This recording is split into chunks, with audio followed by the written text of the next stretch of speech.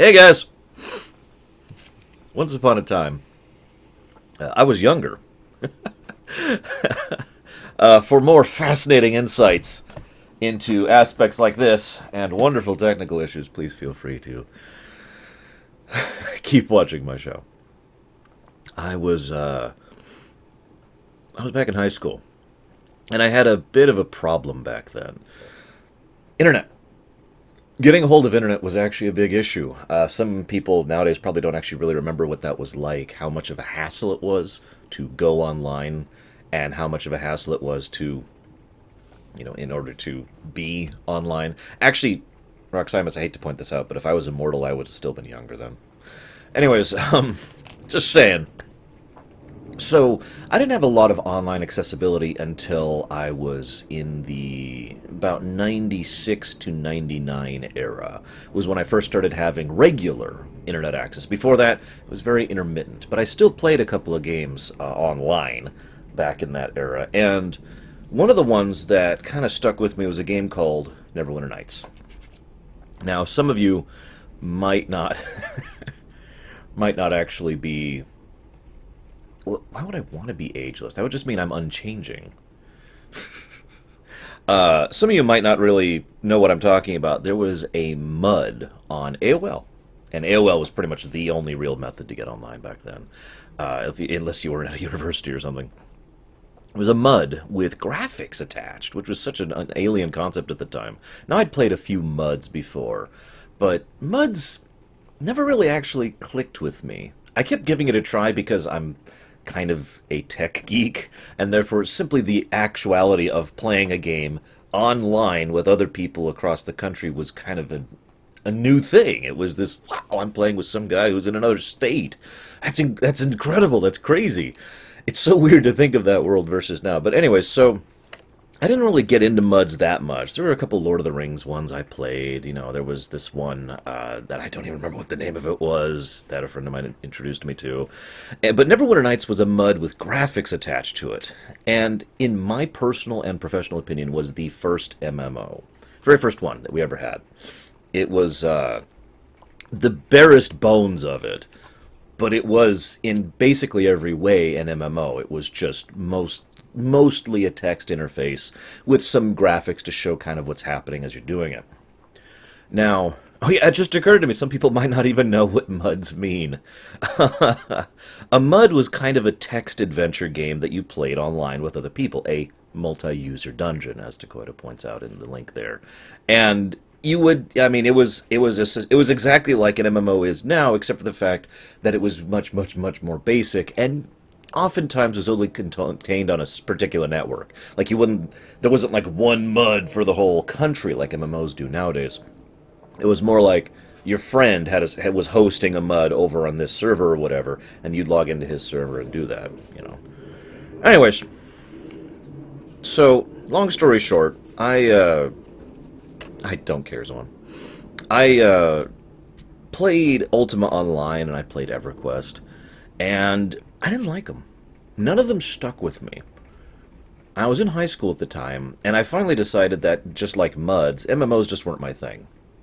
Obviously, there wasn't actually any real enjoyment there for me. I hadn't actually come up with the term coffee yet, but effectively I was thinking, MMOs are just coffee. By absolute luck, the first MMO beta I ever got into was a game called Asheron's Call, which was in early 1999, or late 1998, to be 100% honest, I don't remember. Somewhere in that range, though. And I was like, okay, let's try this out. And it was confusing, and I was constantly lost, and had no idea what I was doing, but something about it really stuck with me, and I think the name, more than anything else, gives it away. Think about this for a moment. Ultima Online is an Ultima game that's online. EverQuest is supposed to be a never-ending quest. But Asheron's Call, what the hell does that mean? It only has significance if you attach the lore to it. The lore of Asheron's Call was the thing. And that's what made that game really sing to me. That's what made that the game that I really stuck with, even in those early beta stages. I kind of plan to show off a couple of things today, And if you don't want to watch that, that's totally cool. I actually fully expect most people will not be watching this. I actually anticipate this will be my second least popular stream I've ever done, and that's okay. Because this is as much for me as it is for the show. I want to say goodbye to Asheron's Call, because I've been playing this game off and on pretty much since 98 or 99, whatever it was. It's been a long time, in other words. Now, I want to show you something really quick, too. We're going to actually switch down to here. Now, I want you to see what Asheron's Call looked like back then, okay? Because I'm not going to be able to show you that now. This is what AC looked like back when it came out. Now, this may look like a decent size. In fact, that window over there is formatted for 1280 by 1024 or whatever it is. 1060, something like that. Hi, Buzz Dogan. But, yeah, that was actually something like 640 by 480, I want to say, was the original. I actually had to expand this a little bit, so you can't quite tell. You can kind of see how little space you had to play with. The entire... I was not DT, by the way, to make that clear. So this is how it looked when the game first launched. And when the game first launched, there were a couple of options, graphically speaking, and my computer was garbage. I had a 486-33, for anybody who knows what that means. And for anybody who doesn't, just don't even stress about it. But the point was, I had trouble playing the game. In fact, I tend to show you, I'm not going to kind of get a slideshow going here that I've put together, because I've held on to all of my screenshots from all the way back in the day. Now, most of these are from when I really started to dig into the game, because like I said, I was in the beta of this game. But I didn't really start to really dig into it until I met a guy named Pax, the Terror Smith. Although, actually, funnily enough, he was not the first guy I met in AC. That would actually be Velius the Destroyer, sometimes referred to as Vel, who was a friend of Pax, still is actually, and I'm still a friend of his. And so Vel introduced me to Pax. We were up at the Shoshi Mountain Cap. The stake on that. So, anyways, this is just terrible. I made a character. I made a bunch of characters back then, and I'll show off a couple of those. I only actually remember my third character I ever made in the game, when the game actually went live and I actually bought it. Let me go ahead and show off a couple of things here, just to really get across this. So, that's actually the wrong image, I'm sorry. No, this is it. So this was actually my first real character, Tiamat Leviathan. Now, I know what you're going to say. You're pronouncing it wrong. No, his name is Tiamat. Not Tiamat. Tiamat is actually the name of his clan. And I built this whole backstory because, again, the lore is the thing for Asheron's Call. It was a game pretty much designed to emphasize the role-playing aspect of things more than the, go do a quest to get loot things. Which is funny because there's plenty of looting in this game. And I'll talk about the looting system AC used. But yeah, as Gary is pointing out in chat right now, the whole purpose behind having the texture bitmap was so that you could see exactly what... you could get to know someone's face just like that, or occasionally based on the outfit they're wearing. Most people on my server knew me by that mask right there, because even though it was actually kind of a crap mask in terms of stats, I wore it all the time, because that was me. That was my identity in the game. I was the guy with the V mask. Oh yeah, that reminds me. I should have said this earlier, forgive me. For anybody who has watched Primus with any length of time, you know that I have a policy... okay, this actually requires a little bit of explanation. Forgive me. When I first started Primus, I didn't anticipate that it would be a 6-year campaign. Yes, we're on the 6th year, by the way, now, that we've been running Primus. Can you believe that? Anyways, I didn't anticipate it would be a 6-year campaign, and I didn't anticipate that I would be working on turning it into my own works and my own module and all that fun stuff, which I am doing, by the way. So, I didn't think about that when I was naming things. So, a lot of things in Primus are named after things from other settings that I know very, very well. Most notably, Morrowind and Asheron's Call, which I'll be henceforth referring to as AC. So, if you wonder why when I say something like Verindi, or Holtberg, or, Tusker, or anything like that, that's where those terms came from. To make it clear, none of the things in Primus are the things from Asheron's Call. They just have the same names because I figured it'd be like a 3-month campaign, and one of the tricks I used to use as a GM was I would name regular characters or regular things within the little module I'm running after things I knew by heart, so I wouldn't, because I hate the thing where you pull up, your notes. You're like, hang on, you're about to encounter Bob, and once you see Bob, you're gonna see Jill or whatever. I hate doing that. So I like having those names instantly available. So a lot of Primus is named after Asheron's Call. I also wanted to show this off. So I described this bug to Gary. He never actually quite got it. This is what certain aspects of the game looked like to me when I was playing back on my own 486-33. Because certain textures literally would not load properly. So this was normal to me. In fact, this is going to sound really sad, but it took me a long time to realize that that was not what it was supposed to look like. I actually assumed that was part of the game. Seriously. Because it was such a regular thing. I'd always seen it. It never occurred to me to turn it, to update it. It wasn't until I was finally able to use hardware rendering mode that I was able to see the textures as they're actually supposed to look like. So I'm going to do a little slideshow here because I want to. These are all the pictures that I've saved. So this is just me showing off my first encounter with a armored Tusker specifically, and the Verendi that are associated with that. This is actually part of one of the Martine quests when they first show up.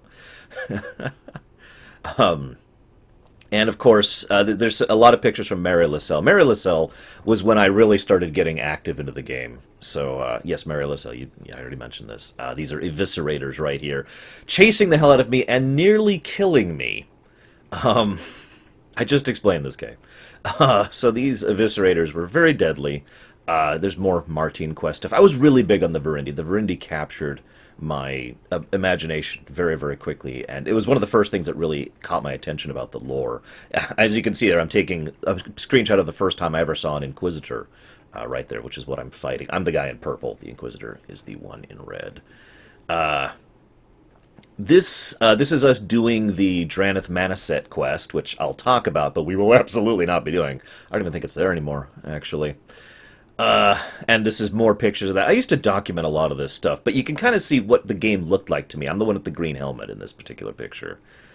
And so this is kind of what my game looked like and how I played. I was basically playing on a postage stamp. It was literally about this big. And just squinting at the screen, trying to figure out what I was doing. I got a couple of screenshots of the Martinate holding here in general. This was my outfit, my cosmetic outfit back in the day. I actually spent considerable time and effort getting it working back then. Oh yes, showing off my very first Singularity weapon, which was actually a kind of a crap weapon, but I was really happy to get it because, Verendi. I loved anything to do with Verendi. There's the wonderful textures I pointed out earlier. I believe this is Tiamat Jumpaton. I'll talk about that in a minute, too. How the Tiamat clan kind of expanded. So this is literally just me trying to take a picture of my first airlin. Yes, I'm killing a rabbit. I'm not evil. Those rabbits, you don't understand, man. If you do it right, those rabbits can kill you. But yeah, that's an airlin weapon. It took me a while to get that for the first time. I got that way after they came out. You can see the V-mask. Iconic V-mask. You can see in most of these I actually have the Verendi mask going on. I think that's actually Pax right there, the one kneeling in front of me. More of the wonderful terrain. This is actually Eastham, which was actually my home back when I was playing for most of the early game, which I'll be talking about as well as we go through it. This is so that's what I tried to get this picture so you could really see just how bad the portally graphics looked. They looked pretty bad. And here's me laughing. Oh yeah, this is documented evidence. You can see the name of my character there is Tiamat Appleton. That was when I used to make applesauce for money. I'm serious. I used to go and make applesauce and sell it in order to make money. That was back when money had weight, so applesauce was kind of the only feasible thing to do that with. Anything else would be literally too heavy to actually do. This is just me showing off my current outfit. I got a Yorai suit, and I was pretty happy about it. And you've already seen this one. Same outfit. Again, Eastham, by the way. It's so sad that I can recognize that. That's Eastham. But it is. That's Eastham. You can see Asheron's Island in the background there.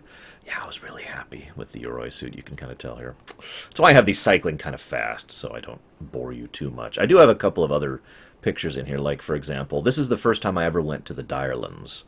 And this is actually the land bridge leading into the Direlands. And this is as close as I got. Literally about 20 seconds after this, I got killed by a Mosswort. No joke. It just ran up and was like, hey, pah! And that was kind of the end of my existence. I never got that corpse back, actually. Here's me looking at one of those massive towers of doom that I just jumped from on the original Merlin, actually.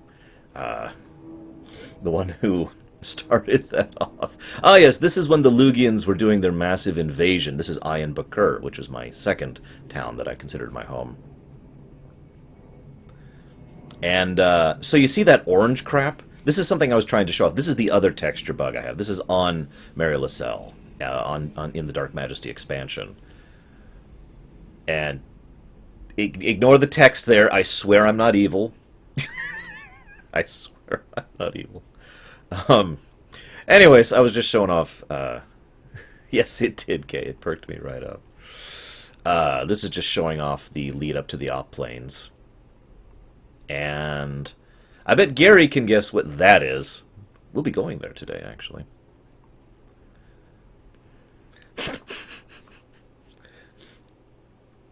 And on the 8th day, God said, let there be Lugians. Yeah, there were a lot of Lugians in Ayan Bakur that day. This is my first Lugian weapon that I got after the beta. I'll actually be talking about that a little bit, because Lugian weapons used to be really overpowered. I ignore the text. Just ignore the text.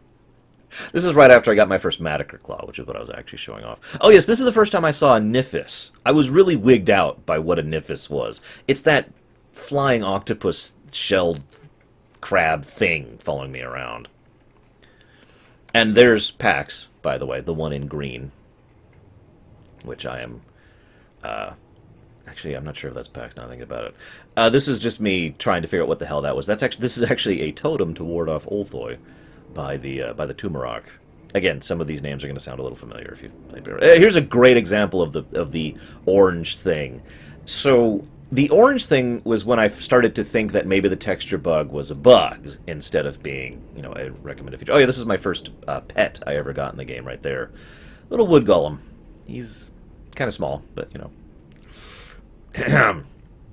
Oh yes! Hang on. This one's great. You see what Pax is saying in the Fellowship right there? Documented proof! Documented proof. There's my... Okay, so this is much earlier. This is the Eastham Sewers, which, ironically, I can't actually show off. Yeah, this is kind of going to be a Lorerun. I'm going to be talking a lot about Asheron's Call over the course of the day. This is me when I used to be a little bit more of a role player in-game, as opposed to just in my head, which is what I do nowadays. That's Vel, right there. Dominion Darktithe. That's actually Vel. And that's me. That's not me shooting him in the head, I swear. Maybe it is. There's, yes, so Sank, that's Sanctuary right there. This is the first time I ever got out there and was starting to do Healer's Heart. This is just me showing off the fact that my, I can't remember what the skill used to be called. Skill was really low, so I couldn't identify anything. This is when the Ulthoi stuff came out. We'll talk about the Pincher stuff a little bit. Here's a really good example of the texture bug I mentioned. See, it seemed so deliberate. It's like right on the roads. You see that? You can't actually tell, but it's following the path of the road. Trust me. Assess monster, thank you. Ah, yes, this was when meeting halls first started being a thing. And, of course, I had to document that because I'm a total loser. I had no idea what that was the first time I saw it. And so I took a picture of it and was just trying to figure out what the hell it was. God, that looks so grainy. And, of course, this is a very historic moment, what we're looking at right here. Seriously, that right there is the first Shadow Spire that fell outside Arwick. And there's another picture of it. I shouldn't have to explain why I documented this. This was a very major event in Asheron's Call's history. And we've looped. So, Let me... So we're going to show off character creation first. Now I have to pull this up separate, but that's okay, because I plan to do that. Whoops. That's not... That's the wrong thing. The other Asheron skull. God. That one. There we go. Okay, so I'm not going to bother resizing that. There's really no reason to. It's only going to be up there for a minute. So this is Asheron's skull. This is actually Asheron right here. The guy on the right. Can you see my mouse? Is that visible? Yeah, it's visible. Okay. This is Asheron. Here's Merlin A. Heartless. You'll notice something very immediately apparent about the character creation of this game. Spaces. You are allowed to put spaces in your character name in Asheron's Call. If you don't understand why that's significant, you haven't played an MMO in the last decade. Off the top of my head, I can only think of 3 other MMOs that allow this kind of thing. Lotro, made by the same people, Neverwinter, and STO, who were made by a different company, but they use a separate system. So you could have a character named Bob, Joe, Jim, as long as you were within the character limit, which was like 13 or something. I forget. It was a fairly lenient character limit for how long your name could be. And it was great. It was so weird going to so many other games after this. Merlin, of course, is my main thing. We're going to go... Whoop! I hit the wrong character. I hit the wrong button. Hang on. That's not the thing. Just a second. Let me log right back out.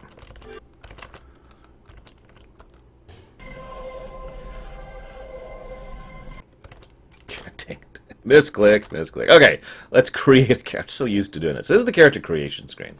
Now, back in the day, we had 3 options. Alluvian, Garodim, and Show. And that was it. Obviously, for the purposes of showing off noobs and whatnot, we're going to be doing this kind of a thing. Later, they added Viamanians, who suck. Shadows with legs. Gear Knights. Frickin' Philaticod, or Derikos, depending on your backstory. Empyreons! Frickin' Tomb Rocks. By the way, my Tomb Rocks do not look like that at all, just to make that clear. And Lugians. Also, my Lugians look nothing like that at all. And Olthoi. Same thing I already mentioned. So, we're going to be making an Alluvian today. Now, this was true back in the day to such an extent it's ridiculous. But even to this day... This is true. So this is kind of like Morrowind or Oblivion. Any of you have ever played any of those? I'm sure you have. If you've played those, they gave you like classes, even though classes don't actually exist in the game. The class was basically just a kit. Here's your stats, and here's what you've customized and what you've specialized, so you don't have to think about it if you don't want to make your own custom character. Thing is, most of those custom setups in Morrowind, in my opinion, were junk. And I have the exact same opinion here. These are junk. These are such junk builds. So, let's talk a little bit about how this game works. So, let's go over to skills. We're going to be a melee character. Gary and I already discussed this. So we're going to go ahead and push in heavy weapons. Didn't used to be that, by the way. It used to be unarmed, sword, spear, staff. Nobody was a spear user. I knew one person who was a spear user. Bow, crossbow. I don't remember them all. It used to be, basically, there was a skill for a specific weapon. Nowadays, it's limited to light weapons, heavy weapons, two-handed weapons, missile. I think that's actually it nowadays. And then, of course, dual wield is kind of a separate thing. Actually, my main is a mage, and I will be showing off how ridiculously overpowered mages are in this game, but we'll get to that. So we're going to go with heavy weapons.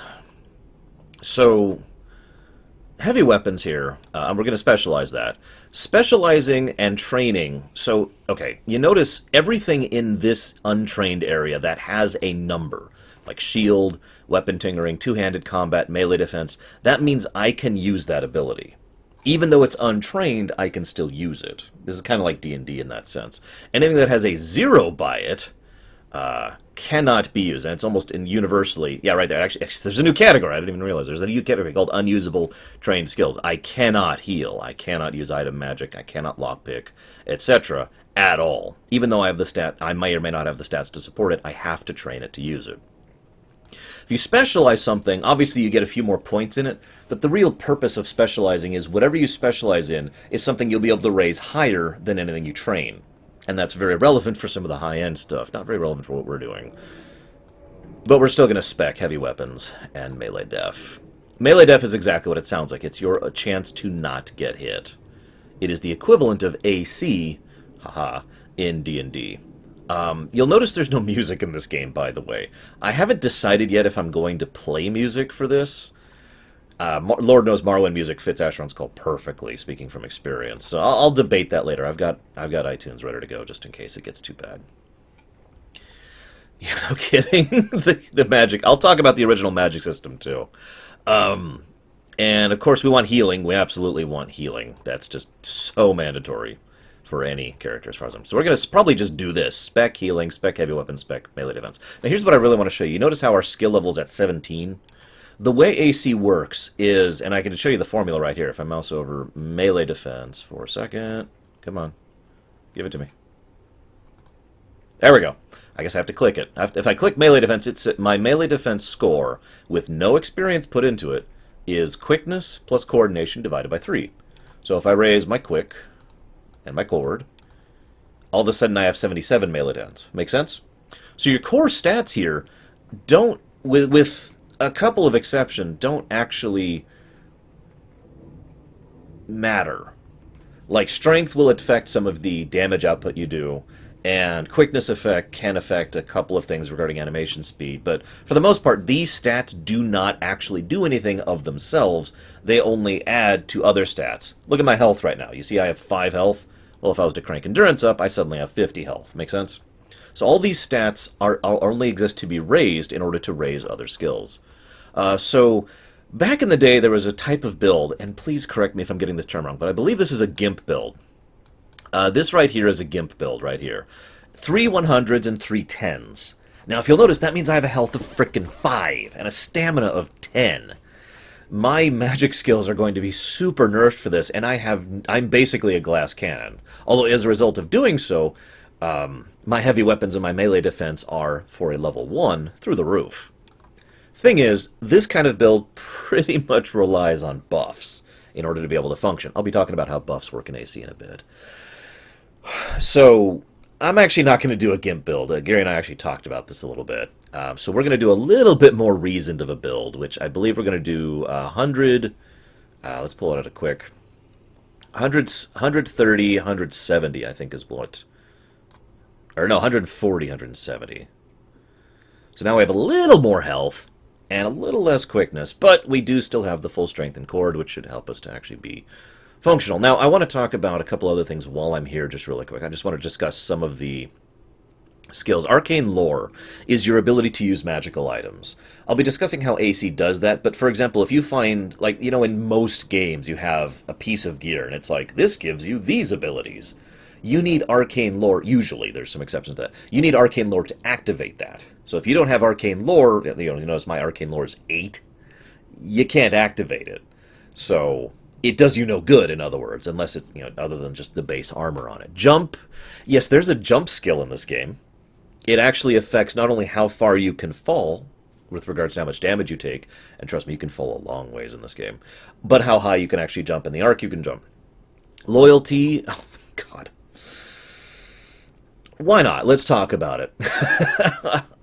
Back when this game came out, there was a weird system for doing things.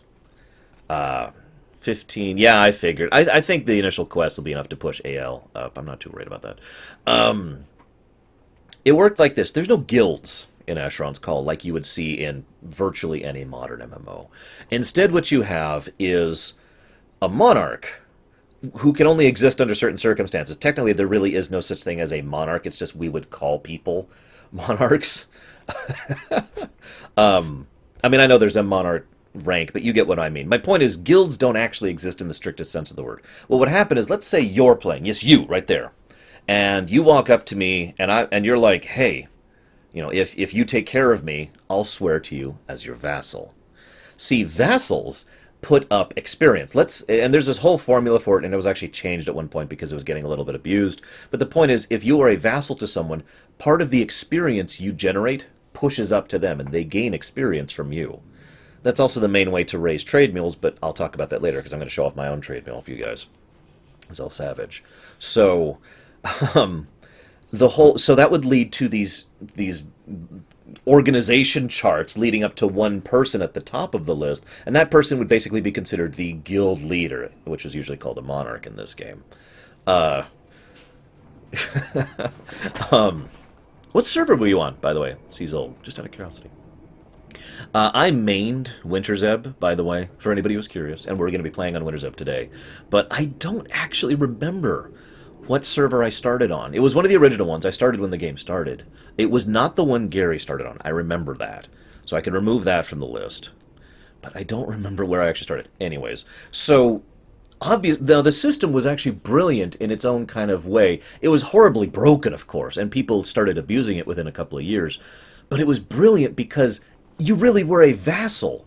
You were pushing up something of in-game value to the person above you, and it was upon them. It was their job, basically, to maintain your vassalage. It really was a feudal system. So, lords and monarchs and whatnot were pretty much required by social contract to provide experience or help or money or items or whatever to the people below them to keep them as their vassals. Otherwise, they'd just go and swear to someone else. It was a wonderful system, and it was fantastic seeing the politics of it and the social interactions of it.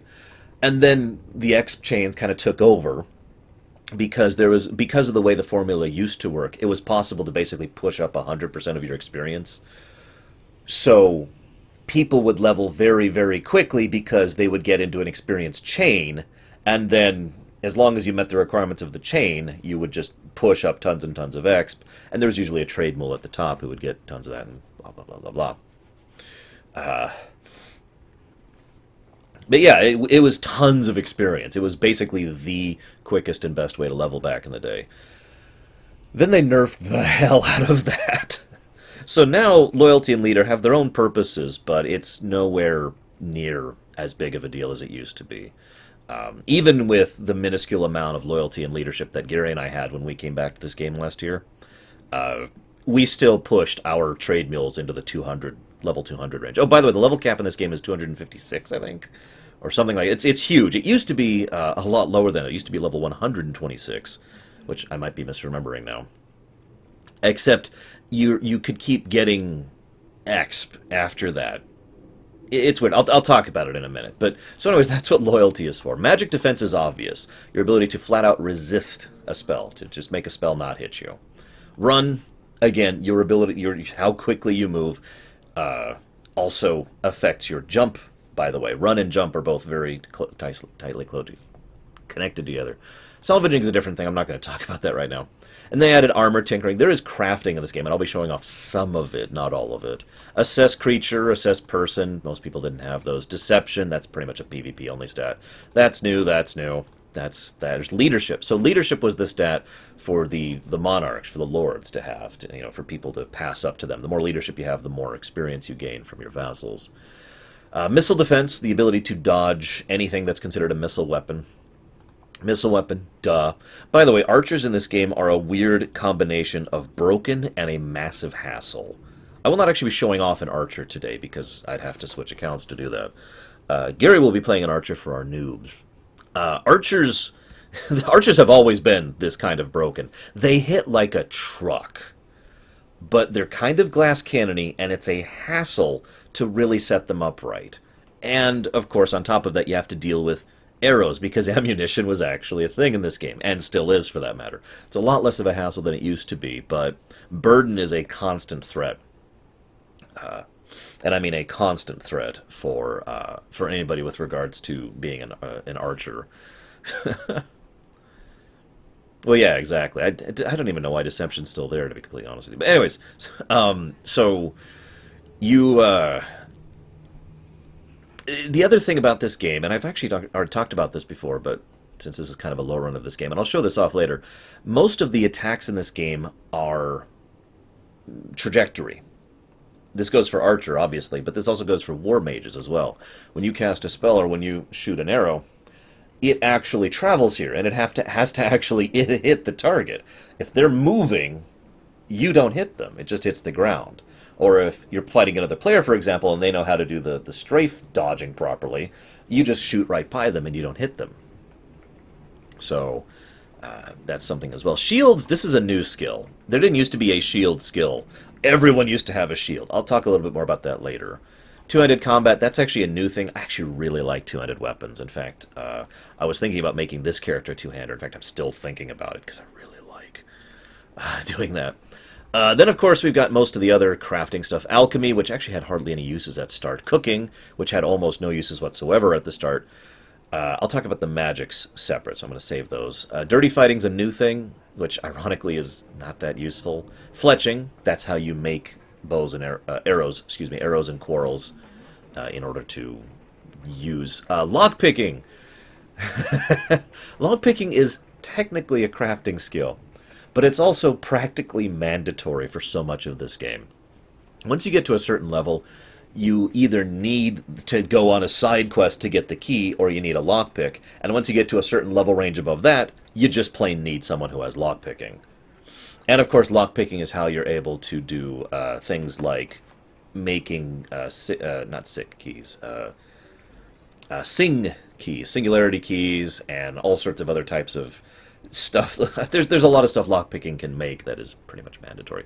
I'll talk about that. Recklessness is actually interesting because it makes you do more damage and take more damage. Sneak attack, kind of exactly what it sounds like. Summoning is a really new thing that is kind of overpowered. Void is weird because Void and War, you'll notice, cost the same, but the damage they do is heavily variable based on what you're fighting. War magic is very flat. You know, if you are a type of creature that takes normal damage from magic, war spells, then ward damage will do a very static amount of damage. Void magic will do a hugely variable amount of damage. It says right under the list there what game I'm playing, Dragon Cat, and this is on the PC. So let's talk about now that we've just kind of started, let's talk about the magics. Bless you. A little bit, yes, the one, actually. Even in lore, even. So war magic is kind of exactly what it sounds like. And what's funny is war magic is by far the most basic type of magic in this game, not counting void. You have war magic, there's one of each of the damage types, which is, let me see if I can do this off the top of my head. Blunt, pierce, slash, fire, acid, lightning, cold. Yes, that's all the damage types. And you have one spell for each. There's a straight shot, which is kind of slow. A straight shot that's very fast that does less damage. An arc, which is fast and does a little less damage, but is also awesome, and that's what everyone uses. And wall spells, which was basically wall spells and AoE spells, which are the only AoEs in this game. Now remember, this is projectile, right? So there's not really an AoE in the strictest sense of the word. When I say AoE, what I mean is basically rather than shooting one projectile out that has to hit things, you shoot several.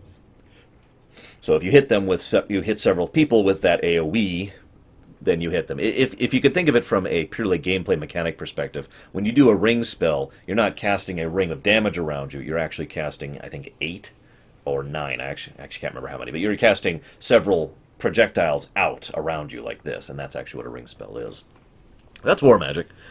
Life magic is fantastic. Oh yeah, Void has dots, that's true. They added dots to Void. Void actually only has like 5 spells total, it's very basic. Life magic is all about buffs, debuffs, heals, and steals, okay? So I'll be talking about buffs a little bit more later, because buffs are kind of complicated, and I'd rather show that rather than just talk about that. But, for example, if I want to reduce the amount of damage I take from acid damage, that would be life magic. If I want to increase the amount of the amount of acid damage you take, that would be life magic. If I want to heal myself, or restore my stamina, or convert one of my other stats into mana, I'll talk about that later, that would be life magic. If I want to drain your life to myself, that would be life magic. If I want to use my health to hurt you, kind of like a blood magic thing, that would be life magic. Life magic is so useful in this game that many people consider it mandatory for literally every type of character, regardless. The only exception is someone who's a trade mule, who isn't really a combat character. Now, item enchantment is also useful and helpful, but the thing is, I'm kind of weird. See, I considered item enchantment absolutely mandatory for a reason that most people wouldn't. I like portal spells. And all of the teleport magic falls under item magic. If you want to recall to your Hearthstone, or lifestone, excuse me, if you want to tie to a portal, if you want to summon a portal, if you want to recall through a portal, all of that is item magic. So for me, item magic was mandatory in all my characters for that. I almost never used the actual purpose of item magic, which is buffing your items. Let's say I've got a knife, and it does 1 damage, okay? But I cast, what is it, Blood Drinker 6 on this. All of a sudden, this knife is doing 16 damage. So there's 4 weapon buffs you can do. Increase the damage, increase the attack percentage, increase the defense percentage, and increase the speed. You could probably tell very quickly why item magic was very, very useful for any character who's using either a melee or a ranged weapon. Because, yeah, it's a steak knife. What do you want from me? It's not a knife, it's a knife.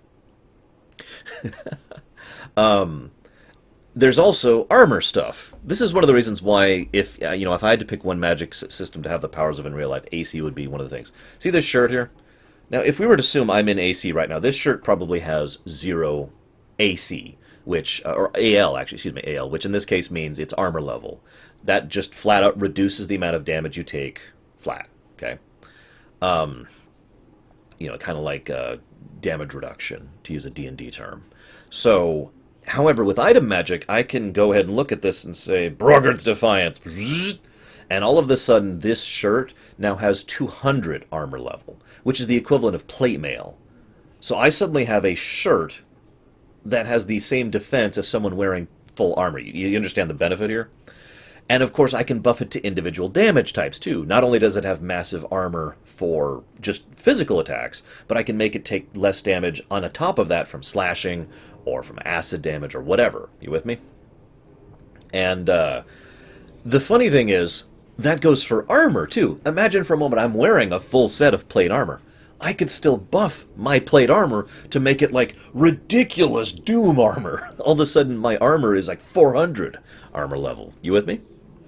In the higher level stuff, this is mandatory. You need item buffs at a certain level. The only thing that bypasses that is hollow weapons, which I'm not going to talk about right now. So item enchantment is obviously very, very important. You can also do the debuff versions of every spell I just mentioned, but those are kind of useless, except for very specific circumstances or PvP.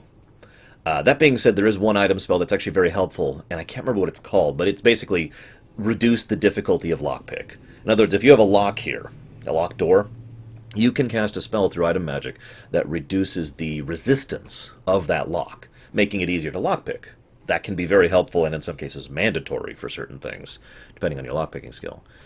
Then you have creature enchantment. Creature is ironically the easiest to explain. It's buffs! If you're paying attention, yes, 3 of these magic schools are all buffs and debuffs. No, I meant the level 7 version, Gary, because I'm a weirdo. But yeah, weaken lock. Creature enchantment is all about buffing your stats. I mentioned life was all about reducing like the amount of damage you take from certain things or healing or whatever. This is increasing your strength, increasing your quickness, increasing your weapon skill, increasing your melee defense, or reducing your quickness, reducing, it is literally a buff and a debuff version of all of the stats, which includes these main stats here, and every stat in this list has a creature spell to raise it or lower it. And one of the most important ones, and one that is basically mandatory for a proper BM, Battle Mage, which is what Merlin is here, Magic Defense. Magic Yield other 8, or whatever. 8, 9? Are we up to 8 or 9? I can't actually remember. In other words, you're fighting an enemy that has a 600 magic resistance. You're like, oh god, oh god, oh god. You can't land on them. So instead, the first thing you do is you try to land a spell that reduces their magic defense. Once their magic defense is reduced by 200 or whatever it is, all of a sudden all the other spells are going to land all willy-nilly, and at that point the enemy's basically dead. So that's kind of how a BM works on stuff that has good magic defense. And that's the magics of this game. I really like this magic system, but I'll kind of show off more of how that works later, because we will actually be playing a mage. I have 10 credits left to use, and I wanted to grab one other thing. Oh yeah, I wanted to spec AL, just to try and give me a few more extra points in that. I guess that's it, really. You know what? I don't actually want to do heavy weapons. I changed my mind, Gary. Sorry, I changed my mind. I want to do two-handed. No, no, you're right. We should do this. So Gary and I were talking about if we should do this like old school style or not, and yeah, we should. So I'll take shield. Shield didn't used to be a skill. It was just a thing. I think I already mentioned that. But the funny thing is, the shield skill is kind of useless. See, here's how the shield skill works. Once it was added, again, there didn't used to be a shield skill. A shield skill doesn't increase the use of your shield that you have out, right? It just allows you to use what's already there. In other words, each shield skill, and I'm not going to tell you the formula, each shield skill has a specific skill requirement to use 100% of that shield's potential. If you have that skill requirement, congrats, you can use it. That's it. There's no other benefit to shield other than being able to use the shields that you have. I don't think adding that was a good move. I'll go and spec run. Why not? Worst build ever. So here's the appearance. We have so many options. Hairstyles. Man, look at those amazing hairstyles. They're just... Ooh, they're the best. Let me see if I can... So it's hard for me to remember the old setup I used to use because these are a little changed. They did a graphics update at one point in time, and I'm still not adjusted to the new graphics, which is sad because it happened like years ago. Hi, Infernal. Okay, that's that one. Super pale. Gotta be super pale. Here's what we'll be looking like. I'm not going to customize the clothes because I'm going to take them off immediately. So we can choose which starting town we start in. Now, Sanamar is crap and awful, and Gary and I will both be discussing how Sanamar is crap and awful. Hi, Brogue. So we'll not be doing that. Yarak, nobody likes Yarak. Shoshi is his main town. Holtberg is my main town. And again, some of these should probably sound familiar. I want to share something really quick, though. Because this was something that was true even back in the day. I mentioned how the lore was the thing with Asheron's Call, right? Well, I'm going to kind of dump some lore on you here really quick. You can see that on the left. I'm actually going to read it, but it just discusses several aspects of Yarak, how it was founded, when it was founded, what it has to do with the people who came here to found it. In other words, big old chunk of lore right there to try and explain the backstory of the area, and the backstory of Holtberg, and the backstory of Shoshi. Now, I mentioned earlier something that I wanted to conclude here, which is why we're going to do it here. We're doing Holtberg, right? So, the reason the game is called Asheron's Call is because there is this very powerful mage named Asheron, and he is calling you to the game. Let me rewind a little bit, though. I'm going to give you a summarized version of this. This game has an insane amount of lore to it.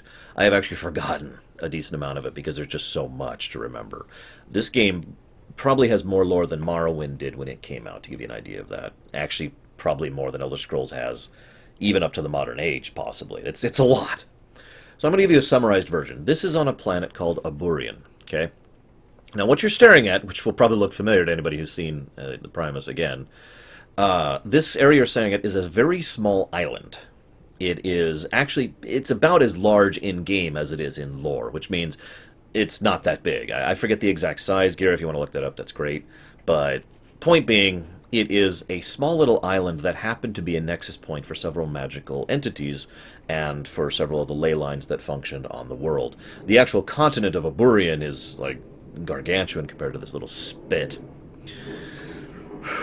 I think it was all our cost, yes. 500 square miles, thank you, Gary. So yeah, not that big overall, not really.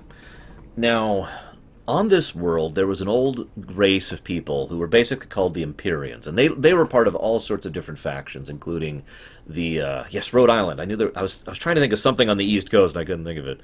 There was all sorts of groups of factions amongst those people, the Flaticot, the Dericost, and the... I can't even remember the names of the rest of them, but there were several of them. No, Golvite, no, God. You would be so utterly screwed if that was true.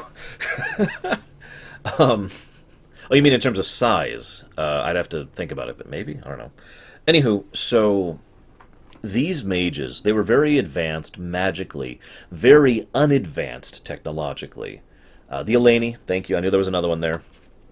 There were several factions of the Empyreans, and they had all kinds of infighting and royalty and the kind of things you'd expect from an ancient, magically powerful race. I'm not going to go over all the details of that. What did matter... no, Takoid, I don't even know what you're talking about. What did matter was there was a particular Empyrean named Airlin, and an Empyrean named Asheron, and a few other Empyreans of the area, like Adra was relevant, and a few other of the ones in that area. But the point is, of those, Airlin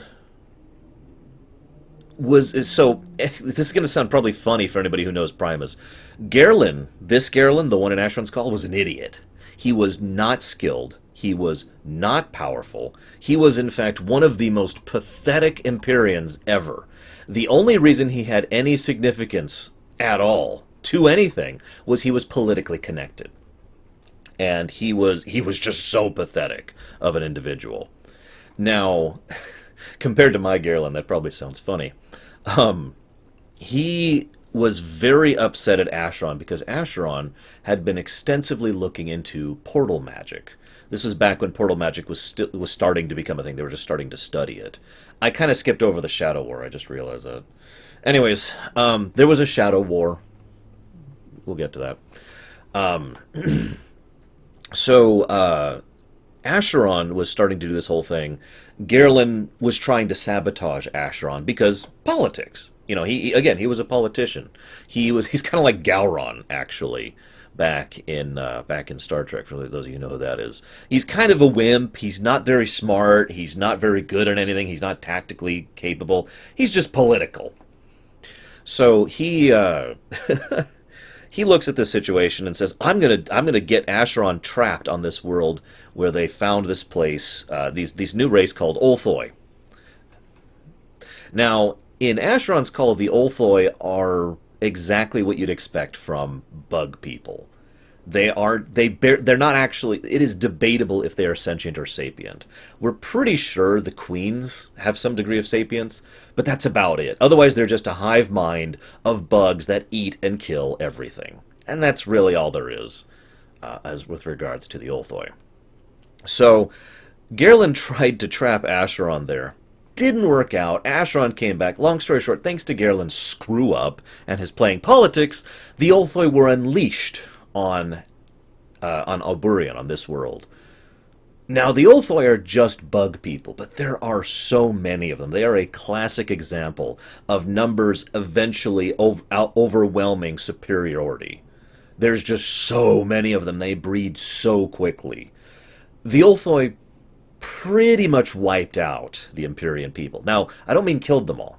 I mean they wiped out the Empyrean society. A few aspects of it survived. Several of the Flaticot are still around as undead. Several of the Dericost are still around as undead. And Asheron decided to do this whole thing where he trapped his Empyrean people in a place called Portal Space, which is actually a physical location in this setting, and is also where the Verindi live. And there were some unpleasant side effects of that. But long story short, Asheron was left. Now, thanks to something I'm not going to get into, Asheron is immortal. He's actually the only Empyrean who's immortal. Most of the rest are in stasis or whatever. And so he's just hanging out on his island. Actually, I can point it out. It's right here. He's just hanging out on his island for a fairly long period of time, actually, as the Olthoi consume the world, and Asheron starts using his portal magic. And this is where some people think Asheron's just a dick. Because what he starts doing is he starts opening portals just everywhere. And I don't mean on Oburian, I mean across the galaxy to all kinds of other different worlds, inviting so many of the different races. See, almost none of the creatures and sapient individuals we encounter in Asheron's Call are native to Oburian. Very, very few of them are. Most of them were summoned here by Asheron's Call, hence the name of the game. See, he didn't just open these portals. Each of these portals basically... island, Gary. I wouldn't even call this thing a continent, but yeah. Each of these portals had a siren call attached to it, which basically tried to convince anyone who encountered them just to go through. And it was just like, I need to go through this. I need to go through this portal. And so thousands upon thousands upon thousands of all sorts of creatures and sapient and sentient beings were all summoned through Asheron's call to the game, right? Now here's the thing. The Asheron's call is still ongoing when the game starts, but the game doesn't actually start until a few years after the event I just started talking about. Yeah, basically, okay, you look at that, it's like, that's my portal. It's right there. I should just... And people would abandon their homes, their families, their loved ones to go through these portals and end up here and immediately get enslaved or killed by the Ulthoi.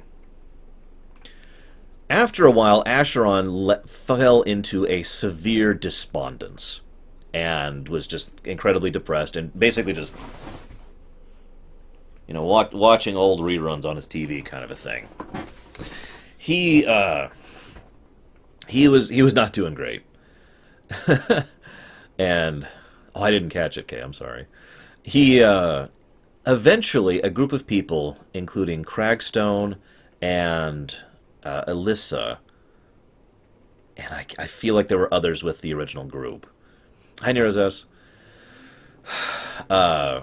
were finally made their basically escaped the Ulthoi enslavement, found their way to Asheron's tower, and forced him to help them. Literally were like, look, this is stupid, you're going to help us. So here's the thing. They went after the Ulthoi queen. Not the queen. They went after the local queen. It would probably be closer to call her a matron, actually, by modern standards.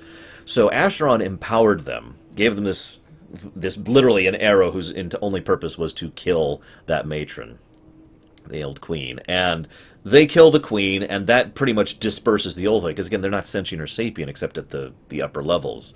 They're kind of like the Zerg, but less destructive and less powerful and less everything. So the Ulthoi, as soon as the queen dies, disperse. Now, there's still Ulthoi here or there, but they're not the world-ending level of threat they were, right? Except for the ancient queen, who's way over on the actual continent. But the island is fine. So, from that point, people start actually settling because they're stuck here. See, here's a little catch. Remember how I mentioned some people think Asheron's a dick for opening all these portals and sending the call through them? He doesn't know how to send you back. Asheron legitimately doesn't know how to send you back because he doesn't know where you came from. To make that clear, the way this worked is Asheron didn't say, I'm going to make a portal to that planet. What he said is, I'm going to make a portal generating, let's call it an algorithm. So he wasn't actually the one personally making the portals. The portals were just happening. So he doesn't know where Asperion is, which is where humans come from, by the way. He doesn't know where Asperion is. He just knows that a lot of people from Asperion came here. You with me? In fact, in the history of the entire game, only one person ever managed to get back to Asperion. At least that's what I like to think. They left it deliberately vague. I personally think Martine did actually make it back. Just my take on that. Martine was damned powerful. Arguably the single most powerful individual that setting had seen. And that wasn't an old god or anything like that. And and that's the thing. Asheron was kind of a dick for a lot of his history. It wasn't until much more recently he started taking an active role in helping things. See, here's the thing. You might be like, hold on, why did he open all these portals to begin with? Well, two reasons. So, lifestones, which I'll talk about in more depth in a minute, because lifestones need to be talked about. They're a fascinating concept. Yeah, by the way, your player character is obviously someone who saw one of these portals and was summoned, you know, oh, I must go into this. I'm trying hard not to say Asheron's call here, but oh, I need to go into this. And so when you first wake up, you are someone who is from Asperion or wherever, who has just gone through one of these portals. That's actually the backstory for a new character. So, I'll talk about the lifestones thing in a second. That's a good question, Ventures. I will actually talk about that. Remember that question for me, Ventures, because that's a thing, okay? So the other reason he called people through the portals was obviously to try and deal with the Ulthoi situation. See you around, Brookhampton. So as soon as people, as soon as the Ulthoi situation was dealt with, you'd think he would have shut down the portal summoning, but he didn't. In fact, in lore, the portal summoning thing is still happening to this day. People are still being summoned. In fact, the character I'm about to make in lore is someone who is walking around Asperia until about 5 minutes, until about right now when I'm talking, and then when I hit play, I will be summoned into Dareth. Oh, cool, Prog. I hope you like it. So, let's talk about the lifestones. Now, this is brilliant and one of my favorite aspects of Asheron's Call, because it's a perfect example of gameplay and story integration. A lifestone is where you go back to after you die. In WoW terms, it would be the spirit healer. In Diablo terms, it would be how you go back to town. You know, in so many games where there is a, you respawn mechanic, it's the kind of thing where you just go back to wherever you started from, right? You with me? So that's what lifestones are. You bind to a lifestone, and that's where you go back to when you die. But that's not gameplay, it's lore. Lifestones function exactly as I just described in lore. And it informs so much of this setting, and helps to explain so much of how events unfold the way they do. Because there's this beautiful, it was a bit of fan fiction, but it was brilliantly written back when AC was still in its prime in early 2000s, about the kind of sports people in Dareth would make up when you can't permanently die. For example, flinging yourself off a cliff to see who can get their corpse the farthest. Because your body's still there, your corpse is still there. So you reform, new body, back at the lifestone, and you run back. Yeah, kind of's the one. Actually, that's a good parallel now, thinking about it. You run back, and your old corpse is still there, so you can actually see, aha, I got this far. Just stuff like that. And, of course, anybody who can sever someone's connection... Yes, Gary did win that game. Anybody who can sever your connection to the lifestone is someone who is of immense power, skill, or both. And I think so just to... this is kind of fast-forwarding massively in the story, but there's an incident that happens in Yanshi in this game. And, Yanshi explodes. Spoiler alert. And everyone just suddenly wakes, they're, oh god, and now they're at the lifestone. And they're like, oh my god, what happened? But it's just kind of like they're more worried about their stuff, because they're fine. But then something really weird happens. They notice one person wasn't there. So one person had died because of the lifestone. Or rather, who didn't go back to the lifestone. Now, what actually happened was a little more complicated than that. But the fact that one person permanently died was something that was considered a huge deal. In other words, if you're understanding me, this is a setting that has actually successfully made permanent death a really big thing in lore and in gameplay.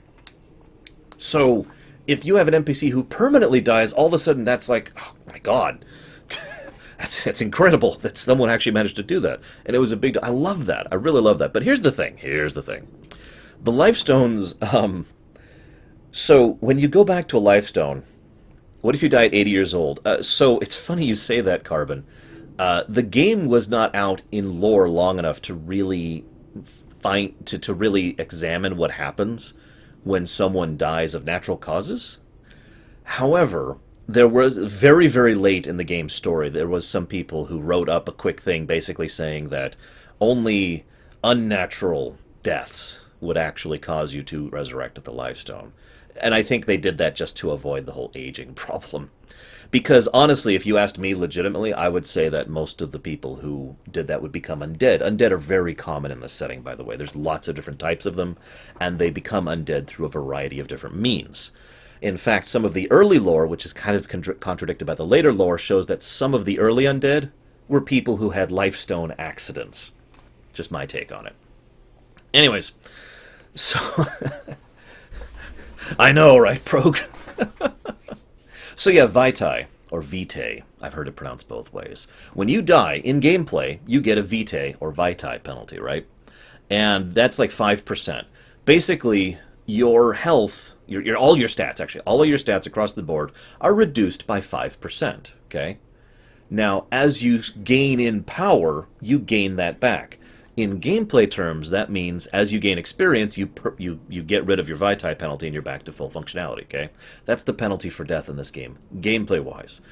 Lore-wise, that Vitae that has been pulled out of you isn't just going into the lifestone. It's going into the Empyreans. The way Asheron has been keeping his fellow Empyreans alive for the years and years and years since they've been in stasis is he is bleeding off the life energy of everyone who dies. Just little bit of everyone who dies gets siphoned into the lifestone and then sent down into the Empyreans, keeping them alive. So that's the lore and the gameplay explanation for that.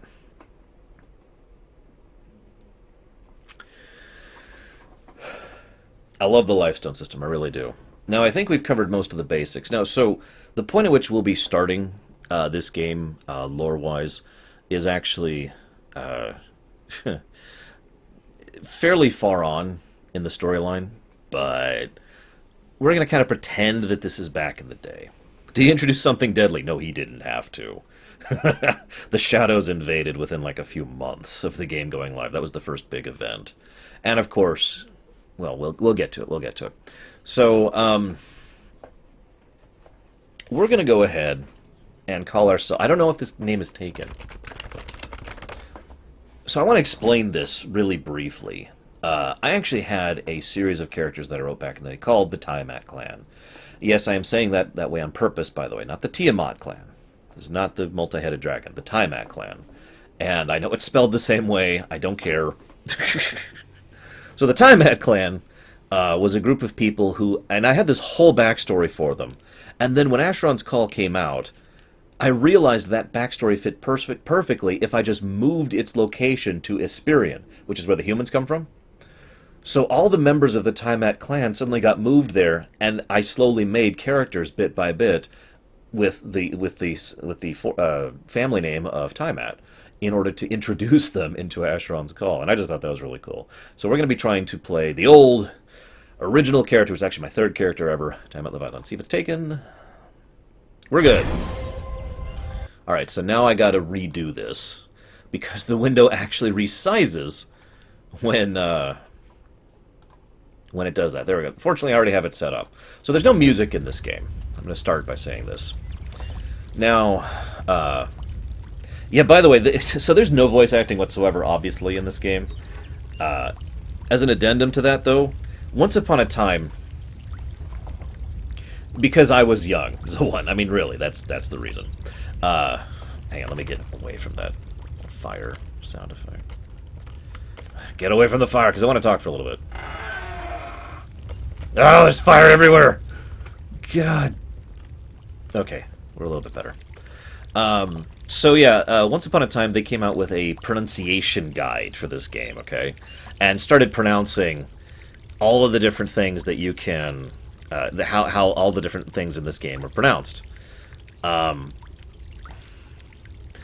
There's no lore reason, unfortunately, Ventures. They're just business reasons, and I'm very upset about it, if I'm being completely honest. This game is a huge part of my life and my history, and I am more than comfortable enough with myself to admit that this game has had a massive influence on me, both in terms of my writing and in terms of my gameplay stuff.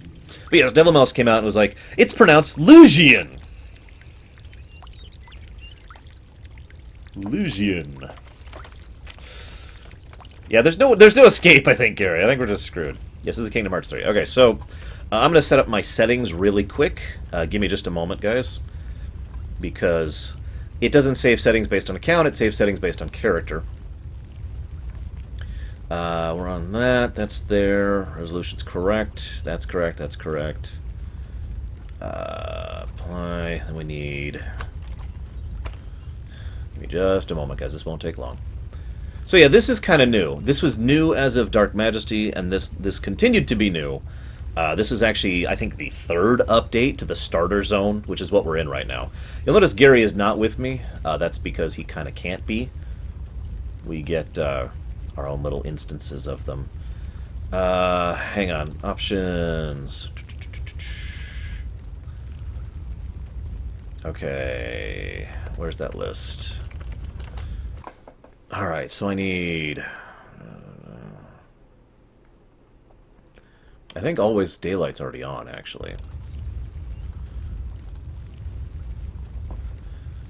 Ignore Allegiance requests. Do not ignore Fellowship request. Share fellow loot. I will not turn on automatically accept, just in case, although I don't think that's an issue anymore. Accept that. I'll let other players give you. That's all good. I don't need that. Whoa, whoa. Sorry, I'm trying to see what I'm doing here. Oh, that's fine. I'm just going to leave that as is. Weather should be on. Always day. Where's always day? It should already be on. What the heck is it? Ah, there it is. Always daylight. There we go. Boop. Disable distance fog. I don't like that. And display timestamp, filter language. I think that's everything. Let me double check here. Accept corpse, charge attack. Charge attack should be on. Where's charge attack? Yep, charge attack is on. Lead missile targets is on. We're good. Okay. Why would I turn off charge attack? You're so weird. Hi, Darkrai, by the way. So, this is what the game looks like. Not the best graphics in the world, although if you looked at the screenshots earlier, you can kind of see why I wanted to show that. In fact, here, just to give you a direct comparison, this is what the game used to look like. And this is what the game looks like now. You can kind of tell the difference. Oh, fine, I'll turn off charge attack. It doesn't matter for this anyways. So, so what happens? This is great because, again, this is an example of gameplay and lore integration, which is something this game does all over the place. Oh, I need to fix...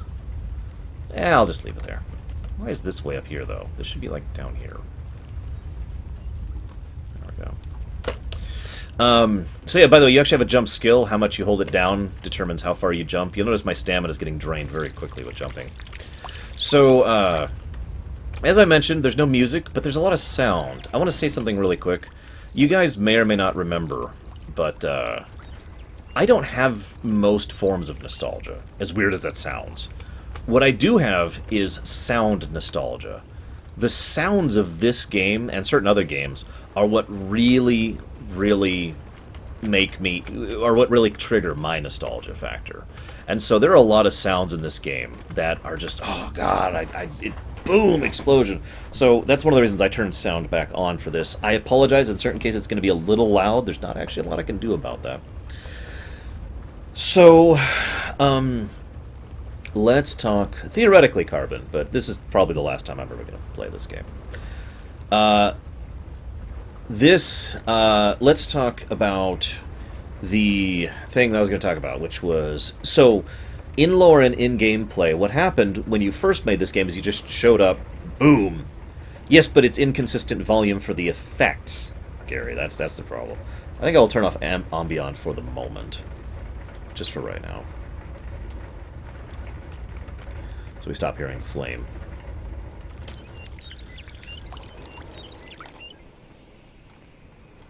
There, let's get rid of all sound for the moment. Yeah, exactly. Mucho deep, so just you'll hear it. And of course, I love the sound of the doors, which I'll show off in a moment. The game is shutting down in about 9 days, Darkrai, give or take. So in what happened back in the day is you'd just be plopped out on the grass in one of the 9 starter towns. Now, what happened in gameplay is you were kind of thrown into the wolves. It's just, here, figure it out. And there really wasn't a lot to help you with that. The game basically had no tutorial. It was like, here's a guy, he would say, hi, welcome to Dareth. Here's like a couple of things to help you out, and it was junk. And that was about all you got. Now the funny thing was, that's obviously from a gameplay perspective, but it was also kind of from a lore perspective. Because when the game first started, people had only recently started really establishing communities, towns, etc. on Dareth. So most people here weren't really caring about new arrivals. They actually founded an entire society in lore and in gameplay, by the way, of a group of people, I'll explain what I mean by that in a moment, who would start welcoming new players. Now, what I mean, let me explain the integration thing, what I mean by that. In lore, it was called, I think the Explorers Society was the one that really championed that. But there were a couple of societies that really were there to help new people to get acclimated to their new lives and whatnot. In gameplay terms, there was a large group of players on most of the servers, including the one I played on, who got together, who would basically have at least one person hanging around one of the starter areas at a regular period of time. And if they would see someone new, they'd walk up and slash wave, which is actually that right there. It's just J, actually. And they would wave and be like, "Hey, welcome to Asheron's Call. Welcome to Dareth. Maybe I can help you get used to the game." So players kind of made up the gap in lack of tutorial in the early game. The developers praised this and eventually kind of built a tutorial into the game with the release of Dark Majesty and kind of tied it into the storyline of what was happening at the time. Basically, Martine was kind of doing his thing, and I'm not going to go into the full details of that. And then later on, we have a second. This is actually an iteration of that, where we have this new tutorial area. But what actually happened, this is actually kind of brilliant in its own right. They basically built this place around where people would show up. So in other words, the reason I zone in this room is because this room in lore is built around where the portal exit spot is. Because they know where it is. It's always the exact same spot. So all they have to do is build around that. So anyone who pops into the game, in lore, suddenly pops in this warm, inviting room with a person there, society greeter, whose only job in life is to be like, "Hey, in lore, what's going on? Welcome to Dareth, how are things?" And in gameplay functions as the initial tutorial. So you give them the calling stone. Oh, let's turn the sound effects back on here. Doop, doop, doop.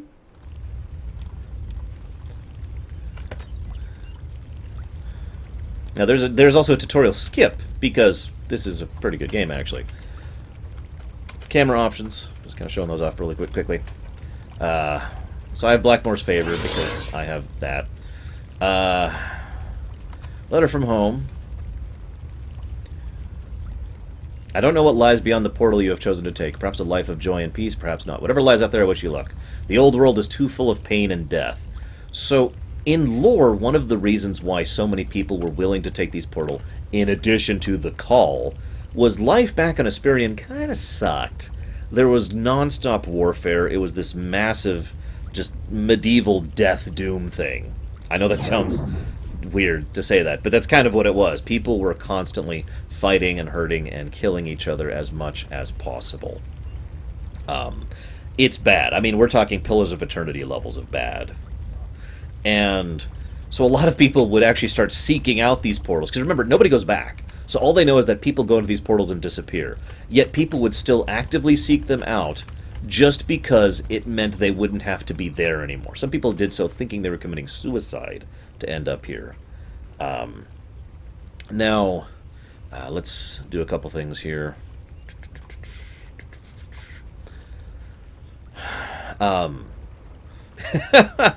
Kind of, Prog, yeah. Now, one of the other... So, Venters asked earlier about the game, the magic segregation thing. Why don't I go ahead and talk to this guy. He's going to want me to go loot some stuff. He's teaching me how to use targeting. This is how you target in this game. You have to actually target an item and then interact with it individually. Now, like I said, we're taking all this gear off because it's all garbage. And we'll go ahead and do the whole tutorial. Why not? It's been a while. Yeah, fairly normal medieval society. Gotta have that dorky cap. Look at that dorky cap. Isn't that beautiful? You're looking at the cap, right? And you notice this stuff respawns almost instantly. Everything in this game is controlled by respawns. I will say probably one of my biggest complaints about this game is a lot of the respawn stuff is set to days or weeks or more. There are month timers in this game. Like, you think dailies are bad? Anyways, so Venters was asking about people being powerful here. Now, the thing is, magic in this world, specifically in Aburian, runs on the ley lines that go through it. Where's the other one?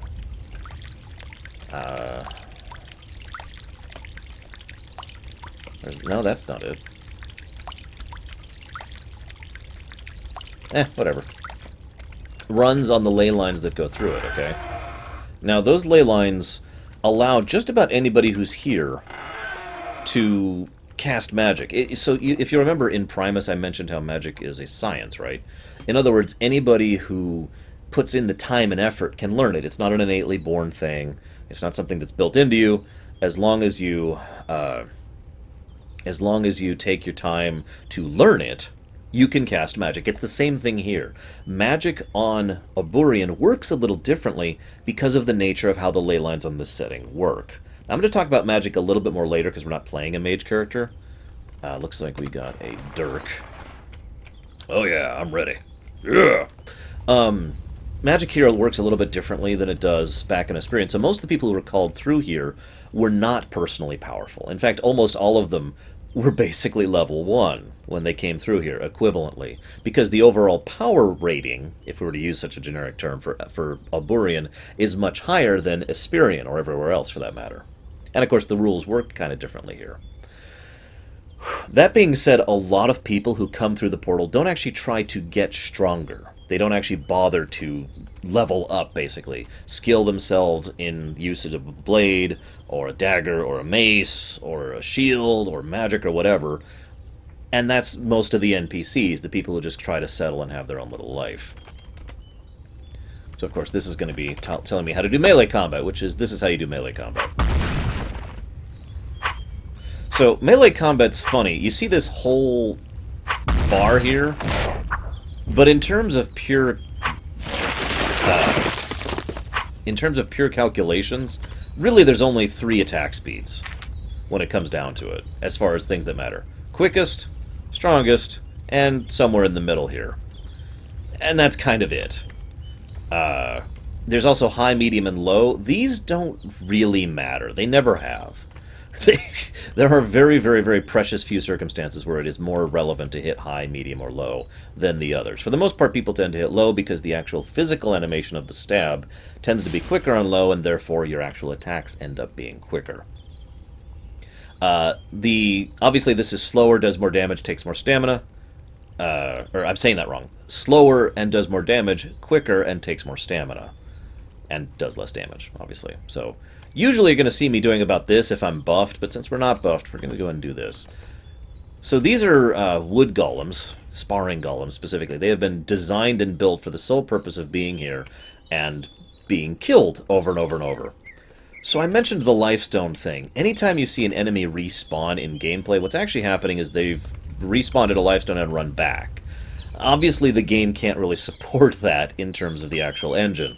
So what you see is what you saw earlier with this wood golem. How he was like... and he just kind of shows up. In lore, what would have happened is he would have respawned at his lifestone, and then, you know, trundled back towards wherever he's supposed to come, and that's what you're supposed to be seeing. So you kind of have to mentally adjust that there. Hey, I got your thing. That's a ding. Now, I'm going to talk about the leveling system in a minute, because it's probably my favorite leveling system in any game ever. And I mean that sincerely. Oh yeah, by the way, portal space. This is us zooming through the portal ways. This game runs, lives, and breathes on portal ways. And what's funny is it was originally done for a purely gameplay reason. Namely, that they were having trouble load... I mean, it's the same problem every game ever has had. You know, Mario 3 doesn't have levels. Yes, Carbon, exactly. Those with... those who have Mario 3, the reason each level is separate is not because they wanted to keep them separate, it's because the game can only load so much at a time. So portals is how this game separates instances, basically. Now, that being said, that's actually not 100% true, because technically most of the instances are actually on the same overall shard. It's weird to explain, but the point is that's why they started using the portal system, and then they kind of built that into lore over a period of time. So most of the game is like that. Now you see this map here? Do you see that tiny little speck right there? I'm pretty sure I'm right, but I'm pretty sure that little speck is Dareth, and this whole thing is Aburian, the world. Yes, the skills check system is something that Gary's describing in chat right now. Actually, yes, Golvig, in a couple of specific instances. It usually doesn't work out that well because such static defenses are usually very easy to bypass. Yeah, I thought that was Dareth because we're up. I know we're up north because of the whole Furore thing and the whole lore associated with Furore up there. Over here, this is just Shadow, or not Shadow, excuse me, Ulthoi. This place is just swarming with Ulthoi, even now. In fact, the canon ending of Asheron's Call was, gotta use past tense on that, that the Ulthoi finally burrowed their way to Dareth and wiped us all out. Way to go, huh? I need to do that. There we go. Good morning, Codex. Okay, so you can tell, by the way, and I like this. This place is nice, kind of warm. There's pictures up there. There's like little things of fruit and cheese, and I always love walking through here in from a role playing perspective, and thinking that this place is a very Braywin. This place is a very welcoming, warm, comforting environment because it's intended to be that. This place was intended to be that in lore and in gameplay. A new player playing this game should look at this place and be like, and not be overwhelmed like they used to be. And a new character who has first entered this new world, there's people here who are like, hey, we're here to help you. We're here to try to make you feel better. Here's some food. Here's some chair. Sit down. Where were you from? How are things? So yeah, let's explain why that's no longer the canon ending. Although Gary is right, Dareth is at varying points in its life under Ulthoi invasion for all of its history. So once upon a time, they made a game called Asheron's Call 2. And Asheron's Call 2 sucked. I'm sorry. I say that. I actually played Asheron's Call 2 extensively. And I did actually enjoy certain aspects of it, but it was a very broken game. Let's just be as honest about it as we can. And so in order for Asheron's Call 2 to happen, they had to make a canon ending to Asheron's Call. Now, I'm being a little disingenuous. There's a couple of other things that happen. The whole Belzeron finally dying thing and all that fun crap. But long story short, they had to wipe the slate clean and get rid of all the players and all the society and all the everything that was on AC so that AC2 could happen. Then AC2 bombed and was doing so badly that the developers eventually went back to AC and said, you know what? AC2 is not canon anymore. And continued to develop AC's story as if the intended story that led into AC2 never happened. So that's why that used to be the canon ending. So this guy is like, hey, can you take care of these wasps for me? Yeah, sure. So I'm using my mouse a little bit, but I'm going to make a conscious effort to not use my mouse for a little bit, just to make a point.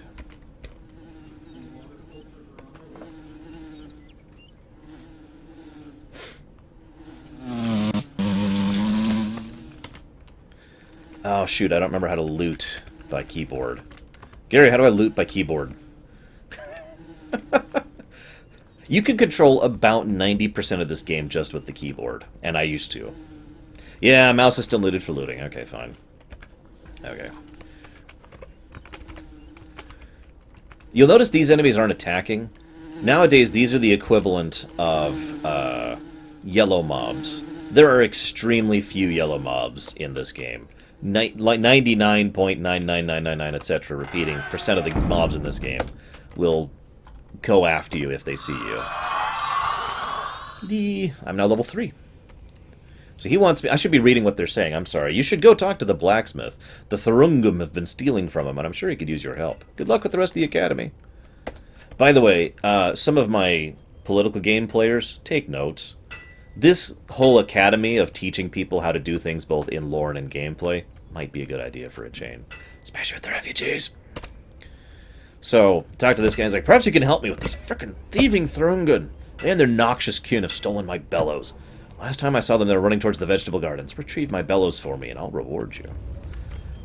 Now, in lore, basically all of this is actually, like, staged. God, a one-shot that one. So you do have to mouse to loot, but you can do everything else except for this new stuff with just this. It is a little faster to use mouse and keyboard, but yeah. Oh, right. So, this is just indicative of how older games used to work. In an older game, you click the item, hit use, and then select your target. And that's how you actually do things like, for example, use a key. Yeah, we're going to be doing a noob showcase, then we're going to be getting on our main characters and showing off a few things. So this guy's like, hey, you want this? Why do I have 10,000 Imperials? God dang. So, you should visit the Academy Researcher. Purchase the oil of rendering from him and use it on your weapon. I guarantee you that oil will greatly improve your effectiveness. So, again, to get back to the lore perspective, so much of this game makes sense in lore. I love it. I really do. You can kind of see why this game's saying to me so much back in the day. So, our skill set, which I showed off earlier when we made our character, you know, I'm heavy weapons, right? Which in this case is a dirk. Don't ask. Yeah, I'm fine with that, Gary. So, what that means is back on Asheron, whatever I was back there, I was someone who used heavy weapons and a shield. So in other words, I came through the portal with a shield and heavy weapon already ready to go. I was basically that kind of a character already, if not very skilled at it. So we go through here, and this guy's like, hey, that old weapon, that old Asheron weapon you've got, why don't we improve that? Because seriously, the level of crafting magic in this game is insane. No, the heavy weapon, light weapon thing is kind of a bug. I guess I could talk about that. So we use this on this, and we get a better weapon. And there's weapon stats. Skill, heavy weapons. 9 to 18, that's obvious. That's the range of the weapon it does. It does slashing or piercing, depending on your attack speed. If you're quick, it's piercing. If you're medium or higher, it's slashing. Attack speed, 0 is the fastest a weapon can attack. Bonus to attack skill, and bonus to melee defense. Those are exactly what they sound like. So it says plus 3%, right? So my weapon skill is 82. So my actual effective weapon skill is 82 times 1.03, whatever that is. So those percentages directly add to your weapon skill and to your melee defense, which is very, very important, especially later on. And you can describe them. What should I say? Hi, Twitch. So let's talk about the skill thing really quick. Like I said earlier, it used to be, you know, daggers, spears, maces, axes, swords. Everyone was sword. Sword was the best. Staff, you know, all that stuff. And it was all per weapon. Somewhere along the line, they got the bright idea to separate into finesse weapons, light weapons, heavy weapons. Here's the thing. They had to manually go through and change every weapon in the entire game. Every weapon type, randomly generated, and every quest weapon, yes, Macon, it's already on the website, into one of these things, into one of these categories. And they did it inconsistently. So there are examples of daggers that are finesse weapons, daggers that are light weapons, and daggers that are heavy weapons. Yeah. Whatever. Get used to this kind of thing, by the way. Walk upstairs and talk to the senior guard. I hear he has a job for you. While you're there, you want to pay a visit to Wordsmith, Shopkeep, and Academy Crier. That's their names. I swear. So this is just a quick thing to teach you how to buy. We'll go ahead and buy some pack space. So this is your... well, okay, hang on.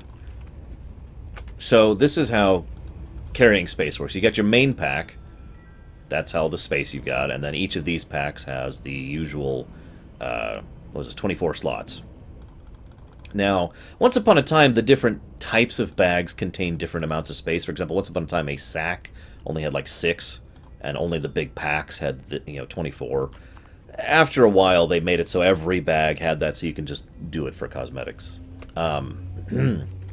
But you also have burden. You can kind of see it right there. It's that little 7%. And you can't really see it here because I'm super underburdened. But there is a weight limit. Everything in the game has a weight to it. This weighs 15, that weighs 35, that weighs 5. You can see it right here, burden. So it is possible to be overburdened. Now here's the thing. In this game, if you're overburdened, there's a couple of penalties, mostly to your melee defense. It's easier for people to hit you when you're overburdened, and you run slower. But that isn't really a big deal until you get to red. It is possible to be in the red overburdened, in which case you are extremely easy to hit, and you can barely move. You could still keep carrying things if you want to, but there is actually a finite limit of weight you can carry, which is when you are at 299% of your burden, I think. It's a lot. It's like when this bar over here is completely filled. At that point, you no longer can move. That is solely and 100% determined by the strength stat and any augments that you happen to get that increase that. So I have 100 strength. I'm not going to have any burden problems for the duration of this character. But when you're playing a gimped mage type, even with the ridiculously small amount of stuff I have in my inventory right now, I would be pretty burdened. I'd probably be at about 70% burden because I would have like 10 strength right now. Hi, Stream Tears. So, let's talk to the wordsmith. Hey, what's up? If you need to talk to one of the purple, here's how you do it. You type enter, and there's a bunch of different channels here. There's chat, tells. You can tell to whatever you have targeted, which is actually relevant for some things. General chat, LFG chat, trade chat, and of course, monarch, patron, vassals, allegiant, roleplay, Olthoi, society, and there should be, where I'm not seeing it. There should be one that tells to fellow vassals, and I don't actually see that one, but whatever, it's there, trust me. How do mages carry loot? Burden is a very big problem for mages, it really is. Even my ridiculously high-level mage is constantly sitting at like 80% burden, and that's just her normal running around gear. If she starts looting stuff, yeah. So let's talk to the guard. What's up? A hive of Olthoi just breached the walls in the outer courtyard. I need you to help them clear them out. Go through this portal and talk to the sentry. Go! Again, I remind you, this is all play acting. The Olthoi are not really invading here. If they were, we'd be frickin' dead. What happened, and there's a whole lore thing about this, where they basically allowed a really small number of Olthoi to invade the area and then, like, chopped them off. So these are Olthoi that can't breed, so the only Olthoi that are in here are the ones who are let in here, and those Olthoi will respawn, because of the lifestone, but they'll never increase their number, so it's a contained environment, in other words. Oh my god, you must infiltrate the hive, and deep into it as you can. Find the adolescent Olthoi and kill it, and then bring me one of those orbs that it just happens to be holding. Ah yes, this is a lifestone. I will not be using this lifestone. It is dumb. It is a dumb lifestone. So it's time to go into the Olthoi hive.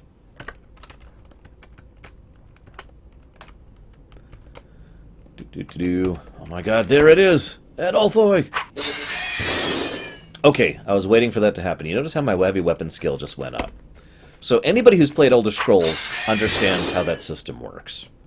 You use something, it goes up. Very easy to understand concept, right? So, thing is, that might as well not actually be a thing in lore, or in gameplay, excuse me. Using stuff to raise them only matters when you are extremely low level. On average, especially nowadays, you might get maybe about 20 points of a skill from just using it. After that, it will require so much experience to raise that unless you use it for literally days of unending usage, you're not going to see skill ups. So that's not actually how you raise stuff. So aside from that one skill up of heavy weapons, my stats have not changed at all since I was level 1. I want you to keep that in mind, because I'm going to show that off as soon as we get out of the tutorial area. Oh, that went the wrong way. Do-do-do.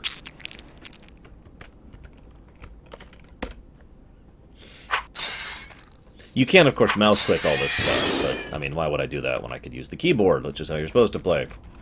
Damn it.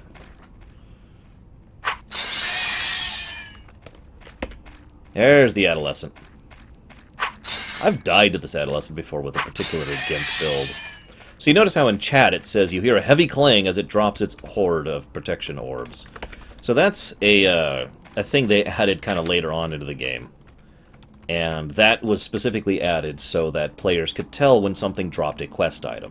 That is basically a quest item, what it just dropped. You'll notice this game doesn't actually have quests in the WoW sense. I actually talked about this during the initial WoW lore run, and a lot of my viewers didn't really quite understand what I meant. And I admit, from a modern perspective, it's hard to understand that once upon a time, quests didn't work like they did in WoW. You didn't have a quest log and a guy you talked to and it said, "Hey, go do this."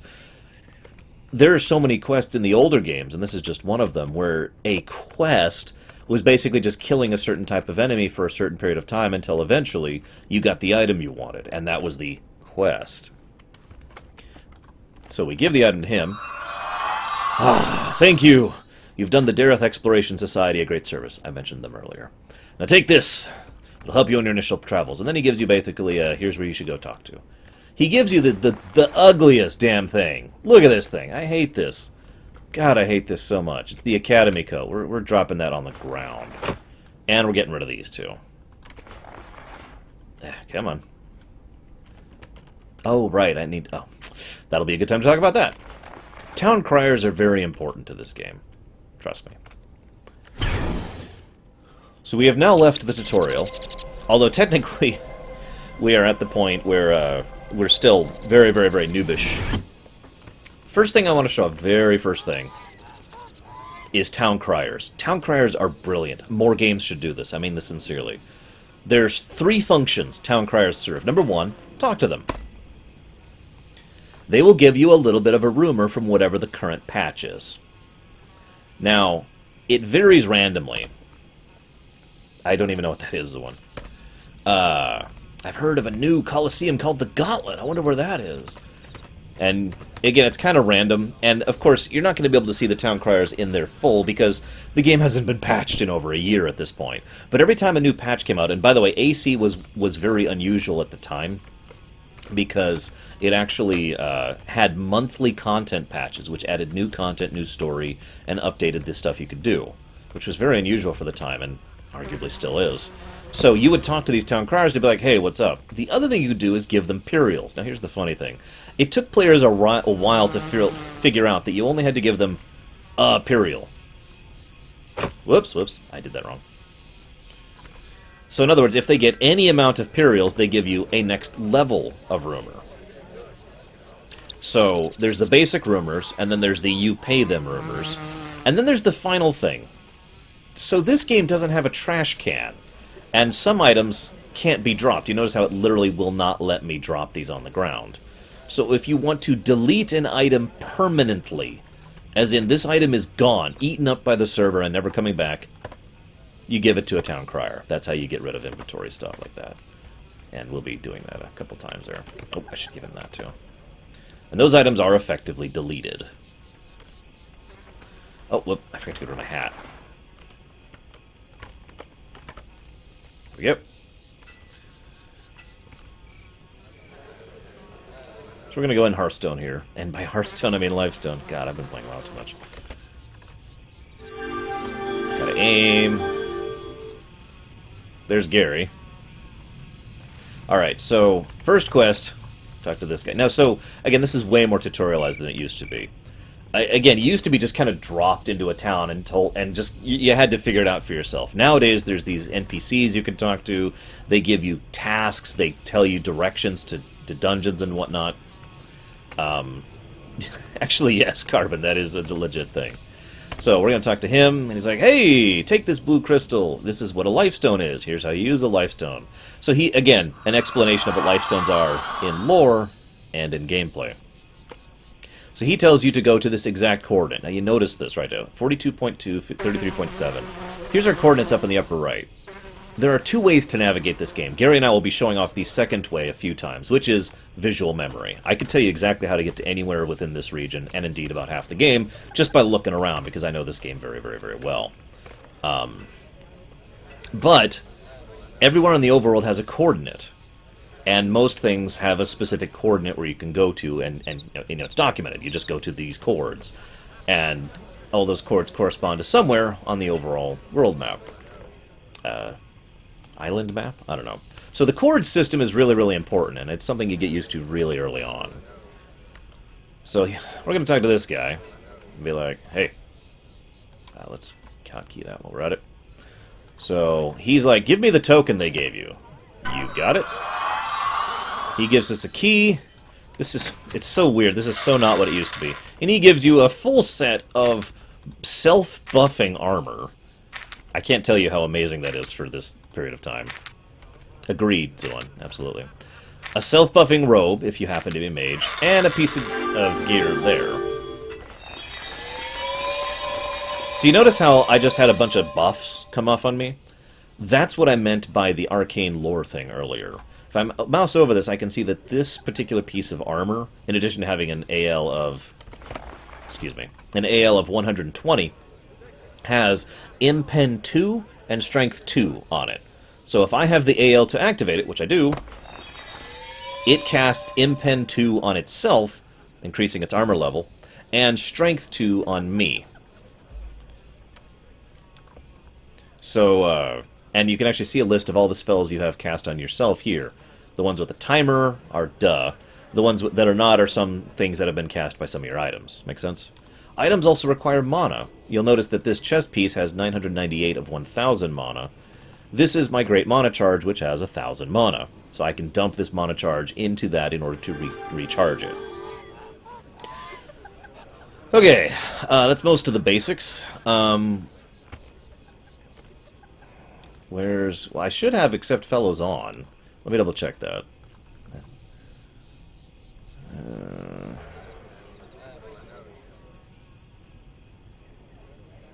Oh, no, I don't. I'm sorry. There we go. I thought I turned that off. There we go. Bizarre. Anyways, we're now in a fellow. Fellows can contain 9 people because Lord of the Rings did it. And, yeah. You'll notice the draw radius, by the way. I don't know if you can quite tell how far away you can see in this game. It's quite a ways. It's not fully rendered. The only things that are fully rendered is the particular cell you're on. You can literally see the cell we're on because you can see the square right there. You can see the line. That's the stuff that's properly rendered. So every object within that square is rendered for us. But you can see the distance, the terrain, for quite a ways in this game. It's one of the reasons why when I play modern MMOs, I look around and I feel just a little bit claustrophobic because I can't see 50 miles that way, you know? Oh, 50 miles might be an exaggeration, but I mean, that is a huge... If I was just to start running in this direction, I wouldn't get to those mountains over there for like 20, 30 minutes of just non-stop running.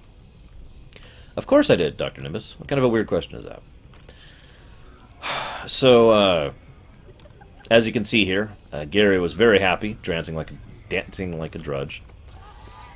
Okay, so let's do some quests. Let's go into the bar. Going into the bar is an excellent way to get some quests. I happen to know where I'm going, so I'm just going to talk to this guy. Hey, what's up? He's like, welcome to Holtberg. I'm the local representative of the Explorer Society. My job is to help new arrivals in Dareth get settled and find their way around. If you just arrived in Dareth, you should talk to my friend Warser. He's looking for some help with an errand. He's a good man. If you let him help him out, he'll help you out. Or if you can peruse the rumors at the bar. That's a new system. I'm not even going to show that off. So he gave me another gem, which I need to go trash, actually. We'll talk to this guy. So this is Warser. I'd appreciate some help recovering some items from the old redoubt. My parents were killed when I was but a boy, when Holtberg was overrun with Tumoroks. I was saved, whisked away by Selsind at my parents' behest. There's a story behind that, by the way. Because, of course, everything has a story behind that. The redoubt is directly south of here. We put up an eternal flame at the site in memory of the townsfolk who died. Some of us are also trying to get another exhibit to honor our parents. For instance, my mother had these heirloom dishes she was always polishing. She loved those dishes. Anyways, if you could recover any of those items for the exhibit, I will reward you as well as I can. So I know what you're thinking. Hold up. How could people be dying in this setting? Well, funny thing, the lifestones didn't start working... hang on. Is that how you do it? There we go. Anyway, so the lifestones didn't actually start working properly until right about when the game started, back in 1999. In lore, in other words. So quite a ways before now in the lore story-wise. So a lot of the older lifestones didn't work properly, and a lot of the older people were not tied to a lifestone. So quite a few people actually died back in the day. Well, you don't know. He can hover too. Look, he's so powerful. He can just hover like that. Check that out.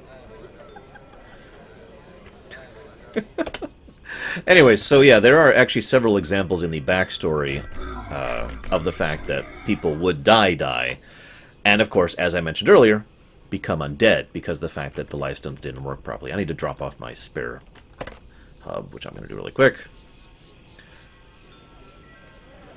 There we go.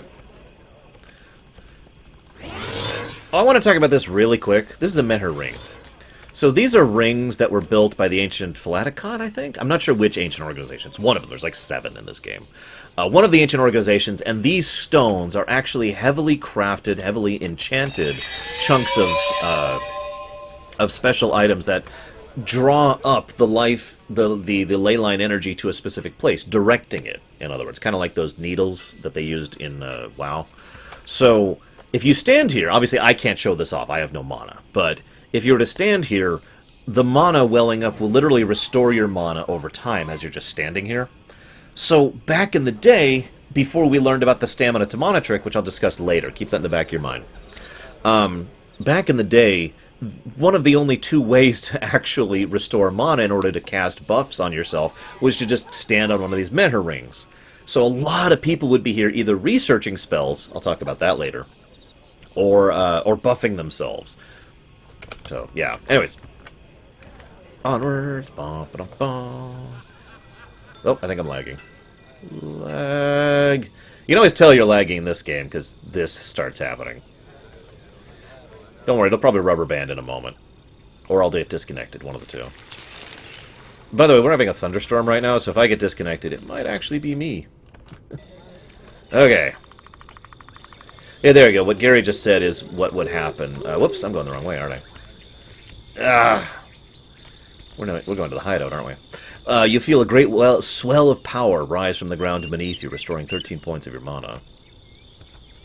Yeah, exactly, Takoida. Again, both in gameplay and in lore. Love the gameplay and lore integration of this. Okay, yep, I'm in the right spot. So welcome to the redoubt. Now, the Drudges took over this place. Again, if you know about Primus, that may sound familiar, but trust me, these Drudges are nothing like mine. So these are the AC Drudges. They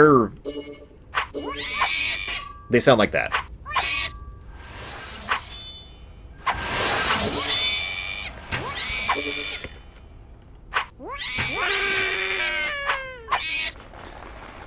I'll turn that down a little bit while we're in here. Drudges are kind of the default we're crap enemies of this game. Which is funny, actually, because later on they started introducing Virindi augmented Drudges, which were suddenly really, really strong. And people were like, hey, look, it's a Drudge! Oh god, why is it killing me? But yeah, Drudges were the default noob enemies, along with Shreths, which I'll show off later.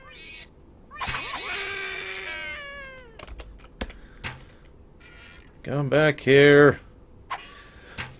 Die.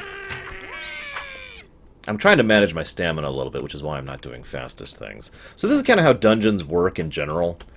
There's no map. There's no nothing. You can tell where north, west, south, and east are, but you kind of have to know where you're going and have a decent sense of what you're doing, where you're going. A good directional, navigational sense. I know you guys make fun of me a lot for not knowing where I'm going in games, but I always find that weird because I was able to navigate this game. And again, there's no map. You see my map? It's in the upper right there. Oh god, I actually might die here. We might be able to show off what death is. So you notice how my stamina is going down? Okay, yeah, I gotta run. I gotta flee. So anytime you evade an attack, your stamina goes down a little bit. You basically burn stamina to avoid an attack. Now, I don't actually have anything to restore my stamina, so I'm just going to lay down. No, I didn't actually get that lost that often. There is one exception to that, which we will be showing off on camera, by the way. And yeah, there are some very convoluted dungeons in this game. But you get used to them after a while. And I have a very visual memory. So there are certain areas that I could just know where I'm going based on how things look, which is kind of what I'm doing right now, for instance. I mean, I know this is a noob dungeon, but still. So yeah, you burn stamina to avoid things. Therefore, it should be immediately obvious why stamina is irrelevant. If you go to 0 stamina, not only does your attack speed slow down by, like, double, so in other words, it's all of a sudden, whoosh, but you cannot dodge. You lose the ability to dodge. Where's Gary? Anyway, so I'm gonna... So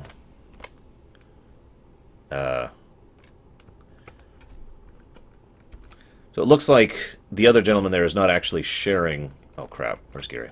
I'm coming! loot, so I couldn't actually loot his kill. You don't have to share loot in a fellowship, by the way. You can choose not to. If he's in a 4x1, he's probably over here. No, I think I know where he is. Hang on. Yep, I was right. But I get here too late to save him. Oh, whatever.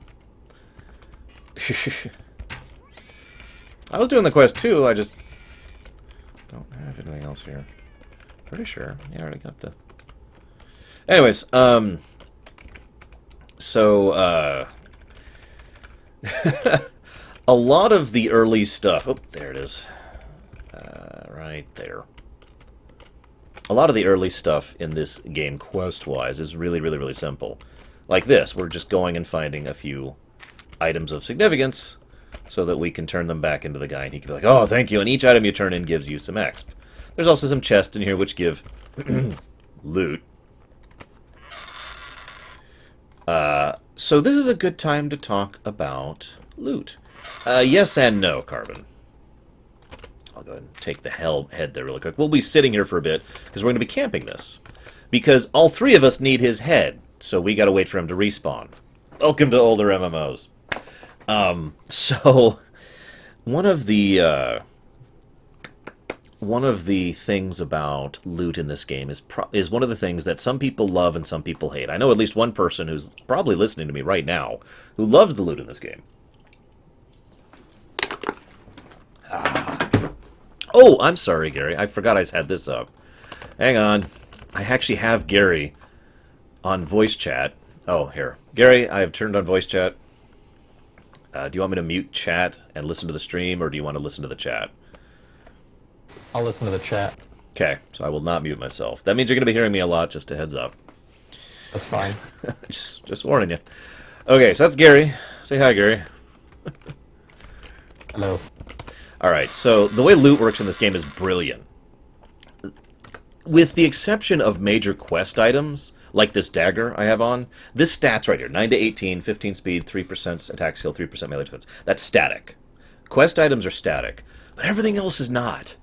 Every other piece of loot in this game is randomly generated. And I don't mean like Diablo, okay? I don't mean like you go and it's got a random suffix or a random prefix. I mean every freaking aspect of the loot is randomized.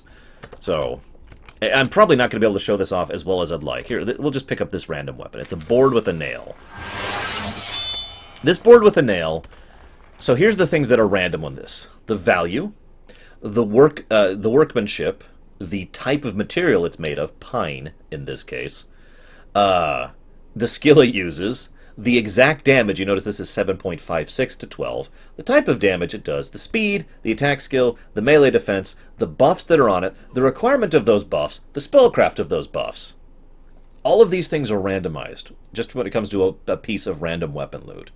So you can get, like, the range from, like, theoretically worst to theoretically best is gargantuan. And there is so much crap that you can get in this game.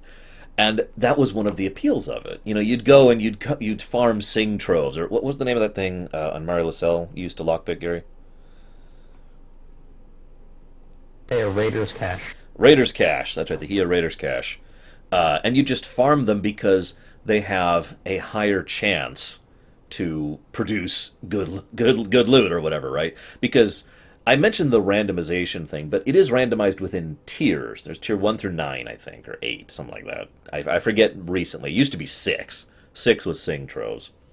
Anyways, all this stuff is randomized within a range. What that means... Yeah, I know, I need to find the third bag of seed. I should probably do that while I'm talking. I got corn. I got wheat. What the hell's the other one? Oh, no wonder. Someone else probably got it while I was there. Anyways, so, let's say, for example, you have a tier 2 enemy, or a tier 2 chest, okay?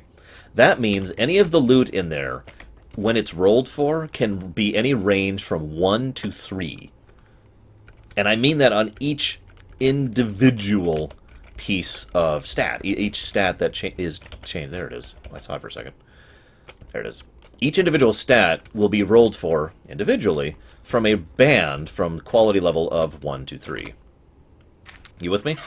So it is kind of, you can't just go farm the weakest enemies in the game in order to get the best loot in the game. You do need to go after the best stuff to get the best stuff. But it is also very easy to get tier 5 loot off of a tier 6 chest, if you're understanding how I'm talking about this. Whoops, let's get my dagger back on. Ah!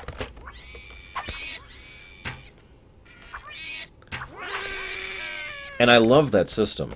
Because if I don't know if you can fully understand the level of permutations of randomness that can happen there.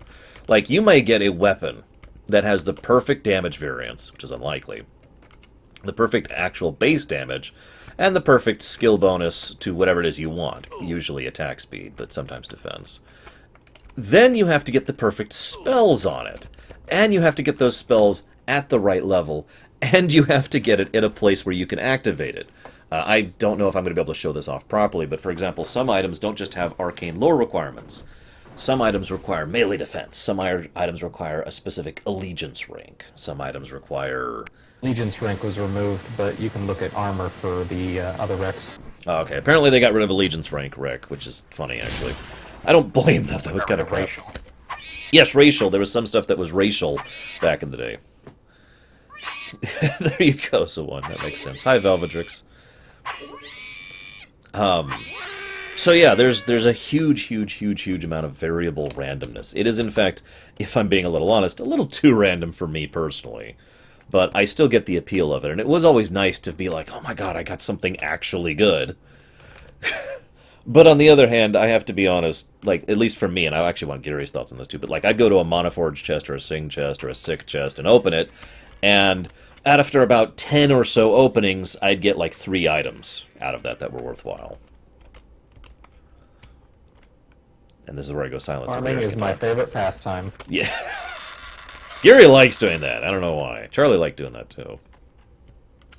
I just love the randomness. You never knew what you were going to get. Yeah, it could be awesome. Oh, that's true. It could be awesome. Sorry. God, Gary, I didn't even get to hit that one. Make sure to... Okay, someone else got that. I already have the head, by the way, so whoever else needs it. So you see, that took him probably about 5 minutes to respawn. That's a fairly low respawn for this game. In fact, it was actually considered a big deal when they finally added 30-second respawns. There were only a few mobs in the whole game that had them, and they were only in one specific area. And it was done specifically as a leveling spot. It was during the... or what were those things called? There was one for each level range, and it was part of the setting up the new artificial Vindy Singularity, part of the Levistus chain. Gary, help me out. What are those places called? Society? No, it was the repositories, the Obsidian repository. That's it. That's it. Oh. Where like rampagers were on a 30-second respawn. And just getting down there was horrible, but if you managed it, rampagers were on a 30-second respawn. It was awesome. I know that because the low-level repository is where a certain character got renamed. Gary, do you want to tell that story? Am I allowed to? Yeah, you can go ahead. I mean, I can tell it if you want, but because I was there. Why don't you go ahead, since you'll censor it a little. So Gary had a character named... you say it. Your ass!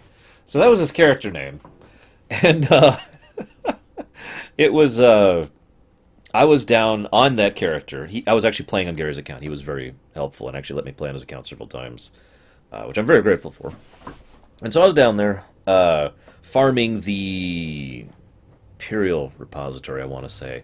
Some other guy wanders in and snipes a few things, and I was playing manually. I wasn't botting. I'll show off macroing. Actually, I won't, but I'll talk about macroing later. Anyway, so I was manually playing. I was just good. So I'm going through there, and the guy leaves after a bit in a huff, because I was basically taking all the kills. I'm like, whatever, maybe I should have let him. A few minutes later, a GM contacts me. Excuse me, your name has been flagged as being inappropriate.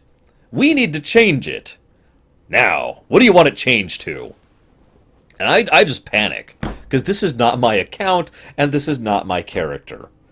And, I don't remember if I had an easy way to get a hold of Gary back then, like a phone. You didn't. Yeah, I was pretty sure that was when I didn't, because Dad gave me that phone I eventually ended up having. So I'm like,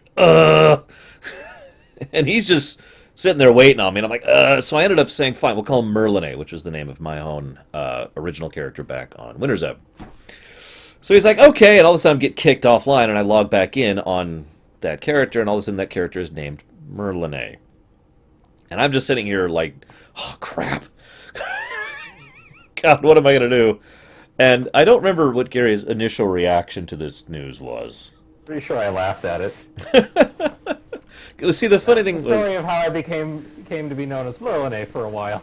Yeah, because, I mean, it was a mage character, and I was on Soul Claim, was it? Oh, that was on MT. I was on Morning Thaw, never mind. But I felt really, really bad about it, because, Merlin was my character name. I'm like, God, Gary, I'm sorry, I didn't even think I was panicking, and oh God, please don't kill me, Gary, I'm sorry, I'll level them for you, I'll get you stuff, and... Ahem. Have I streamed Doom 4? Yes, all the way through, BuzzToken. So, I used to have a twin named Merlin. Well, in fairness, Silder, you could also loot a level 10 character and get, level 20 or whatever equivalent loot too. It does go both ways. But like I said, 90% of the crap you're going to get is just crap, which you either salvage or sell. Gary and I are basically poor at this moment in time in this game. And I think we have between us about 80 MMDs, which is, an MMD is 250,000 currency. So, money is not an issue in this game. Let's talk about the money thing. So once upon a time, money had weight to it. I think I mentioned that. And so once upon a time, trade notes were mandatory because you needed them because they weighed nothing, right? I mean, each imperial, each individual currency was one burden. So I would have 9,608 burden on myself right now, which I'm pretty sure would actually overburden me. But they got rid of the weight limit on that, so all of a sudden trade notes stopped having a use. And yet, and this is brilliant because they didn't intend this, trade notes suddenly had a use again, pretty much within a couple of weeks, because all of a sudden, because Imperials no longer had weight, people could trade and make tons and tons and tons more money than they used to be able to. Imperial P farming is a good example of that, which I'm not going to talk about because that really pissed me off back in the day, and I was an idiot about that. But anyways, it was a nerf. I was upset about it. So... all of a sudden, trade notes became mandatory, not because they weighed less, but because they took up less room, because it was actually easy to fill up this entire pack with Imperials. In fact, if I spent about maybe 5-10 minutes farming the Wisp Plateau right now, I would be able to make up enough money to fill this entire pack with stacks of 10,000 Imperials, and then some.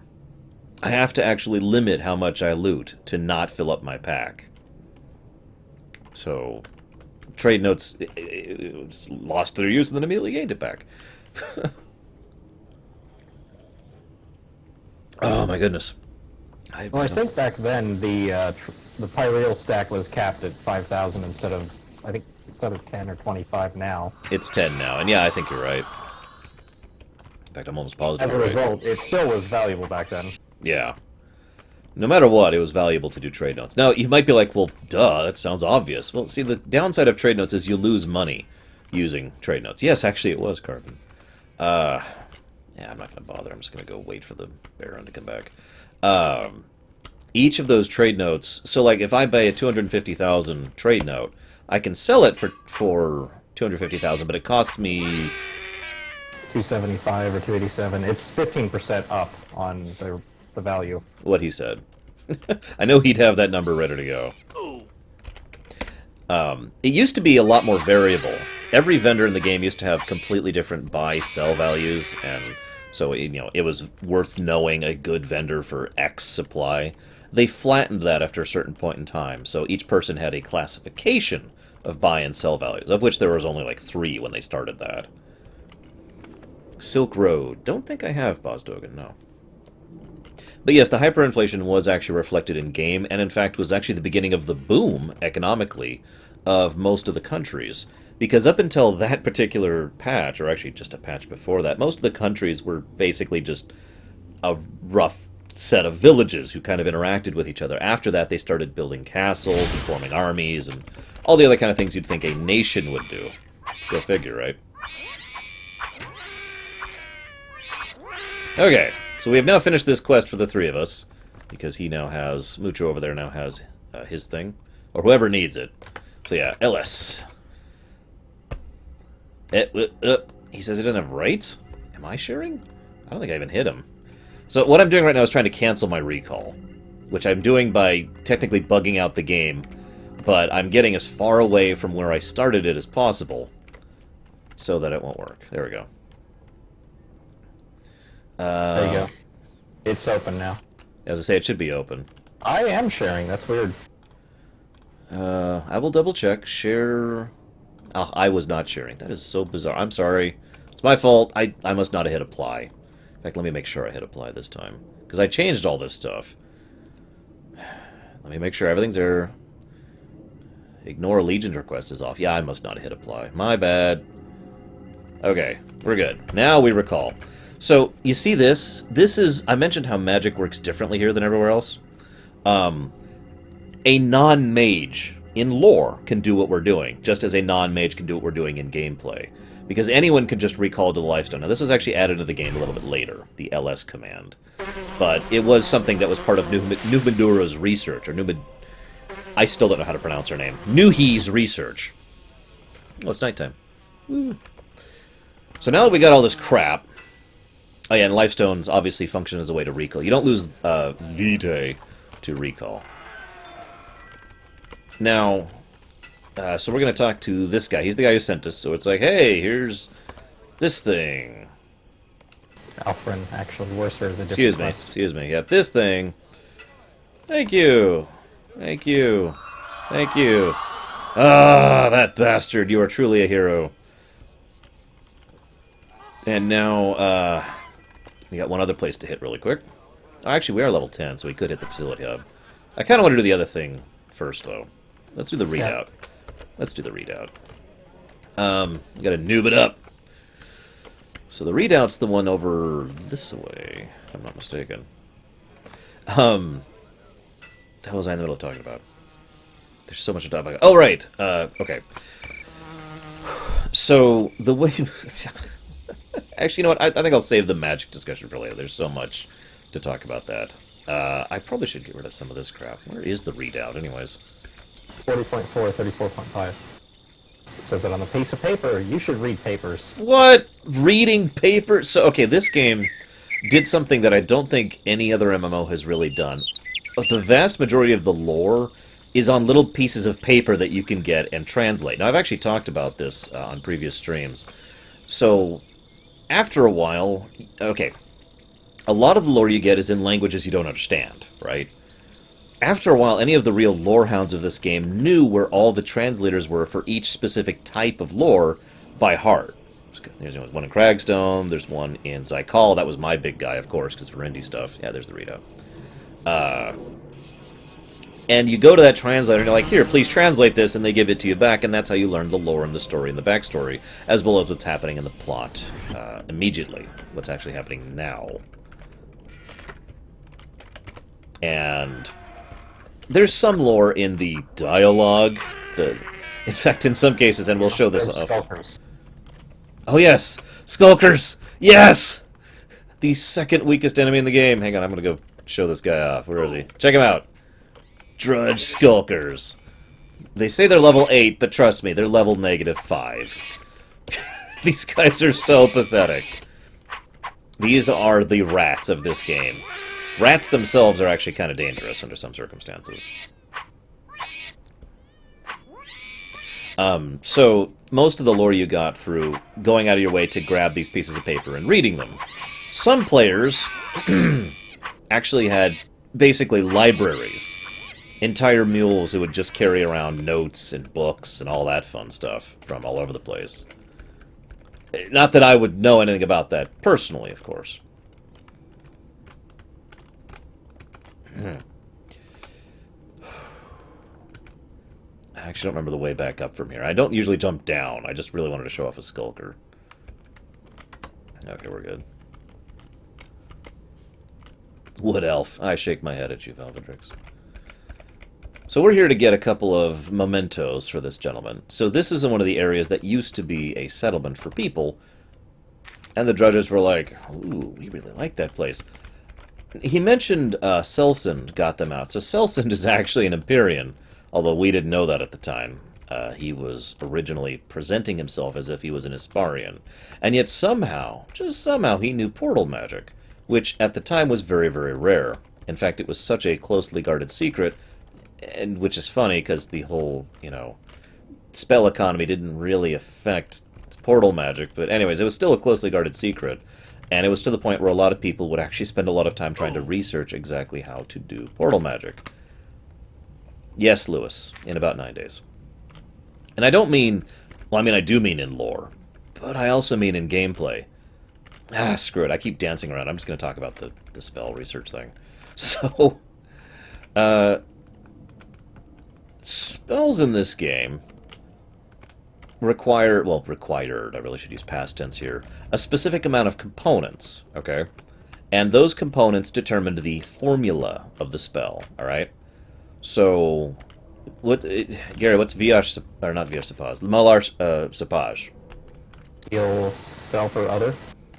I'm sorry, I meant which components. Malar, I don't remember the Zapaj stuff. I just remember the first part. Okay. Hyssop is Malar. Okay, so, for example, if you built a spell with Hyssop in it, the spell that you would say out loud is Malar. And each specific component has an actual, like a 2 to, I think, 4 character name attached to it, right? And each one of these... hang on a second.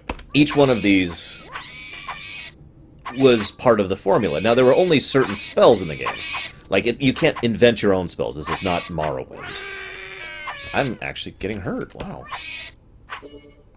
I'm actually in shock about that. Although that... my health and my melee def a little bit. Well, yeah, I'm going to talk about that very shortly, finally. So, and I'll kind of show this off a little bit when I get a Myrrh. I might actually be about to die. Let's find out. Nope, I healed. My healing skill went up doing it, too. Spec healing for the win. So, once you figure out the formula, which I don't remember exactly what it is, but it's something like Scarab, Talisman? Taper? Basic was Scarab, Taper, the first word component, the second word component, then Talisman. And you would add Tapers based on it being higher level. That's in right. different spots. Min-maxing in this game? Oh my god, Zawan. You have no idea.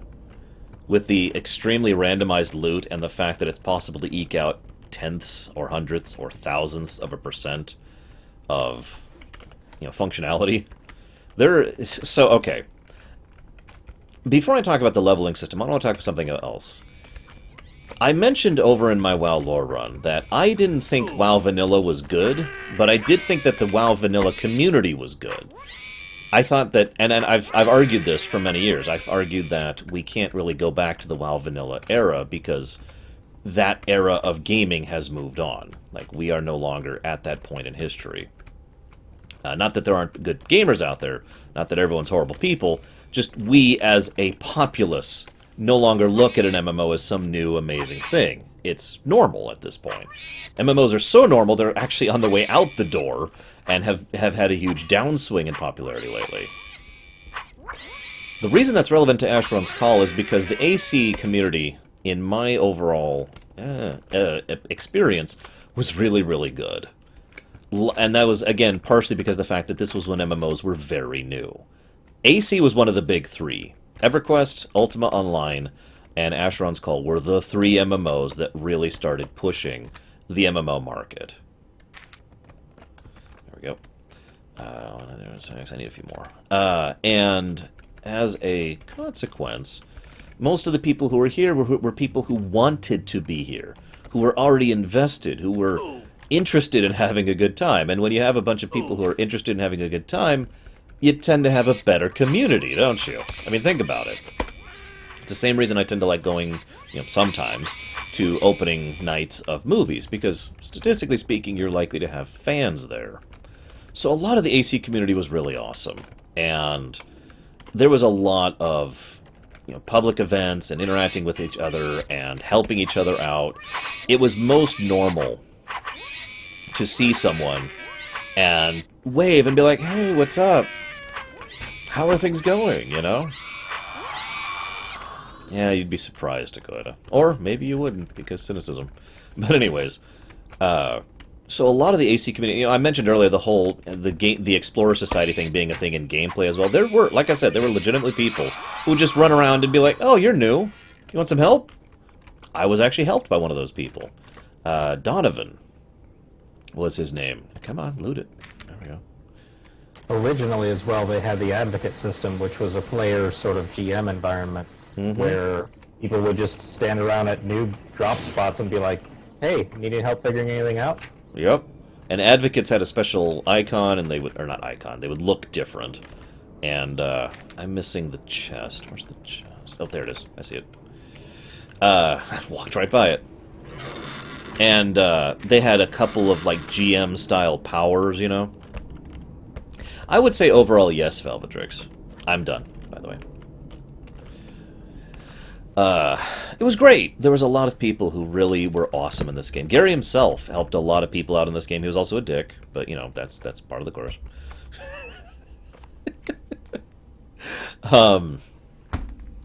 Just to give you an example, though, by the time Gary and I came back to this game twice, once 5 years ago, 6 years ago now, and once last year. Both times we came back, the people who were playing at that point were fans, but not, usually you say that with kind of a negative connotation, like UO, Ultima Online, kind of degenerated. I'm going to lift Michael.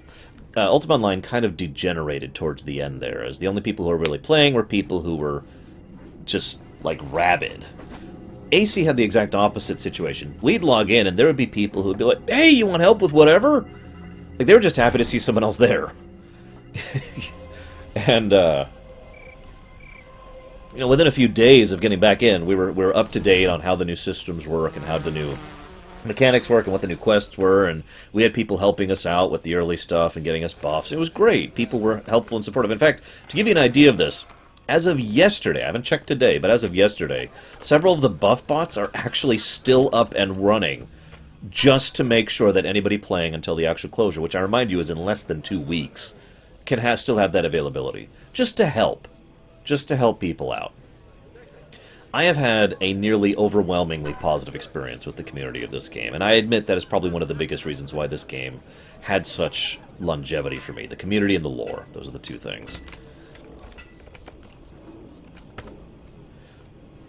So yeah, I'm getting extra each and every single one of these.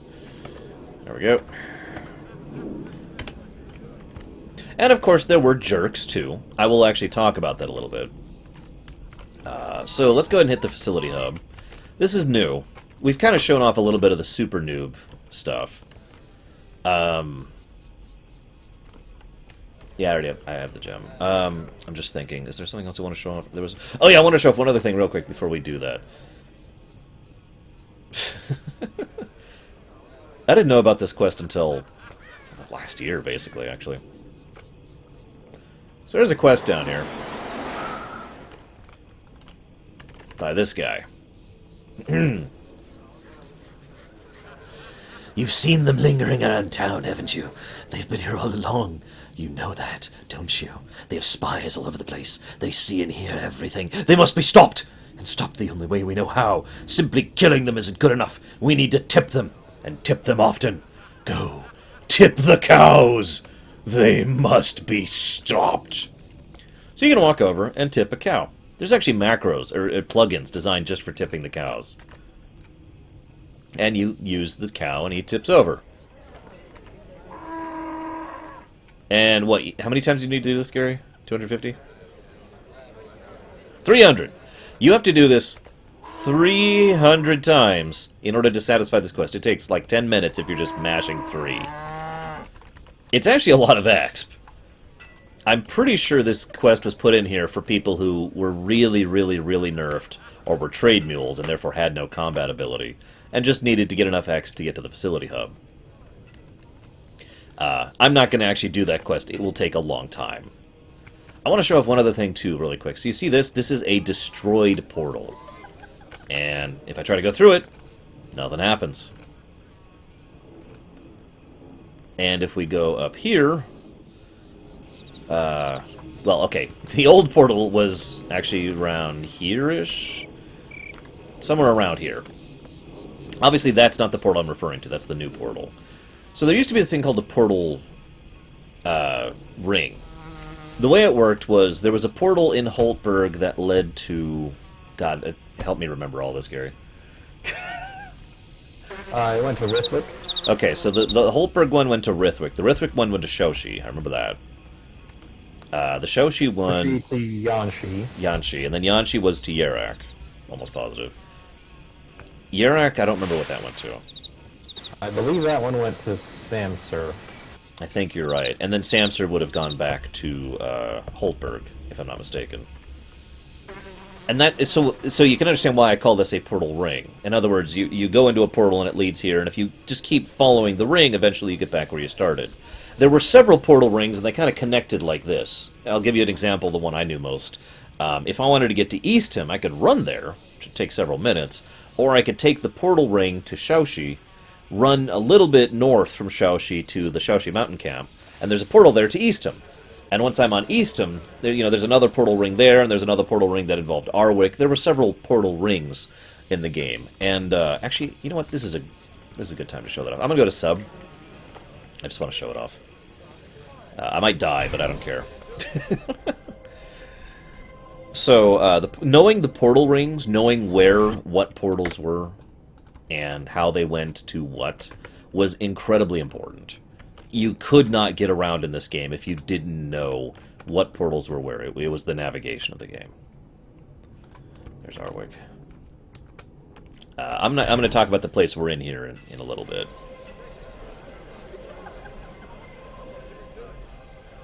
By the way, hi Shadow, and hi Tigzar. So this is Arwick. It's doing a little better. You see that crater over there? That's where old Arwick was. It was destroyed. Okay, so I'm going to do this just from visual memory, and if I fail, Gary, you have the right to make fun of me forever. Although, in my defense, I'm starting from where I'm not used to. Can I give you 34.5 as a hint? Nope. Not even. Nope. Throwing it out. Not even thinking about it. No hints. If I can't do this visually, I am a failure. Because that's how I used to navigate this game, damn it. Based on the delay, you appear to be running in more or less the right direction. That better be. Because, again... So, like I said, Gary and I both used to... yes, Shadow, in less than 2 weeks. But Gary and I both used to navigate this game visually, with one exception. We'll show that off when we get to the plateau. But, you could just look around, and after a second, it's like, okay, I need to go that way. And you kind of get this visual memory thing going of, I need to go in this direction to get to blah. Now, over time, obviously, they've added a lot of convenience features to this game. I'm not complaining about that. I like convenience features. I've talked about them many times. The keen observer might have noticed that those pillars on his drop into Arwick looked a little familiar from some of his earlier screenshots. Yep. I should zoom the camera out just a little bit so you can see a little more what's going on. I don't need the chat there. So as much as I like the new convenience features, though, some people never really forgot some of the old routes and how you used to get around. Whoops. What is that? That's a nymph. I'll be fine against a nymph. No, I'm not going to fight him. I should just be able to endure him. Yep. I can still do it. There's sub, right there. So this is sub, also known as abandoned mine.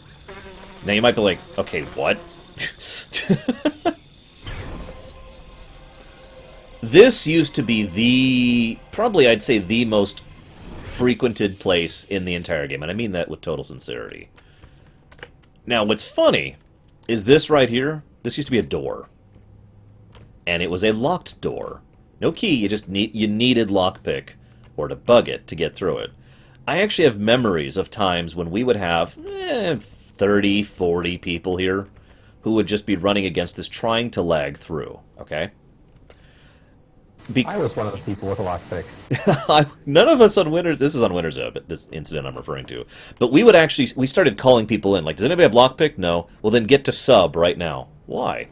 Because we need to lag through the door. You can open a locked door from the other side, that's why. So someone who was over here could open the door, but we needed to lag through first. The undead are already come after, so I'm going to go ahead and do this. So yeah, this is sub. God, nostalgia. A lot of undead here. They're level 10 undead or level 15. They're really minor. They're not a threat, even to a trade mule. God, I dodged that guy before I even saw him. I've done this too many times. Now, I should live through this. I got enough health, maybe. What do you think, Gary? Think I'm gonna die? Yes. Yeah, I think I will too. Oh, wait, well, they added the innate prod, so you might live. I doubt it. That's true. We'll find out. I died. But, as you saw for a millisecond down there, there was a bunch of portals down there. That's sub, also known as subway. So, that was the portal hub. The most common portal hub that people used in order to get around. Yeah, go ahead, Leander. There were tons and tons of portals there that were very, very useful. And while it didn't lead to everywhere, if you had a sub tie, you could get basically anywhere. As long as you knew what you were doing. There was another one called Hub, or Shadow Sub, which was on the Visayan Isles, but not many people used that one because it was called Shadow Hub for a reason. But yes, all the portals are gone except for the town network. This is the new sub, and it is, like, extensive. This is one of those convenience features I mentioned.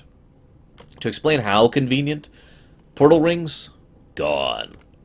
Instead, we have, like, every Alluvian town, including the ones that didn't used to have things to them, like Plateau or Fort Tithania. And just all of it. It's all here. Look at it all. Tons of them. And, of course, there's actually lore in here, too, which is kind of neat. Like, they've got the Zephyrs and skeletons, just explaining some of what these creatures are and how they interact with things, and some of the lore of the actual towns and what actually happened with them. And, of course, there's these guys who have lots of stuff you can get from them, and, of course, quests, when they actually added a quest log to the game. I am hugely in favor of the town network. As much as I liked knowing the old routes, this right here, this is convenience factor in a nutshell. No, I have not, Shadow Machine. So, we're going to go to the Annex section, aka the Facility Hub. Woo! Which requires level 10 to get into. Most portals have a level rec or a level range to get into them. So I mentioned convenience. There are a lot of quests in this game. But they're all over the place. So at one point they're like, you know what, why don't we organize them? And they organized them and changed the levels and changed the actual specifics of them. Did a good job of this. And grouped them into bands. So if we go in here to the Facility Hub, we turn right, and we look over here, we see the number 10. See that? I know it's kind of hovering off the wall, but whatever. These are quests. These 3 quests are for level 10. And then there's 3 for 15. I'm just going to show off the whole thing. We're not going to do the whole hub. I just want to show off a couple of these. There's the 20s, the 25s, and it goes basically up to about 45. Once you are level 45, you should pretty much be good to go. Each of these quests was a previously existing quest in the game. They just touched it up, made these people flag, so you can go to it, and gave you a portal straight to it. We will be going all over the entire island with these quests. But the Facility Hub made it so that rather than a 5 to 30 minute run in order to get to these quests at level 10, you could go here, take the portal there, and then just do the quest, and then use the Facility Hub to get back. There are several ways to get back to the Facility Hub, by the way. Every town has a town portal in it. So you can get the Facility Hub there, and they have the Facility Hub gem, which you can just use. I'll show you exactly what happens right here. With infinite uses and like a 30-second cooldown, which takes you right back to the beginning of the Facility Hub. This is convenience incarnate. And I am hugely in favor of what they did with this. Because, to be as blunt as I possibly can, Back in the day, the low-level stuff was a grind. And I mean a grind. Oh my god. I remember farming Nar-Shreths in the Eastham sewers, getting about 5 to 10 experience a kill when I needed, well, hell, I could look at my actual stats right now, when I needed close to 100 or so thousand in order to level. Do the math. So this quest, what is this? This is the Glendon 1 dungeon. Oh, I hate this one. Gary, do you remember the way through this? Yes. I don't know why, but for some reason the second half of this place always weirds me out. Yeah, FF11 levels of grind is actually pretty accurate. It was bad. This and several of the things they did in the later patches removed a lot of the grind right up until you hit about, I'd say about a level 100-ish. What do you think, Gary? What? At what point do you think the game starts becoming grindy again? Because you can get to like 100 in a day without even trying. Probably like 70 to 100 range. I could buy that. The grind changes as you go up, but I mean, basically once you get past 70, it's just about getting more levels. Yeah. Whoa! You one-shot me! No, this is a great time. This is great, though. This is actually a good thing. I didn't actually see it, Lewis, so no. I didn't even see the question. So I don't have item magic, so I'm going to go the long way back. That's okay. So, yeah, by the way, as you notice, when you die, you go back to your lifestone. So, in some cases, this can lead to corpses that you can't recover, or corpses that you don't want to recover. Because getting back to them can be a little bit of an issue. So, you might be asked, hang on, you're doing a level 10 quest and you're level 11. Why did you die? Well, I'm actually level 1. This is why I love the leveling system of this game, and I do mean this sincerely. So I have not raised any of my skills at all. When you level in this game, you get experience. Hey, Mucho just died. That experience goes into a pool. You see it right there. Unassigned experience. I have 155,827 unassigned experience. Until I spend that, I'm still level 1 equivalently. Because I haven't raised any of my stats. You understanding now? So I have to actually raise my stats in order for my ability to be stronger to go up. I've only played a couple of them, Tigzar. I was not really big in them. So I'm going to raise my health. Actually, I'm going to raise my endurance first. And then I'm going to raise my health a little bit. And a couple more points. Now, we're noobing it up. That's one of the reasons we just died. So yes, you spend exp directly on increasing your stats. That goes for your base attributes as well as your skills. Now, I love that system. It gives you total control over how you level, when you level, and of course, it makes it so that your actual level doesn't really matter. It's more of a guideline of approximately how good you should be, roughly, at a certain point in time. So, for example, as a level 11, I should be able to do approximately X amount of damage output, regardless of my setup. But unless I actually raise my stats, that's not true. Make sense? I mean, I have a trade mule who has almost no combat capacity whatsoever, who's like level 200, to give you an idea. So, yeah. Is there to keep Asheron's Call going fan servers? Okay, so first of all, no one's buying the IP. Time Warner and the other company's name I can't even remember have just shut down the IP and it's gone. It's going away forever. They have everything I've read has indicated that they are releasing the server code officially so that people can play fan servers and whatnot. That's about all I know as far as AC going forward. I think they're doing that for AC2 as well, it's just nobody cares. You notice my Vitae is going down, by the way. And is gone. Okay, now I gotta back off. So I'm doing kind of a trick here. We can hit each other through the door, but because he can't go through the door, I can just back off when I need to heal and he can't follow me. Most mobs don't know how to open doors. That's not true across the board. Some mobs do know how to open doors. And I think I just answered Django's question. Ow! Oh, that was silver rat, silver rat, silver rat. Oh god. I mentioned how rats are deadly in this game. I wasn't actually kidding. The silver rats at this level are actually very deadly. No joke. Okay. What was so bad about AC2? Like I said, I actually did enjoy AC2. I think I'm going to raise melee def. And weapons a bit. I should have just gone two-handed. Whatever. Oh, I should raise shield, too. Damn it. Anyways, why is this a farewell? Because the game's going away officially, and I don't really plan on playing on a fan server. I have no interest in that. I mean, if nothing else, I'm saying goodbye to my characters. Last year, Gary and I kind of actually already did our farewell. As weird as that sounds. We came back to the game, and we did a lot. We got the characters that we'll be showing off later. We did basically every quest, including quests we'd never done before. And we went all the way up into the 250 range as levels. We pretty much endgamed it. That was our last hurrah of this game. That was our final farewell. This is more showing it off for the stream and kind of documenting the game so that future generations can remember this amazing game. Because, god damn it, this was actually a really good game. Yeah, the only thing we didn't do was max our levels out completely, which I'll explain how silly that is in a minute. And we didn't do frickin' Koshino K's kill tasks, which were literally just kill tasks. I don't think there was even a frickin' quest associated with that, lore-wise, I mean. It was go kill these incredibly powerful mobs.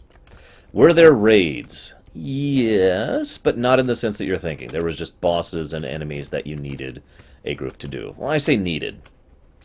For the most part, needed.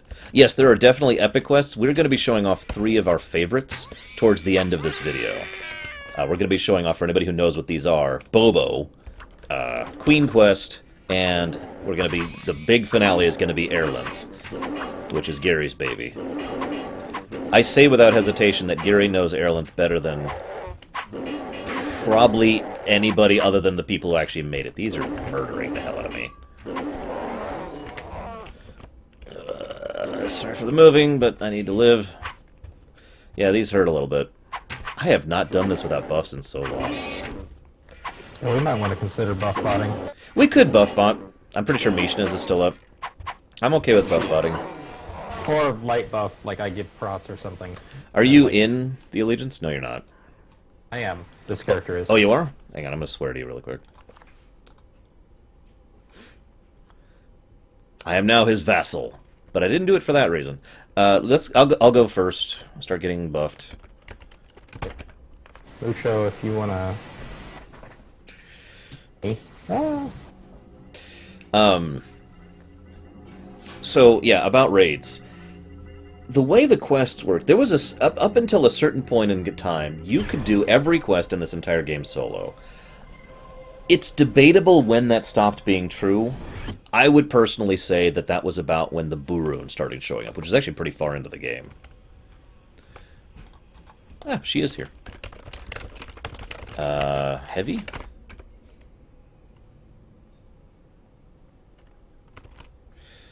This is a buff bot, guys.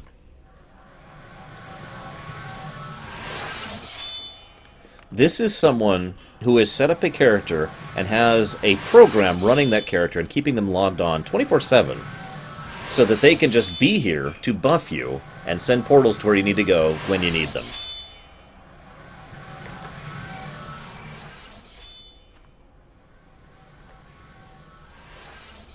Buff bots are awesome. I'm sorry, I know some people decried buff bots. I really like buff bots. If nothing else, they take out a lot of the chore of certain aspects of this game, and most of the people who set up buff bots are pretty awesome people who are basically just doing it to help out. I have gone out of my way to make sure to fund buff bots as often as can, including when I played this game last year. If you don't know what I mean by funding, I would actually dump components on them so they could keep casting, because spells take up components, and money whenever I could, just as kind of a thank you, even though, in all honesty, even by last year's time, these people did not need money. But I would definitely give them components so they could keep casting. So up until the Burun, you didn't need a party. You should have a party for several quests. Airlin is a good example. Queen Quest is a good example. Gerlin is a good example. The Citadel. Help me out, Gary. What were other earlier quests that where you should need a party, but you didn't actually need one? For Overlord. Furor is a great example. Overlord is a great example. Speaking of which, Sword of Lost Light and Sword of Lost Hope. Singularity Amulet. Yeah, the Sing Amulet's a good example. That one actually required 2 separate parties. Yeah, it did. Initially. And I suppose I just realized Invoker actually required a party, so I lied. That was the first quest that absolutely, or maybe the second quest, that absolutely required multiple people to do. Because Invoker was crazy. Portal space. Yeah, exactly. Freaking portal space. But for the most part, even the stuff where it was intended for a group, you could solo it, especially if you knew what you're doing. In fact, we will be two-manning a quest that was intended for 9 people. 3 times we'll be doing that today. And it's not just because we're high level, it's because we know what we're frickin' doing.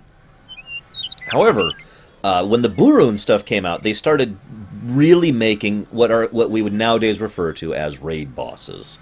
And the Burun just have stupid amounts of health regen, stupid amounts of abilities that they can use to kill you instantly, and just were basically turned into raid bosses. So true raid bosses didn't really exist until much more modern stuff. That being said, there was always the tremendous Manuga. But that wasn't really a raid boss in the traditional sense of the word. Did my sister play any of these with me? No. Zan never actually played Asheron's Call with me. She played Guild Wars, and she played WoW, but that's about it. WoW was actually her first MMO. This is taking a little bit of time, but that's just the nature of it. It takes, what, 2 minutes? I guess she'll whisper me, actually, exactly how long this takes. Now, Mishna's does a couple more buffs than I need. That's part of the problem.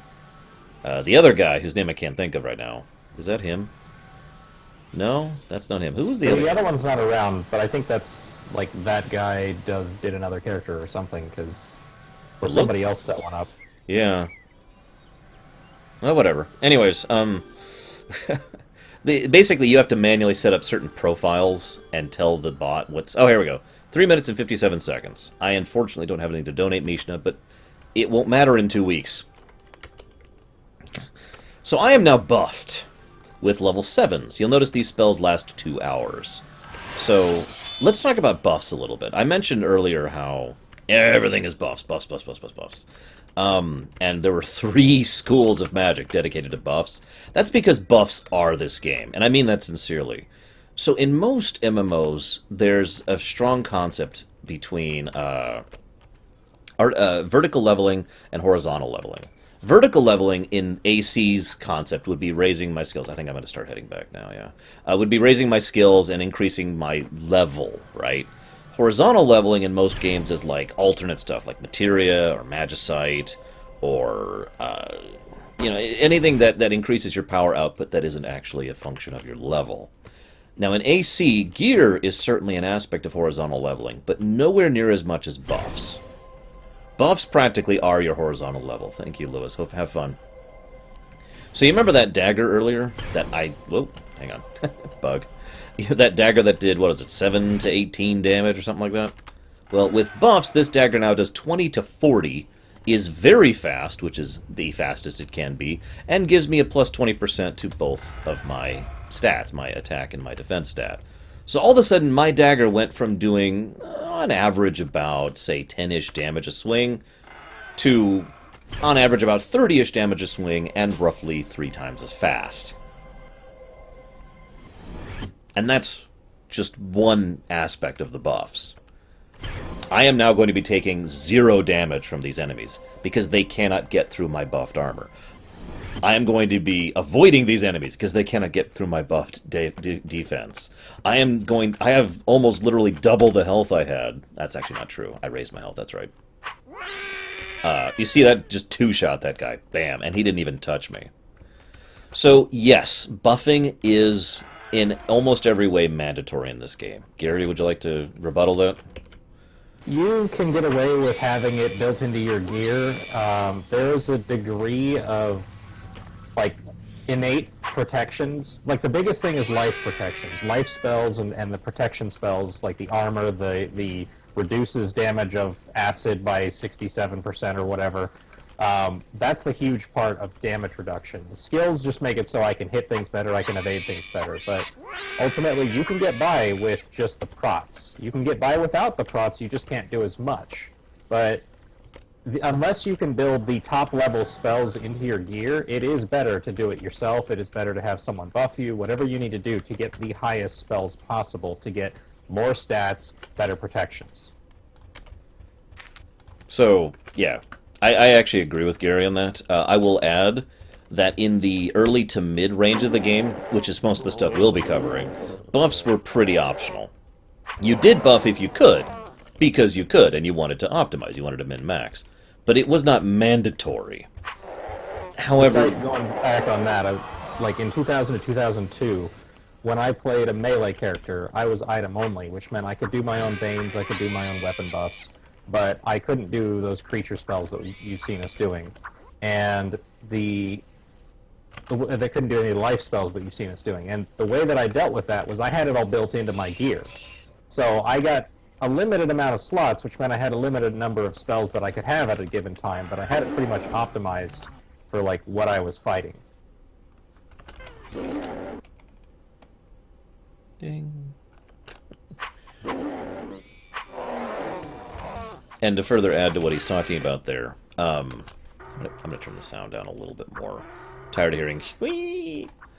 To add a little bit further to what he's talking about there, the devs, I think the best way to explain this from kind of an out-of-character perspective is the devs didn't really consider buffs into the equation until a certain point in their development cycle. When exactly is debatable, but after a certain point they started assuming you had buffs. And so they started engineering fights as if you had buffs, which meant that the buffs went from being a nice bonus to, to improve your overall power level or to help make up deficiencies to absolutely mandatory. And that's the point. That's probably, I'd say, the earlier days of when my interest in the game started to go down a little bit. I keep pointing to the Lorerun. I keep saying the Lorerun era. The Lorerun in this game are nothing like the Lorerun in Primus at all, by the way, if that's not obvious. I usually point that out as the moment when the game died for me, but that was actually more, it would be more accurate to say that was the final straw. When the Lorerun quests came out, you needed a raid, you needed min-maxed gear, and you needed buffs. All of that was now considered mandatory. And stuff that you could have done with your friends, basically treating this as if a co-op game, you suddenly couldn't. I mean, you could still go do the old stuff, but if you wanted to do the new stuff, you had to run around with a full party of 9 people, and sometimes more, in order to be able to accomplish anything, and it was much more tedious. There was not a lot of difficulty in most of what we were doing. They were just big, massive meat gates. And of course, and I think Gary can definitely attest to this one, after a certain point, if you weren't a mage, your only purpose in existing was being a body blocker. Yep. And I'm going to demonstrate that here really quick. So, you see how he can't run through the door? I showed that off earlier. I can attack through the door. Well, people have collision, okay? So watch this. See if I do this right. So you see how this drudge is trying to get to him, and he can't? We have collision. Now, this sounds weird for anybody who's played a modern game, because, like in WoW and whatnot, you don't have collision. But because of that collision factor, enemies literally can't get through players. So the purposes of certain players, especially melees, would be to get in this stance right here, get the shield out, and then just stand here and keep the boss from reaching the mages. The mages would stay back behind the lines and kill the enemy. Now, on the one hand, that seems like a neat tactic to deal with things. But again, that became mandatory. It got to the point where that was required for bosses, because they started building that into the design of the bosses. Make sense? So all of a sudden, anybody who wasn't a mage, their purpose in existence was stand there and block for the mages. Now, there are some caveats to that. For example, a properly done melee will destroy a mage in PvP. And there are actually weapons that will specifically get through buffs and whatnot. Both Hollow and the other one I can't even think of the name of. Gary. Hello? No, the one that isn't Hollow. I can't think of it. There were two. Phantom-ish? But Phantom. Well, Phantom was a different story. It worked a little differently than could go through spells. I know, but it was... It's the same general concept of thing. I don't actually know where I'm going right now. Now, bows, archers are a little different. See, here's the thing. For a long time, mages were like I said, mages are big, consistent damage. Archers, the use of archers have varied, depending on the specific era in the game. Yeah, sorry, yes. I got the key. So the usage of archers kind of varies based on when, historically, you're talking about. Archers could do a lot of damage, but they are very glass cannony. An archer lives and breathes off of their defense, their melee defense, and they cannot have a shield. Now that may not sound like a big deal, but the difference not having a shield makes and how much damage you take is colossal in this game. Gary in chat was talking earlier about how a shield would reduce the amount of damage a front loader player would take by a colossal amount. He wasn't kidding. The difference would be like getting hit for 30 versus getting hit for 0. And you'll notice I have 100 health. Melees back in the day used to just stand in a corner. Like, I would go and do hunting by myself, in a dungeon by myself, so that nothing else got targeted and I didn't get dragged out of the corner. I'd have a big pile of melee mobs coming at me in the face, and I'd just be standing in a corner taking 0 to 1 damage the whole time. Yep. My biggest problem was my stamina. Yep. Alright. Yeah. So, archers don't have that benefit, so they were kind of glass cannony, and in many ways were more so than mages, because mages had a few other things they could do, whereas an archer basically just had the heal skill. Now, again, that has varied over time. When they started adding rending weapons, which we'll show off later, actually, it kind of equaled out a little bit. But, yeah. Archery is, I would say, fun. I'll go ahead and get it. Or someone else will get it. That's cool. I don't care who gets it. As long as someone does. Were there PvP? Yeah, there's lots of PvP, but it was weird. So there's a PvP server, which is exactly what it sounds like. I don't know how to talk about Darktide without sounding like Darktide is a nest of unholy evil. Yes, this is the part of the dungeon I no longer know that well. Consequently. And I've already lost the other two. Okay, there you are. So, let me just give you an example of what Darktide is like. Darktide is free PvP. Everyone can PvP everyone. So that means the initial group of people who get really strong tend to just kind of dominate the rest of the server. When I say dominate, I mean there's actually situations where, and this has actually happened to me personally as well as friends of mine.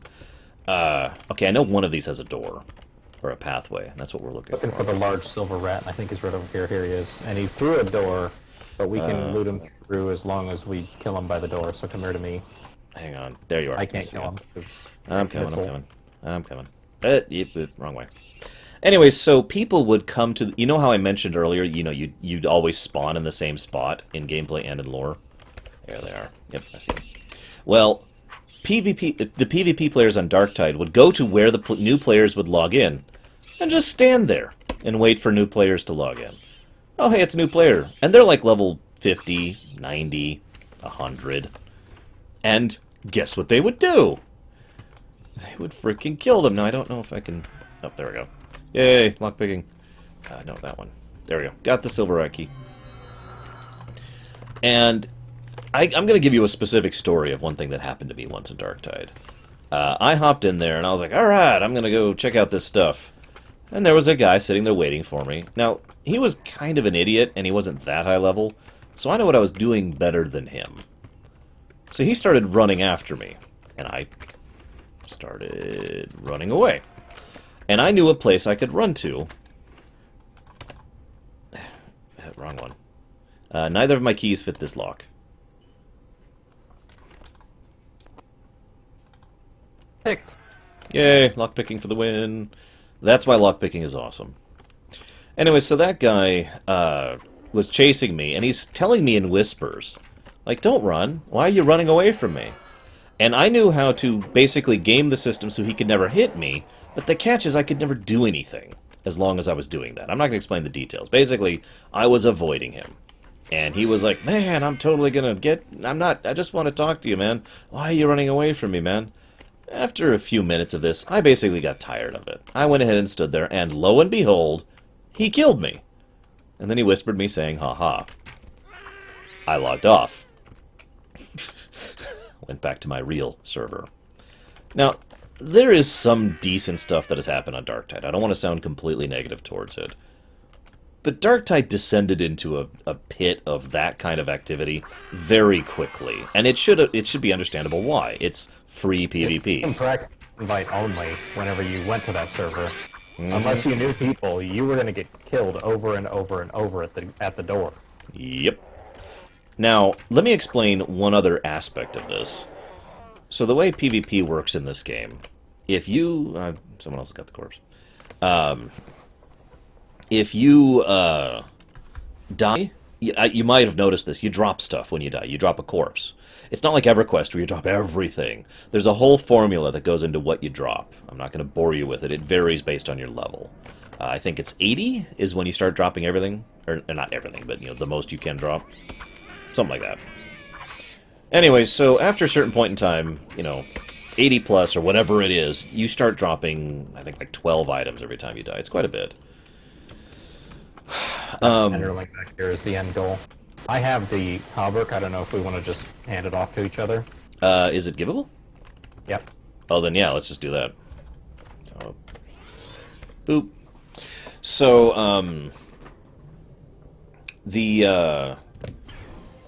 what you drop is based on the value of the items. I mean, literally the value, as in that number right there, how much its currency is worth. And again, there's a whole formula that goes into it.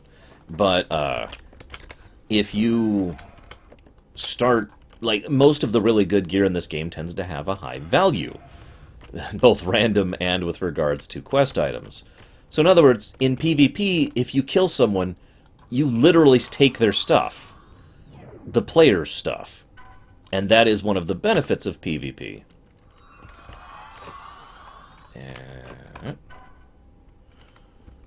So, on Darktide, people would actually go out of the way to kill people, not just noobs, but other people, because they would get stuff out of them. They would actually be able... Oh, this one's an easy one. I know this one.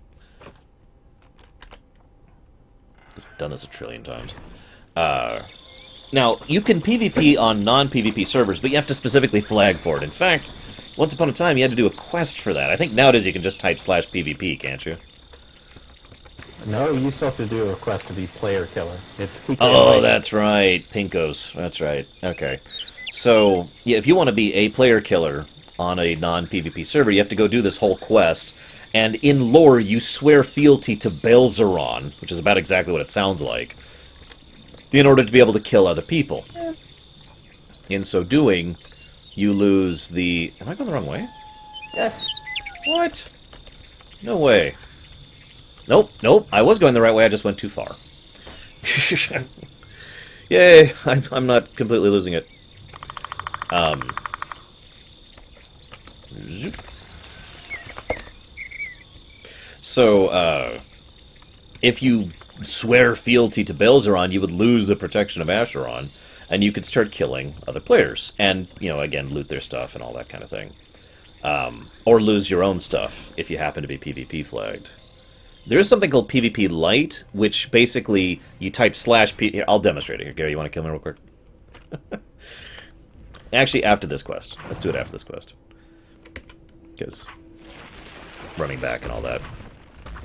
These are wood golems. PvP Lite makes you pink on the minimap. You can't see it because he's in my party, but trust me, he's pink. I moved too far. It didn't happen. Okay. Why can I not loot this? Who is still not sharing? It is officially not me. I just checked. That's because the server and the client tend to disagree with each other, Dakota. Anyways, so, oh, no, that's the wooden heart. I don't need a wooden heart. Anyways, let's go. Key. Where's the key? Because I don't. Where's the key? To get it from the lady. I'll be right back. Continue to explain things. Okay. Right, I forgot to talk to her. So, if you go pink, you can just fight other players for fun. There's no detriment to doing it other than a little bit of vitae. And that's something you could just type /PvP like he just did. And then you could fight them, and, oh yeah, we need to... There. Share fellow loot. The Twitch. Create. Recruit. So, true PvPing, PKing, you would go swear to Belzeron. I want to talk about that a little bit, but first I want to share something real quick. So, experience sharing is really weird in this game because it's not actually consistent. So, kills are shared based on this number right up here. You see this right here? We are both getting 75% of the exp for everything we kill. So, if I killed something and it gives 100 exp, alone, it gives me 100 exp. If I kill it in this party, it would give me 75, and it would give him 75, right? Now, obviously, that is still usually net more experience per time, because the two of us can kill a lot faster than I can. And let's see if I can get Gary before he comes out. There we go, got him. So now we're sharing 60%, so each of us give 60x from the kill. And that is how the exp sharing works. Exp sharing also kind of works in a range. So we're all about the same level, so that's not an issue. But you only share exp with someone... yes. You only share exp with someone within, what is it, 10 levels?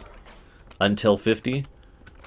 Once you're level 50, you start sharing with anybody. So, for example, a level 50 could group with a level 250, and both of them will share exp equally.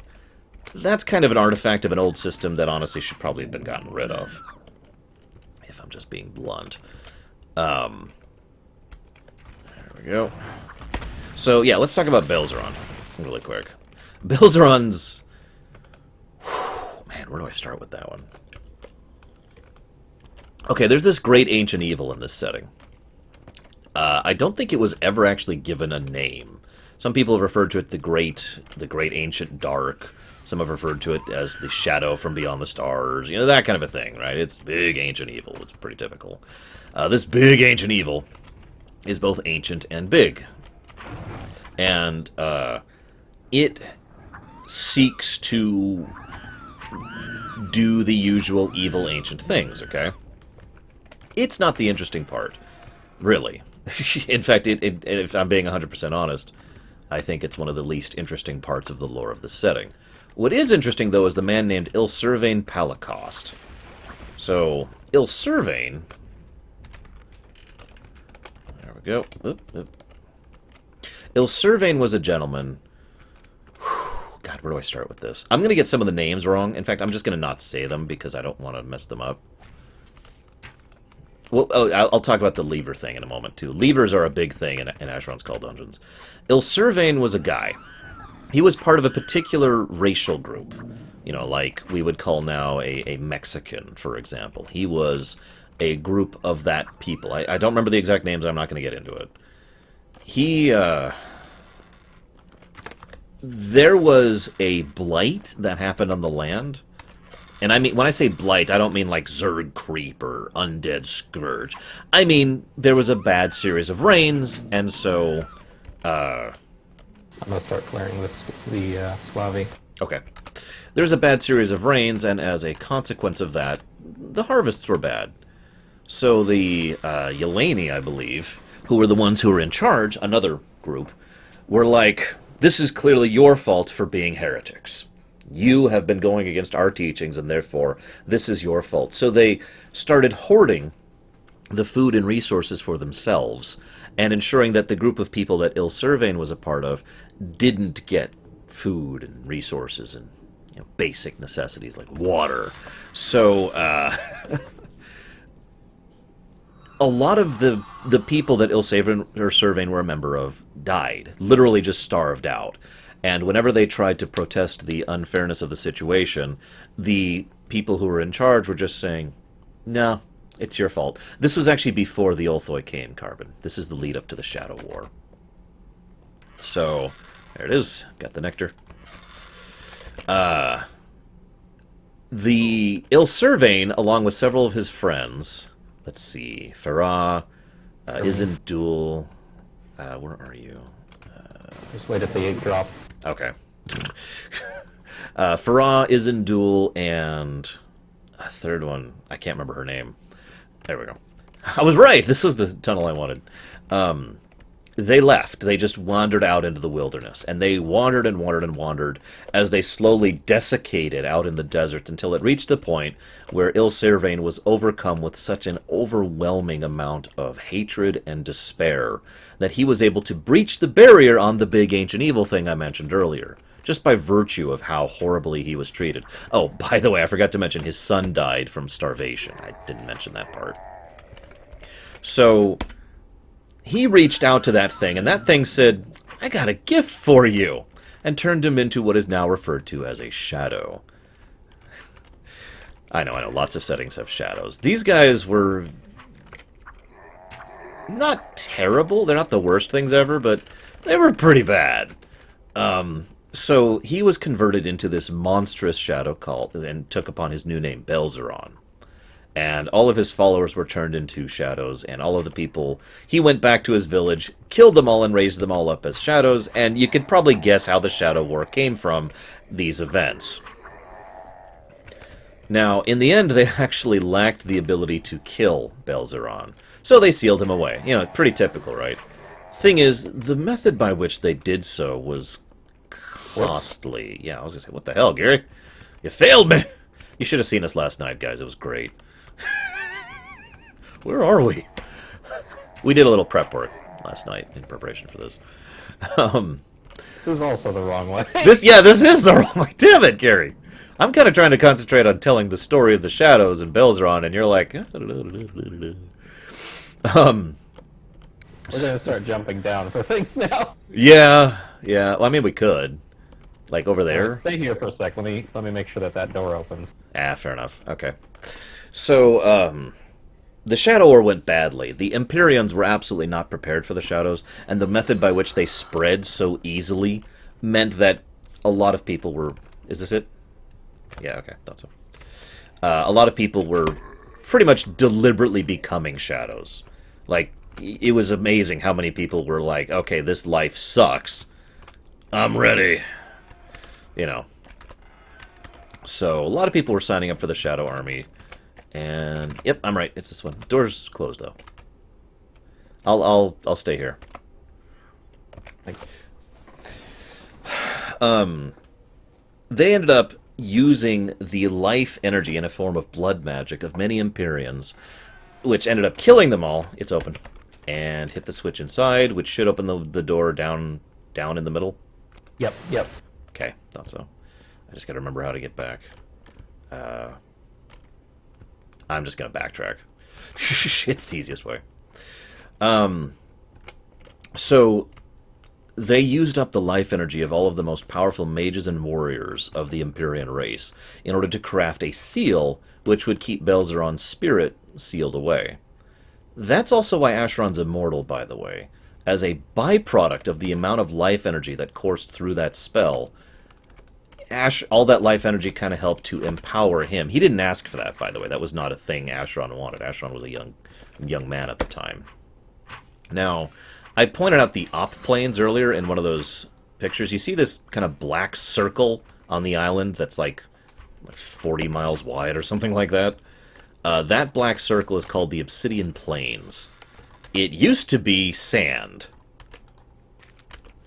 That was where they actually cast the spell that sealed away Belzeron.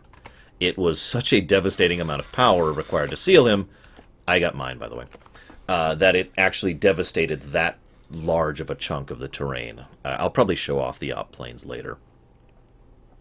So he was sealed away. Fast forward a little bit, and we get to when the game actually came out. One of the first major events they did, one of the first live-action things they did, was... Is it givable? Here, I'll just try to drop it. Nope, can't give it. One of the first major events they did was Belzeron being released. So, Gary, you were actually involved in that. Yep. Would you like to share how that worked out? So I wasn't involved in the crystal breaking, but I know the details of that. There was a call to the Heroes of Dareth, the players, to go and defend the crystals, and there was one crystal on each server. The defense was a player killer environment, so free for all PvP. And what wound up happening was, hang on, just pausing the radio so I don't get distracted by it. Okay, what wound up happening was that all of the servers save one, because of the PvP nature of the space, there were defenders and there were attackers, and eventually all the attackers won because people are, jerks and kill things and kill people and go off and break things because story advance or because it's interesting and it's something I can go smash.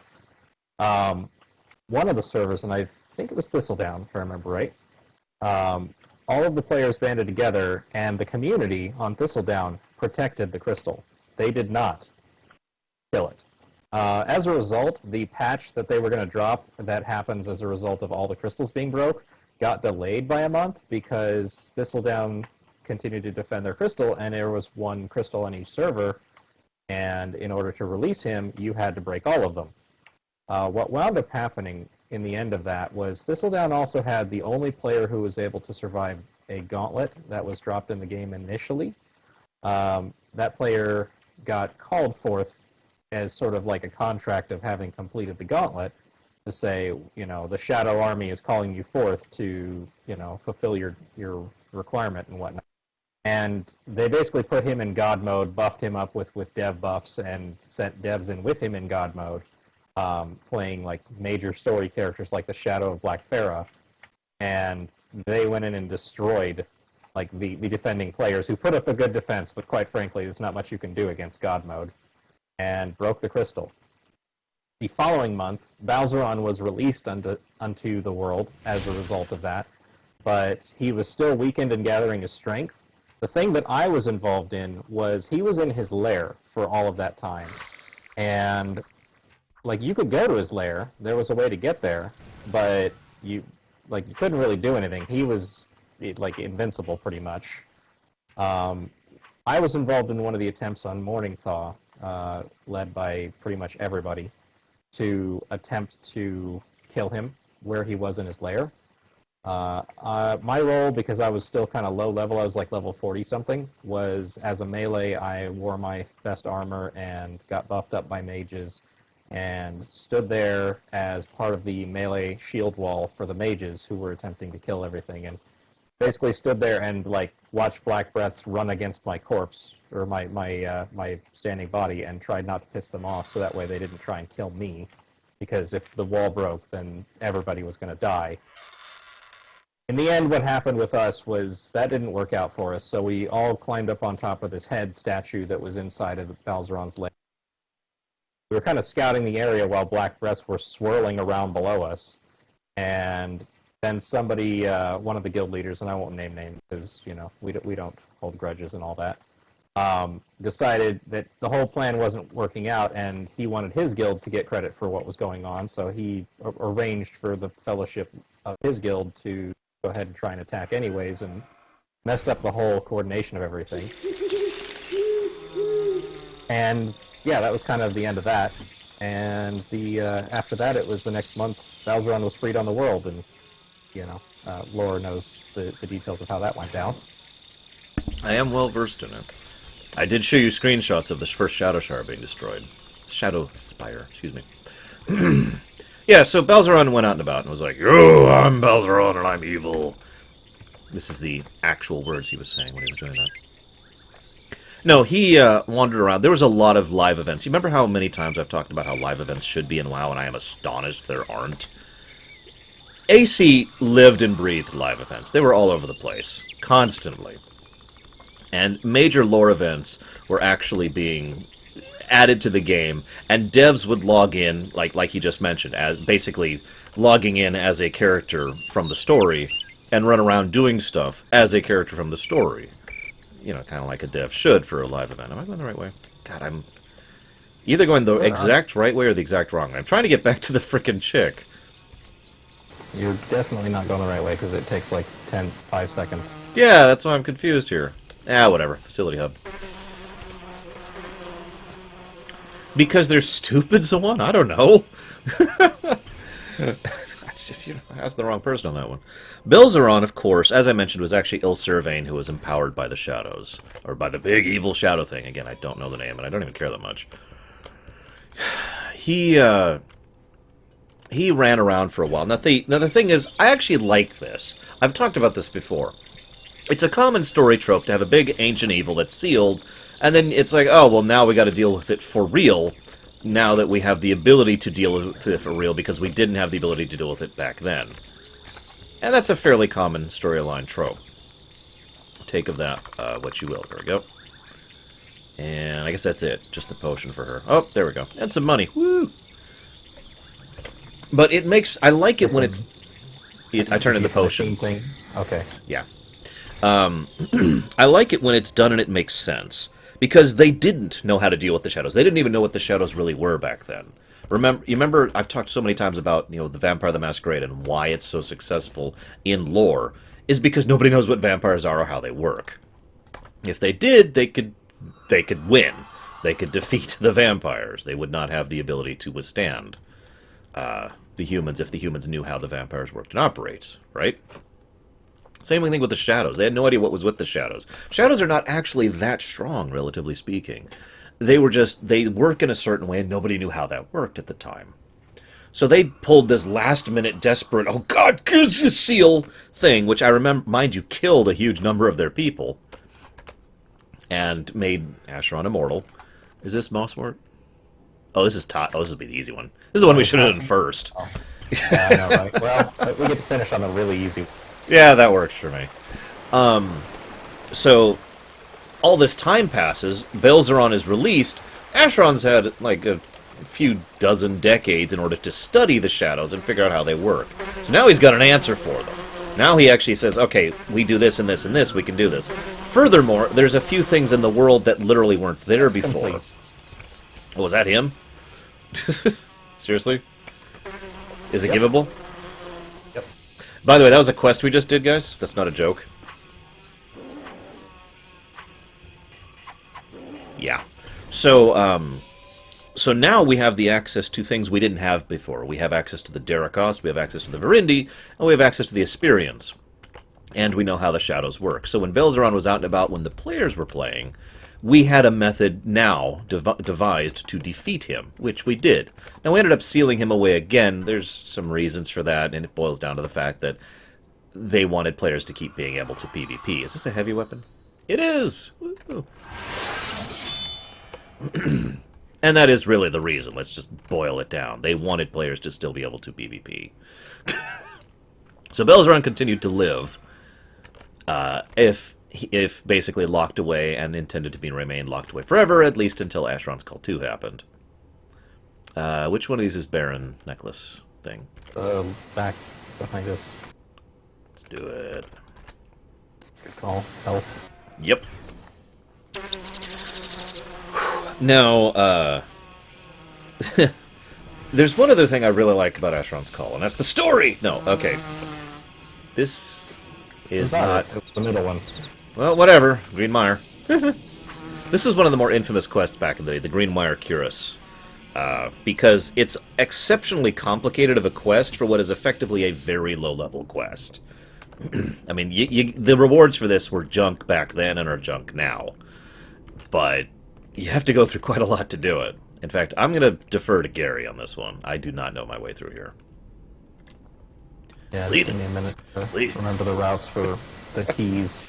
Yeah. Yeah, this is a convoluted dungeon with several keys and levers. Like I said, AC loves levers. There's lots of them. Probably just get the Yari since it will take a lot less time than getting the Cuirass. Agreed. Whoop. Onwards. So, one of the things they did, which was really awesome, was they had really long-term plot lines.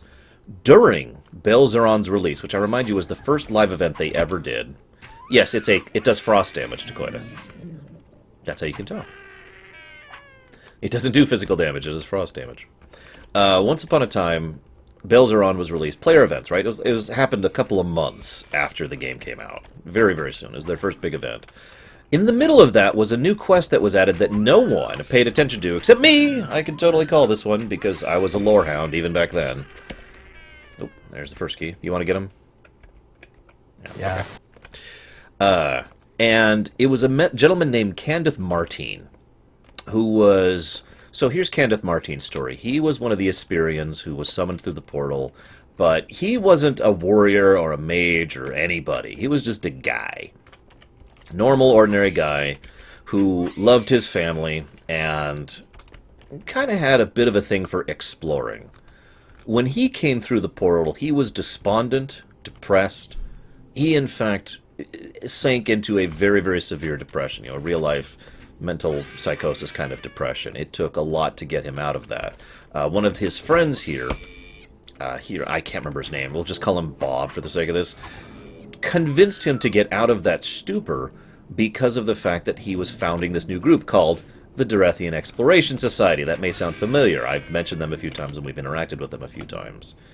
Now, Candith, that was like the thing he needed. It was the one thing to really help him to recover from all the crap that he'd been through. He threw himself into the Exploration Society.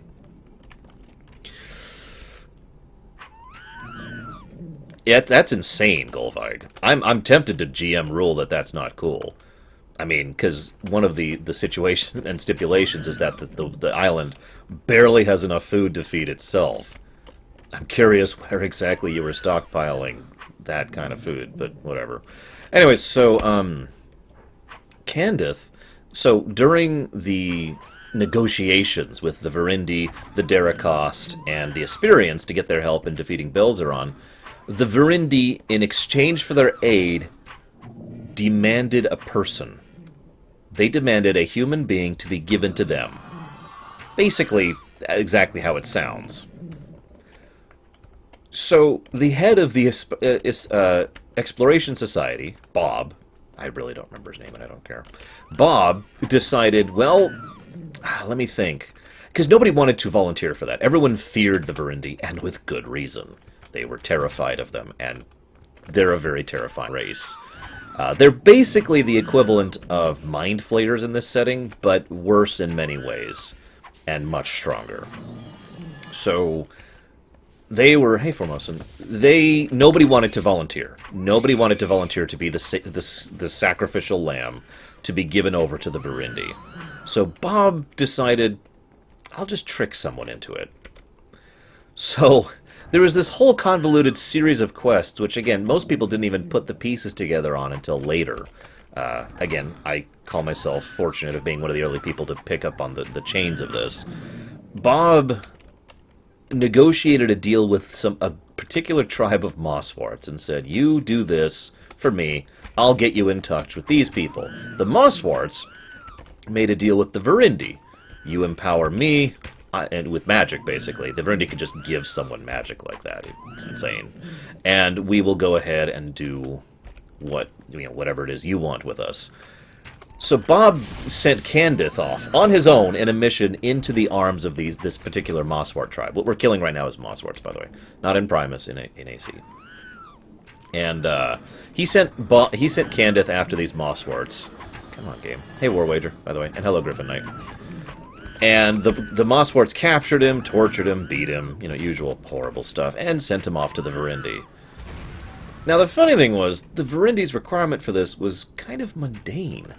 The Virindi just wanted to understand how organic life worked, because the Virindi are not organic. They are energy-based life.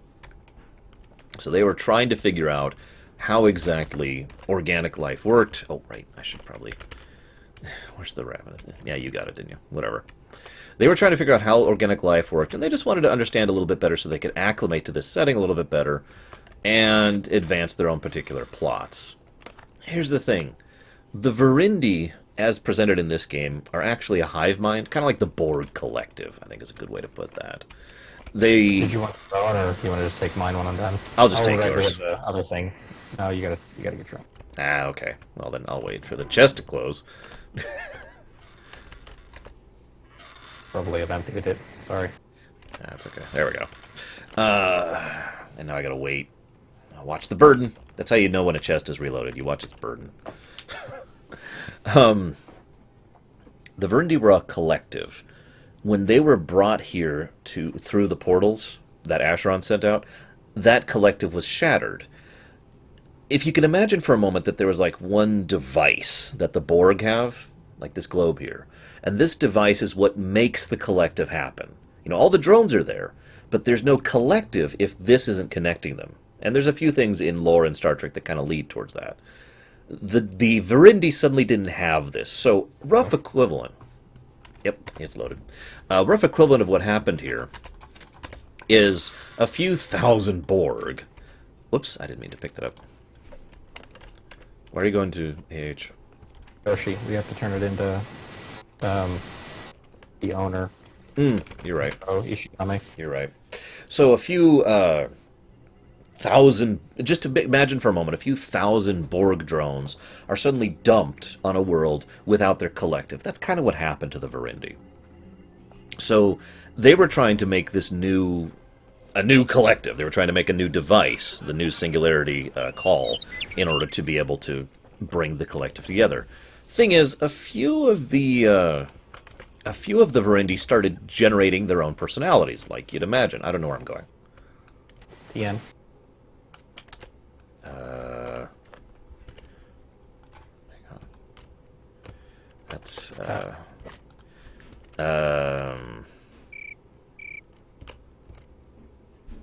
where are you? In the town network. Ah, okay. Just checking. Okay. God. The thing you showed off earlier? What? There's a town network in this game? Oh my god. There is, so, a few of them started developing individual personalities. One of them is a Verundi named Airbax, who is also my favorite character in this game. And he was working with another Verundi called Levistris. Now, Levistris wanted to... Ah, yes, here he is. Green. You can tell it's his because he's got green going on. Even this weapon is green, actually. And then... Do we turn in at the thing, I think? I don't remember. Yeah, kind of, Takoida. That's actually a good way to put that. Levistris led this plot to basically take over, see around Lorembus, the new singularity, and become the leader, which was a new concept to the Verundi, of the new Verundi. That failed, but it failed because of the machinations of Airbax, who was working with Candith, the human. See, Airbax wasn't really interested in politics or power, or most of the thing that other people would be interested in. He was kind of a Hojo character, minus the hideous evil. His main interest was exploration and expansion. He wanted to constantly learn new things on every level. Scientifically, culturally, societally, economically, militarily, magically, everything. He wanted to learn. That was his big thing. So, Airbax took Candith and started working on him, mutating him, experimenting with him. Remember, the Verundi can directly influence people because they are energy beings. I mentioned that earlier. They are attached to the physical realm, but they are still capable of doing quite a bit. Yeah, you'll get it. I'll trust you with this. So, welcome to Collier, by the way. I hope some of you recognize that name. There's no people here, by the way. Just a bunch of banderlings and dead people. And mobs. Where is he? Anyway, so... oh, by the way, Golvig, I'm sorry, I meant to ask you this earlier. Where did you get all that food? I do need to know to decide if I am going to allow you to have it. Well, imagine if Hojo was more like... I'm trying to think of another scientist-type character that really fits Airbax. Because Airbax is not about pure science. but he is about pure learning. And he does a lot in the interests of pure learning. And he does horrible things, but he doesn't do them like Hojo. He doesn't do them just for his own sick curiosity. And he will actually go out of his way to be merciful sometimes, and then sometimes he will go out of his way to not be merciful. He does have a very distinct sense of ethics. It's just a little skewed. Whereas Hojo is just... So, long story short, Airbax was experimenting with trying to augment creatures. Now this, I actually referenced this earlier. I mentioned how drudges suddenly started showing up that were really strong. I'm sorry? I didn't just do that. The Drudge Raveners was the first augmented drudges. Drudges that were empowered by the Verindi. They were actually powered by Airbax. And it was a great gameplay and story... Yeah, he does have a very vindictive streak. It was a great gameplay and story integration thing, because the way in which several new enemies and stronger enemies started being added to the game was because Airbax was actually going out of his way in experimenting and making those new enemies, you know, in lore and in gameplay. Another wonderful integration there. So, God, I can't even hit them. I'm going to go down to fastest now that I'm buffed. He was trying to make basically the ultimate surrogate. He was trying to make a whole new type of being. He ended up succeeding in it, actually. Called them the Simulacra. Simulacra can be mean. We won't talk about those here, though. But his overall goal... God, Gary. Stop killing stuff so fast. His overall goal... That's fine. His overall goal was making this new type of being, and he felt that Esperians would be the key to doing this. Now, his reasoning behind this was actually really simple. It's because the Esperians were such terrible beings. Hear me out. You've heard how many settings treat humans as if they're special because, you know, X, Y, or Z. And this is not really any different from that. Except the specific reason why humans were special was because they were worse than everything else at everything. The only reason humans would succeed was because they would band up and make up for their deficiencies, right? Banderlings were stronger, drudges were stronger, mossworts were stronger, tuskers were stronger. Everything else was better in some way or another. So he did all these experiments with all those other types of creatures to augment them so he could learn how to augment a weak creature. And then, to use Airbax's own words, he tried to fill the weakness with strength. And that led to Martine. So Martine was a human Verindi hybrid. And he, as I think I've mentioned earlier... Yeah? One-use key. Ah, right. See you around, Golvag.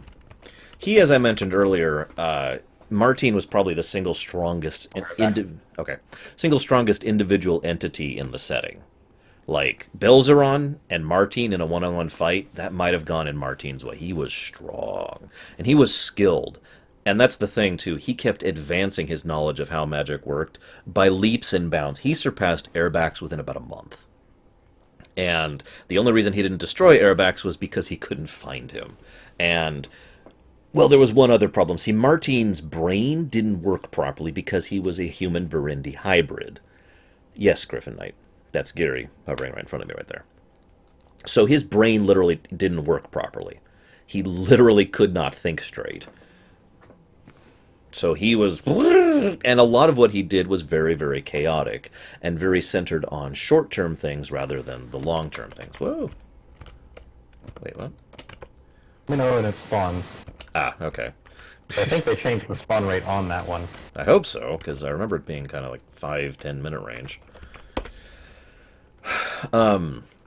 So a lot of early quests solely had to do with Martine and his slow expansion. In fact, the entire Dark Majesty expansion happened because Martine opened up that particular island to the rest of the continent.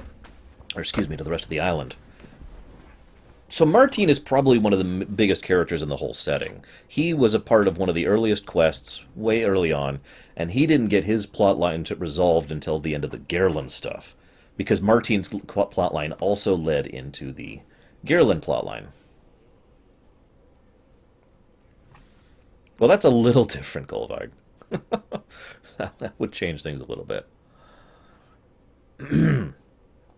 I like Martine as a character, if that's not obvious. I like him so much that there's actually a character in Primus named Draneth, which is named after his kid. Let's not get into it. Martine is also the only person ever who actually managed to go back home. Now, I say maybe. What happened was Martine had a final confrontation with Gerlin, where he defeated Gerlin, and crushed him like a bug, actually. And Martine cast this big spell, and like the heavens exploded, and big flashy stuff, and all that was left was his robes.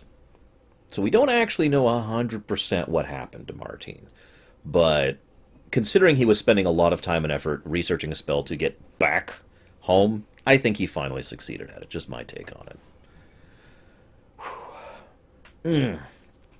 Yes, for a wager. All right, let me check my notes really quick. After we do this, Gary, I think we should move on to Tuskers and Ulthoi. Okay. Does he wear red? Actually, he does wear red. Gerlin is a pathetic Empyrean mage who happened to be a skilled politician who is arguably the biggest reason why the Ulthoi invaded this planet. Any questions, Lily? So welcome to the accurate Asheron's Call experience. I think I am going to do what I said about Rally Ray, by the way, Gary. Oh, God. Oh, I love this game to death, but there are times when it made me just... Until I discovered the trick of, like, watching TV while playing this game, I gotta be honest, this game was actually kind of boring at times to actually play. It's one of the reasons I've never sat down and done a proper lore run of this game. Because a lot of it would be what you're looking at on your screen right now. Waiting for a guy to respawn.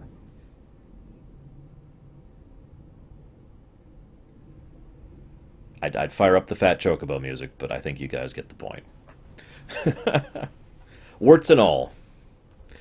But, of course, that does include the all. There is some good stuff here. I think I've shown off some good stuff.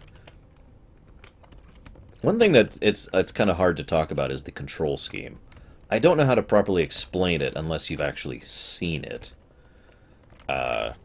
So, turning, you have to turn with the keyboard. There's no mouse turning here. Forward, back, and of course auto run. There's also strafing, which is a pretty normal situation. So these keys also interact with each other. You notice my strafing animation here is completely different than my strafing animation here, or like this. All three of these are different styles of movement, and they do actually matter, especially when you're pulling some bullcrap. Oh, finally! I was just about to make Gary tell a story. I might make you tell it anyways. Got mine.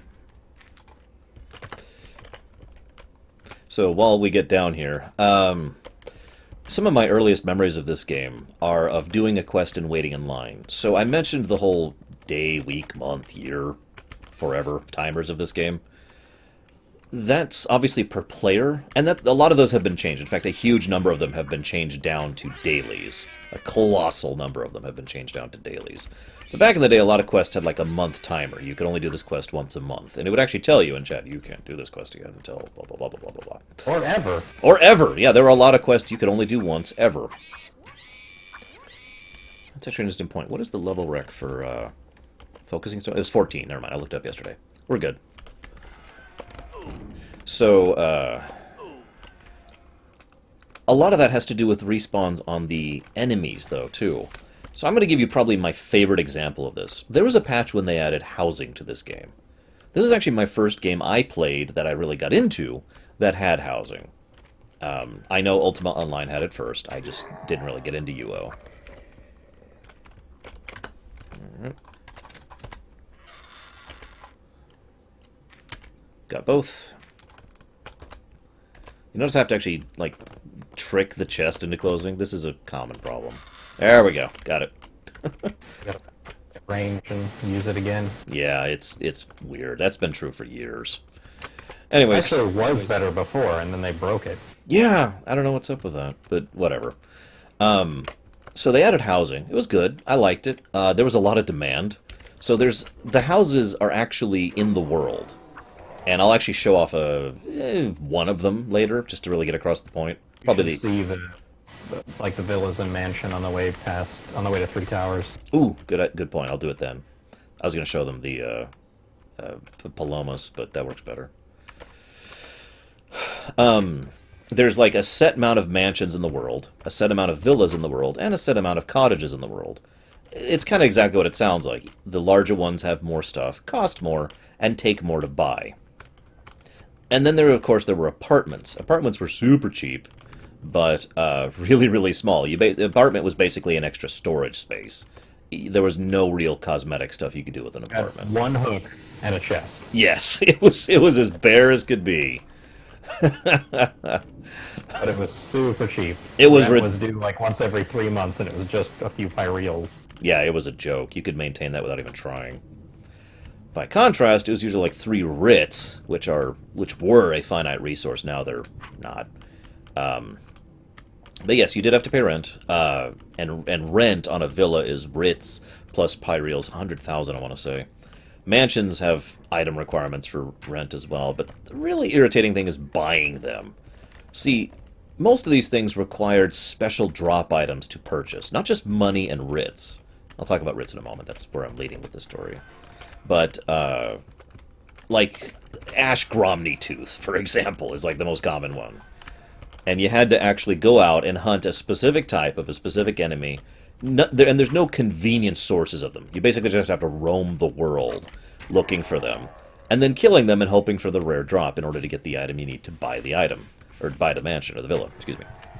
Mansions were much worse than that. Mansions were terrible.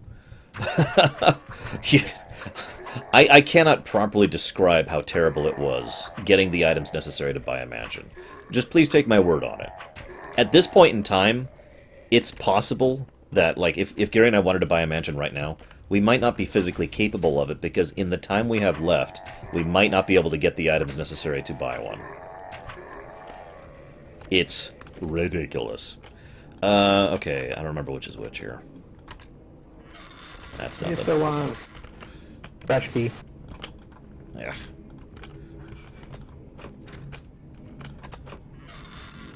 There it is. And of course now I gotta shut it. Distance. Come on. If you left your stuff in the house when you didn't pay rent, it was still in your house. It was still there. That actually became kind of a thing.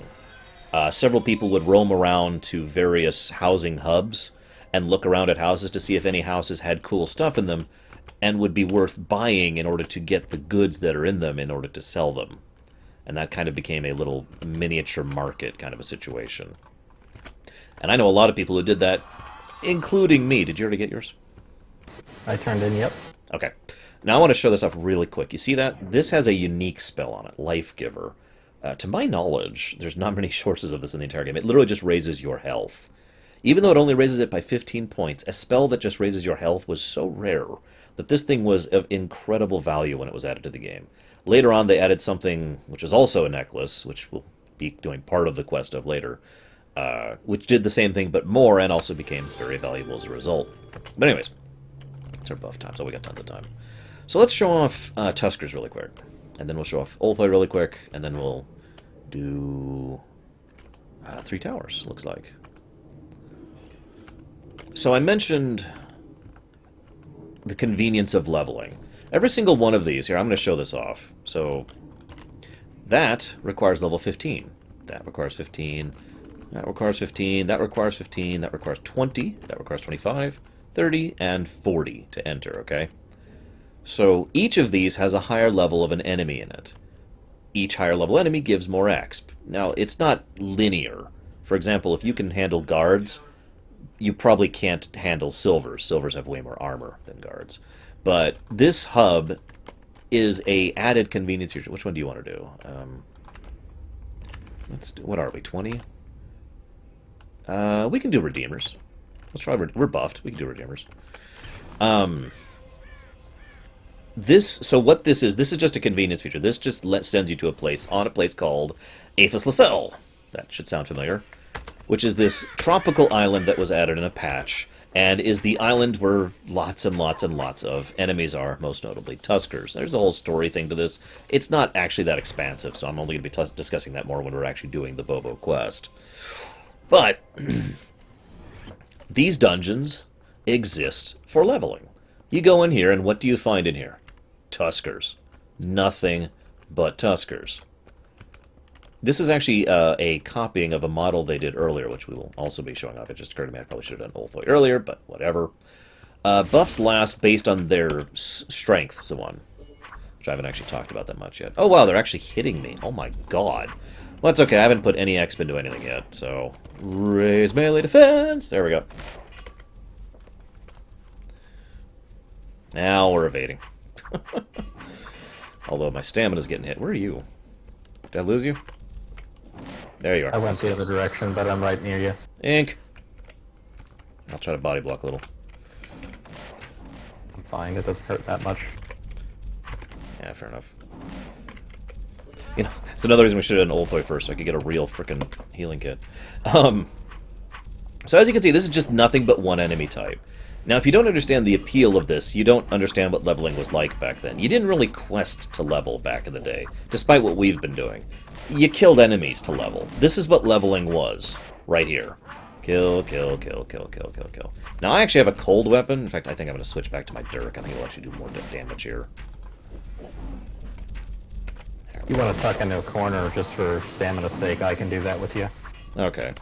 I'll start edging towards this one with the statue. There we go. Alright, welcome to the authentic AC leveling experience. Oh, I went too far. You have to back up to swing. So you notice how I can't swing right now because I can't back up? There's ways to make that happen. You can also do that to enemies. You can make it so an enemy can't hit you because he can't back up. To make arrows here in a sec. Oh, God. Anyways, so yeah, this was leveling right here. Okay, there. I should be good now. Alright. It was kind of boring, if I'm being 100% honest. It was very grindy. The thing is, Gary has a saying, which I've adopted and used many times. You know, we drank sand because we didn't know what water was, or however you say it. So the old leveling system was so boring that this was a huge step up right here. Because the advantage of this is all the enemies here are the same enemy type. In fact, they're the exact same enemy. These are all specifically Tusker Redeemers. That is a specific enemy that we know exactly what they're weak to, which happens to be fire and bludgeoning, if you're curious. That's true, we could. Ding! Woo! Dings are great. They refill your stats. Those are very helpful at the low levels. We know exactly what they're weak to. We know exactly how much exp they give. There's lots of them, and they respawn fairly quickly. These have about a 2 to 3 minute respawn timer. So it's basically just a big piñata as long as you're able to actually kill this stuff. Which I'm having a little bit of issue with because I am doing piercing damage, which they're strong to, and it also happens to be a dagger, so it's doing small damage anyways. I'm pretty sure Gary is doing far more damage than I am right now. So I feel like I'm failing at really emphasizing my point. This was good compared to where it used to be. Because these things give like a few thousand XP each. I mean, we've both dinged in here since we've gotten in here, and we'll probably ding again just from going through the bottom. The XP will flow fairly quickly in here, relative to how it used to be, and I do have to add that asterisk. God, they're still evading me. I'm up to 180 base now. Just to give an example of like relative to how it used to be, the first like main character I have, I did a leveling area where the spawn rate was 15 minutes, and there were a total of 4 monsters in there, and there were like 12 people farming it all at once. It was 2 weeks before I got to level 15. Yep. And to I'm use playing every night. To use my own version of that, Time at Leviathan, the original, not the one I'm playing right now.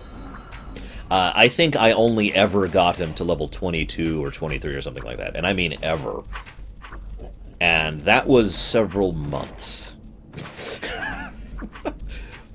It was really, really bad. I think I'm about to die. Let's try to stop this from happening. Yeah, I'm just doing no damage to these guys. Whoa, I failed. Oh, crap. You can fail to heal yourself, by the way. It's a skill check.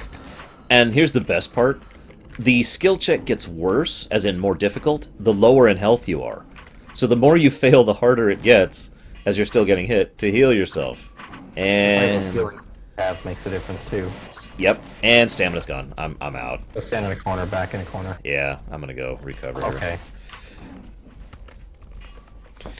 I'm just gonna chill here for a moment, let my stamina Make very sure you're not in slowly combat. recover. That will regen faster. There we go. I wanted to get that one last heal in before I did that. Tuskers also lay have down. ADD. Yeah, no kidding. If you lay down or sit down, they start auto-critting you. And auto-hitting you.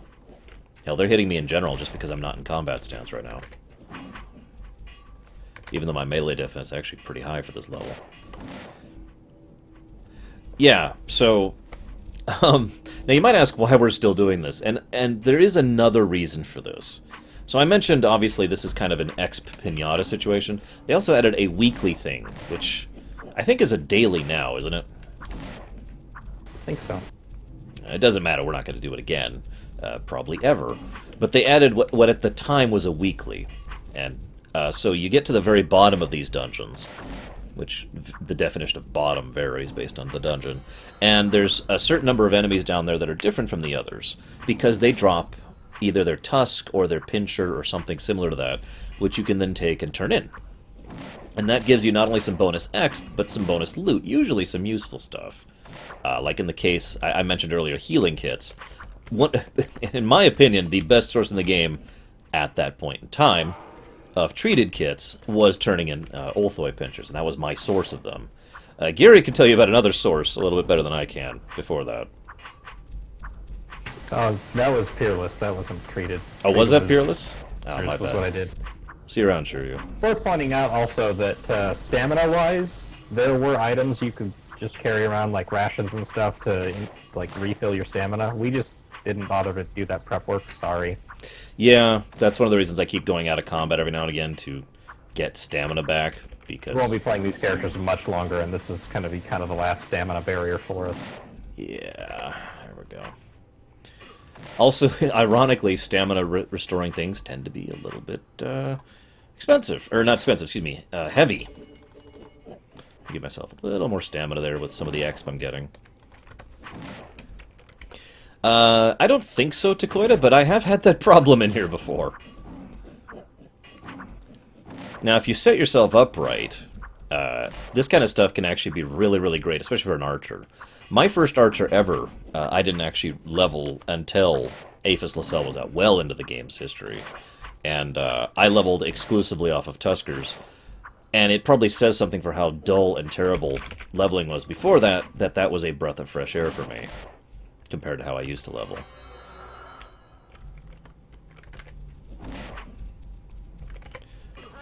Whoop! Do I have another healing kit? I do. I have one more healing kit. Running out of healing kits at a crucial moment has caused so many deaths. So many deaths.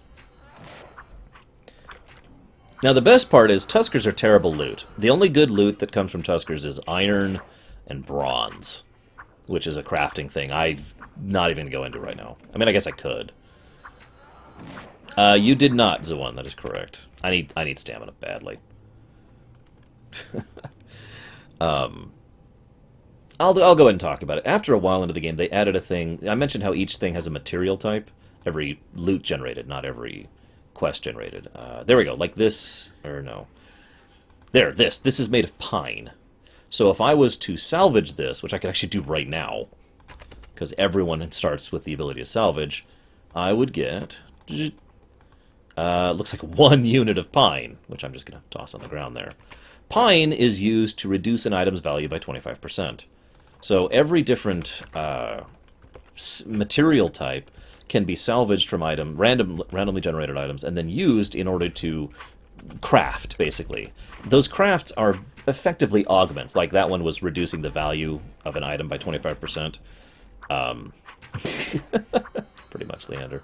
The more valuable stuff is, for example, steel, which increases the armor level of a piece of armor. Is it brass? Is it the melee defense one? I think so. Brass increases the melee defense modifier, which is very useful in many different situations. Of course, all the things that add the actual augments. There's more.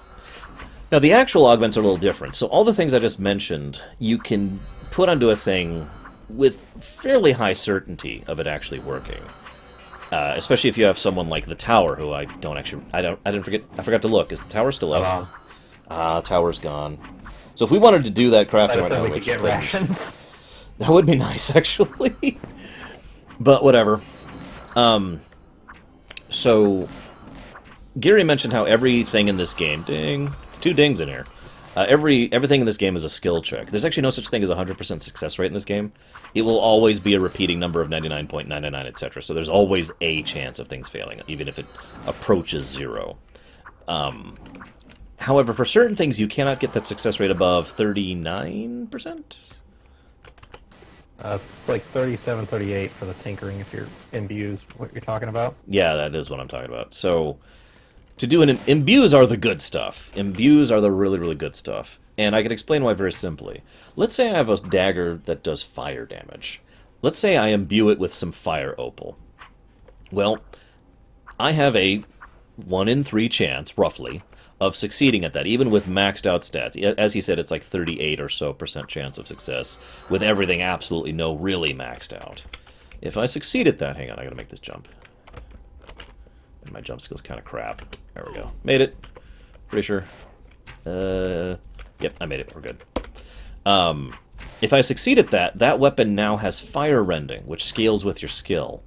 So I'm automatically basically doing, like, every single one of my swings is being treated as if the enemy was made vulnerable to fire damage.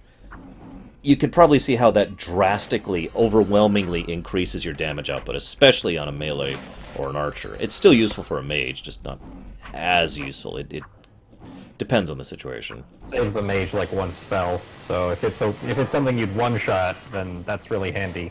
Yeah. If it's something you're going to cast 20 spells at kill, it saves 1 spell. Yeah. Maybe. Or maybe it's faster because the vuln is more. Yeah. It does depend on the specific circumstances, but for melees and archers, it is critical to have rending weapons. Die, damn it. So that's what the item augments are as far as that kind of enchantment sort of thing. I actually have quite a few of those, but as I mentioned, it's a 33% chance of success. You remember how I mentioned randomness on loot? I want you to picture for a moment that you've been killing stuff and looting chests for a few hours, and you get this really nice cold sword that you really want to, or fire sword is probably better, fire sword. And it's got good stats, and it's got good variance, and it's got a low work, which is awesome. Low work means it's easier to add more stuff to it, basically. So, woot! All I have to do now is imbue this, and it's destroyed. It got to the point where most players would refer to it as blowing up, because we had to get used to the idea that, statistically speaking, we weren't going to get what we wanted.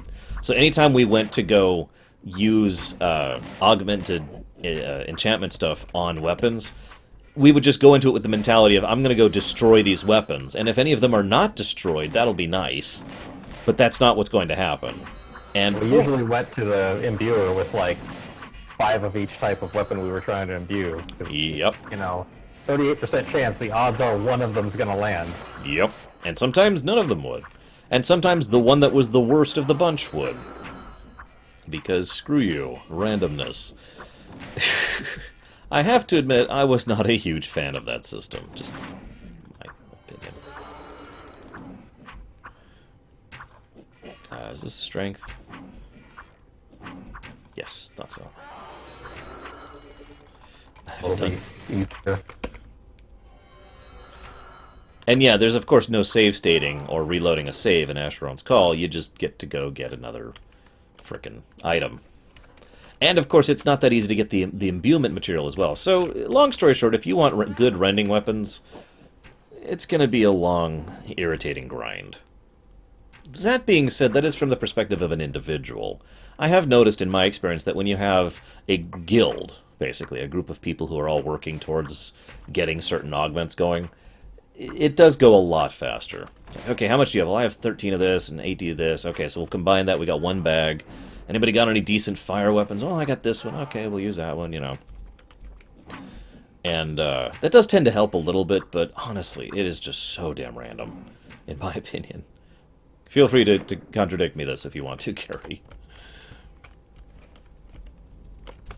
Gary's like, Yeah, that was pretty much a loot barrier is all that was. It was something to make sure that they could continue to have loot fall like rain, like it always had, but to make it so that things that you had were, more worthwhile. They did the same thing for armor, but no one is ever playing along with that idea. You could, like, get a +1 to your melee defense skill, which, every little bit helps, but honestly, I'm not willing to blow up a really, really nice piece of armor when I can just add 20 more armor level to it instead. Yeah, exactly.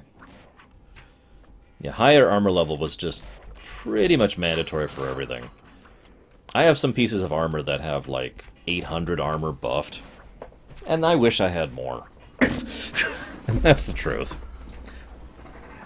And the reason those have so little is because the reason I have that armor is because they have the majors and minors I want, which I'll be talking about more when I get to Yay, stamina refill! Yeah, I could really use that right now. I'm at 0. There we go. Thank God. You see why I mentioned earlier that stamina refills are very important. This is the in-action reason why I said that.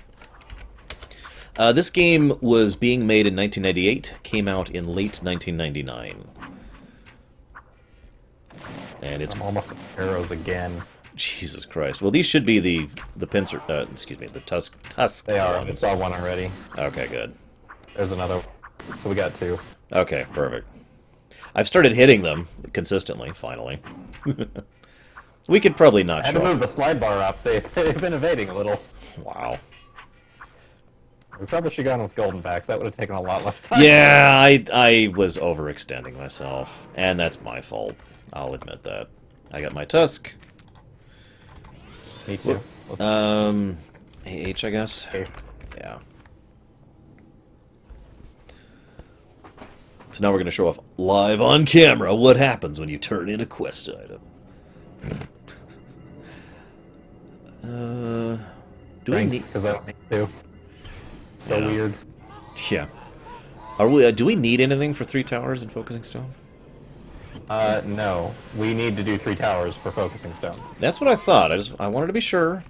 Whoops, I'm going the wrong way. Sorry, it's my habit to leave the chat up like this, because I can't read this little thing. There's no in-between, by the way. Add-ons can give you in-between, but otherwise it's covering half the screen or dinky little thing. Set your, frame unlock and drag it up, and then resize from the bottom. Apparently I can do what Gary just said to do. I'm a moron. How many years have I been playing this game? Hi, Krenzler. It's okay, buddy. It's okay. There's always something new to learn, right? So this is kind of funny. You're probably going to look at this and be like, why is this even relevant? And I'm going to explain. So when this first place came out, there were 3 ways of getting here. One is to find a random spawn in a random area in a very high-level zone, kill them, and then they would make a portal happen. One is to do Bobo, which we'll be doing. And one is to use... come on. Come on.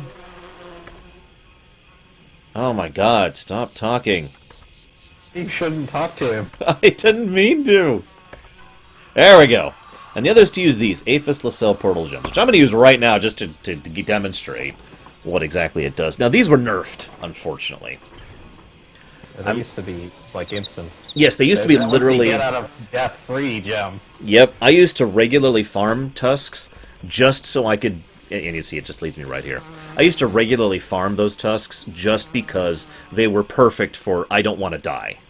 Because you could use them at any time while in combat. While in combat animation, you just had to be quick enough about it to be like, go! And you would instantly port away, and it would be to safety. You notice now you do the whole animation thing, so they're actually... And, of course, the town portal network leads you here, so they're 100% worthless now. We also get a decent chunk of X, so that's nice. Alright, yeah, completely useless. I'm just gonna leave that on the ground. That's how useless it is. So, yeah. Gardener or... Yeah, let's do Gardener. Let's just do a nice, easy one. Show it off. can do a higher. You could, but let's just do the quick and easy one. I think that it's 30. I think you're right, actually. So let's talk about Aphis Lascelles. So, once upon a time, there was a guy named Airbax. I think I've mentioned him before. He was experimenting with the stronger races to empower them with magic. Mentioned that, too. One of them was a Tusker called Ulatonga. I think that's how it's pronounced, anyways. Ulatonga, sometimes referred to as Bobo, we'll be doing his quest later. He was stronger, but he was still, like, basically he was given intelligence. So his intelligence level is still fairly low. Like, if you've ever played a Fallout game with low int, that's kind of where Bobo's at. No, Dakota. So Bobo used his incredible power of being able to cast magic at all. He's actually not that weak. I'm being a little disingenuous. But he used his power to find a island where the Tuskers could live in peace and harmony away from the machinations of the rest of the people. So he basically built this Tusker paradise, which is what Aphis is. And a couple of people would accidentally end up there through portal space accidents and whatnot, which were more common than you'd think, by the way. It was actually semi-common in this setting to end up somewhere you weren't supposed to, thanks not only just to going through a portal in the wrong way or whatever, but thanks to portal storms, which are an aspect of lore and gameplay. Really quick, a portal storm is when the server, too many people are on at the same time in the same place, and the server can't handle it. So they built in a thing into the code called portal storms, where random people would be randomly portaled away. Again, that is a lore thing, not just a gameplay thing. So sometimes people would just end up places they didn't mean to be. Fun stuff. Anyways, so a lot of humans ended up on Aphis on accident. And a lot of them, well, the Tuskers basically enslaved. And it is very deliberate Planet of the Apes parody. I mean, the guy we were just talking to, Bright Eyes, I didn't read the text, but he literally says, "Get your hands off me, you damn dirty Tusker." He even says that, word for word. Aphis, however, is where the... Yeah, no kidding, Arcasius. Aphis is where the Tuskers really started developing. And I mean, not culturally. Their culture is very simple. Bobo is king, and everyone else, whoever's strongest, is strongest, and that's just kind of the end of it. But they started introducing really mean Tuskers out there. I think Devastators were actually the only ones that were brand new for Aphis, because Annihilators existed before. But now you could see Annihilators in numbers, multiple Annihilators. We'll actually be fighting 5, I think, when we go through Bobo. I'm sorry, what? Sailors, maybe? Sailors were added for Aphis as well. Got mine. This is an Olthoi hive, by the way. I'll talk about this in just a moment. I'm just trying to catch up. I'm having the opposite problem I had earlier. Did you already get yours? Yeah, okay. So... For other useful loot? Yar. Because you're a loot whore. Just say it. Just say it. Need lockpicks. Fair enough. Yeah, there's like no reliable source of lockpicks in this game. There are two. There's like several vendors that sell every type of lockpick. I just haven't gone to any of them. Oh, well, never mind. There's vendors, apparently. So let's catch up with what we were just talking about, or what we were just for. That was on Mere, which was the place that Candath opened up. That place is a place absolutely freaking infested with Olthoi, way more so than Dareth itself is. Not nearly to the extent that Oburian is, the main continent. Or not Oburian, excuse me. I can't think of the name of it all of a sudden. The other place. The other continent, where they're everywhere. Nath or something? I don't know. Anyways. So the Olthoi are kind of all over the place here on Mere. And I mean just frickin' all over the place. It's this little island up here. Lots and lots of Olthoi here. Including the current, the local queen, who we'll be seeing later. The Olthoi, I actually mentioned them earlier. They are mindless, collective bug things. Yeah, but where, Gary? Odd. Where else? Wouldn't be hard to find. That's true. I'm okay with that. I like that idea. So, I mentioned... So you see we get these treated healing kits, which are really useful. In fact, I'm going to now get rid of my old healing kit, which is now garbage and will never be used again. He gives you some anti-Ulthoi gear, a decent chunk of exp, and money, in addition to treating healing kits. Best source of treated healing kits in the game right there. Where to for towers? Call. Got it. Yeah, sorry, I didn't know where we were going next. That's why I asked. Yeah, basically, Krenzo. The Ulthoi here are not that interesting, if I'm being 100% honest. More We the should others. have enough time on our buffs to do this. We might just have to hurry at the end. Yeah, we've got this. We've got this. Qual, over here. Actually, well, you want, let me switch to my other archer, just in case. Okay. I will continue to be on the noob for now. Before we say goodbye to him forever. I don't actually remember which one Qual is. There it is. So, the Ulthoi...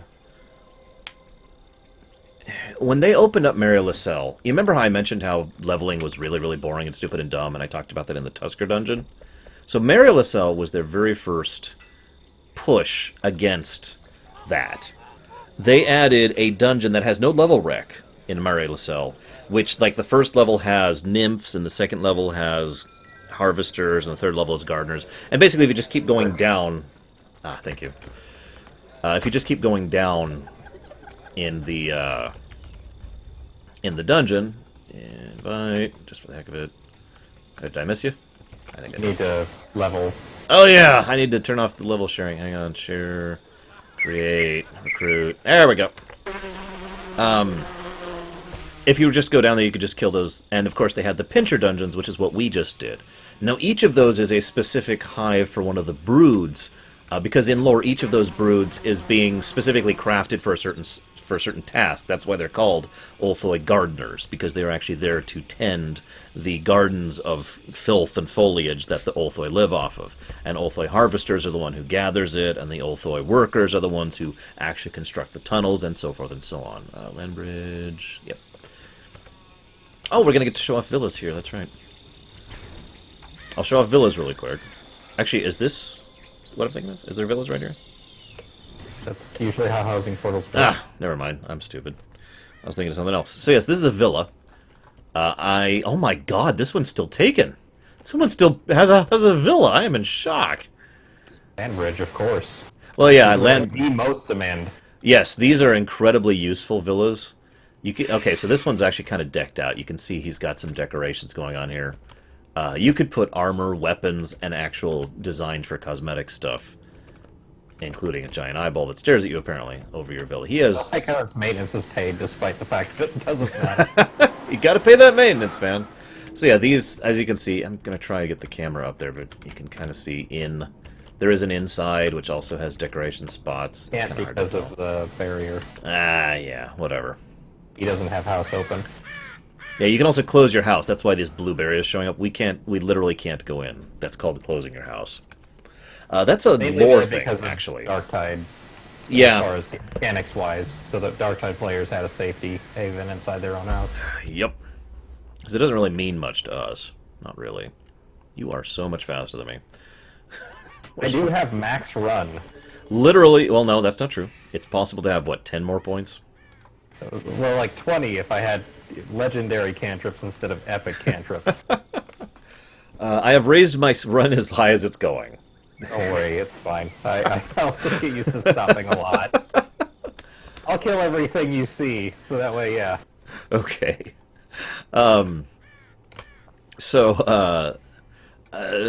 Let's talk about cantrips. That's a good thing to talk about now. So, here's how buffs works. As you can see, I have level 7 buffs.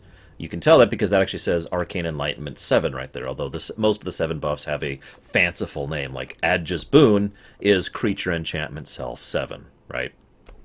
So, 1, 2, 3, 4, 5, and 6, increasing in difficulty both to use, but also increasing in how much they give you and how long they last. The lower level buffs last, like, well, hardly any time at all, and the higher level buffs lasted, I think an hour was the original 7 timer. Is that true?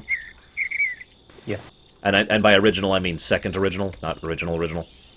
Forgetting spell economy, yes. Yes. So, and I'll talk about spell economy in a moment. This is a good time to talk about that, too. So, but cantrips kind of are in addition to regular buffs. All of the basic buffs don't layer. So, for example, if I was to cast Creature Enchantment 7 and Creature Enchantment 8 and Creature Enchantment 6 on myself, 8 is the only one that would go through. They don't stack. It's just whichever one is best. If, however, I have Minor Creature Enchantment, that would stack with it. That is considered a cantrip slot, separate slot over here. So I could have an additional 5 Creature Enchantment on top of everything else. The cantrip slots are Minor, Major... I forget what, and then... Epic. Minor, Major, Epic, and then Legendary. There was Moderate as well, but those were all quest items. Well, that is true, and that's why I wasn't thinking of that. My apologies. There was Moderate as well. They were... yeah. You didn't see those in loot. So, are we going down already? Yep. It's faster along the shore than looping around again. Fair enough. Down we go. I'd have gone down earlier, but you wouldn't have survived. That's true. Falling damage can be mitigated by bludgeoning prot, by the way, in addition to everything else. So,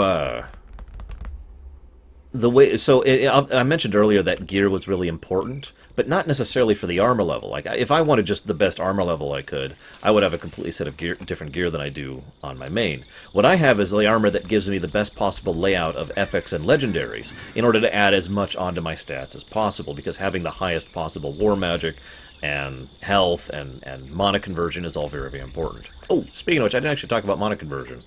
Mana conversion is probably one of the best things this game's ever done for Magic things. I'm amazed that, like, no other game ever has done a mana conversion thing that I'm aware of. Please feel free to correct me if I'm wrong about this. Here's how mana conversion works. I'm going to make up numbers here. Let's say a level 6 spell costs 50 mana to cast, okay? And if you have 0 mana conversion, like I do right now, I know it says 45, but it's an unusable skill, so I effectively have 0, okay? So if I have 0 mana conversion, that means it costs me 50 mana. The end. However, whenever you cast a spell, it does a mana conversion calculation to see if it can be reduced. If it's reduced at all is dependent on your mana conversion skill, and how much it's reduced by is dependent on your mana conversion skill. It is possible, and I have done this yesterday, actually, to show how common this is, to be able to cast level 8 spells with 2 mana. Whereas normally a level 8 spell would cost like 100-something. Okay.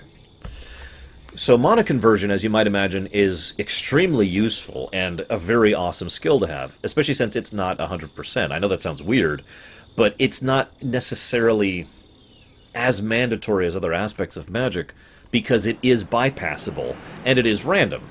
But if you have really high mana conversion, then obviously you get a very immediate and apparent benefit from it. I actually invented, I gotta put quotes around that, a spec back on Winter's Ebb called Battle Mage. Or no, I'm sorry, Archmage.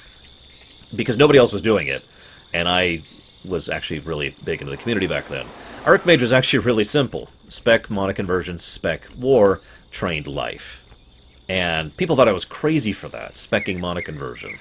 But you could probably understand why I wanted to have those extra 20 or 30 or whatever points of mana conversion. It was extremely useful. And there were so many dire situations where I don't have the time to spend the additional 1 or 2 spell casts in order to get my mana back that I endured because I had that ridiculously high mana conversion. So let's talk about the spell economy. The spell economy, I think, doesn't exist anymore. I'm not actually sure. Does not. It was removed. Okay, fairly early. Pretty sure it doesn't exist anymore. It was removed around the time of the Saiyans. Yeah, I think you're right. In fact, I think that they did a lore thing about that too. So the way the spell economy worked, past tense, is, let's say I know Firebolt 1. Let's say no one else in the world knows Firebolt 1. Just bear with me. That means my Firebolt 1 is way stronger than it otherwise would be. Okay? The more people in the game that know and use Firebolt 1, the weaker it is. And the more it costs, and etc. The worse it is in basically every way. You could probably understand why that system was gotten rid of so early, because what happened very early on, especially with regard to spell research, which we already talked about, is players would go out of the way to research spells and then, like, hoard them. and try to do everything in their power to prevent other players from learning those spells, because that would weaken their ability to function. That system was wisely gotten rid of, because it was pretty anti-player friendly. But there were some interesting aspects to the spell economy, most notably the fact that a lot of people, like portal magic is a great example, a lot of people were being very zealous about portal magic, especially back when people didn't really understand how Mana C worked, like I just mentioned, and trying to make sure that only they knew Summon Portal 1, so that nobody else could actually summon it, and they would have the mana to be able to cast it. That was loud. It was a interesting system, I will admit, and the server, it was per server, and each server kept track of who knew what and who cast what. Yep, we're here. Yay. But, yeah. Oh yeah, it was terrible in execution. There's, like I said, there's a reason they got rid of it, and they did get rid of it fairly early on. One thing I intend to show off later, well, maybe I'll just talk about it now. So, who wants to hear a story? Not you, Gary. You don't get a vote. Whoops. Is it this one? I don't remember which one to do first. I'm here. Okay.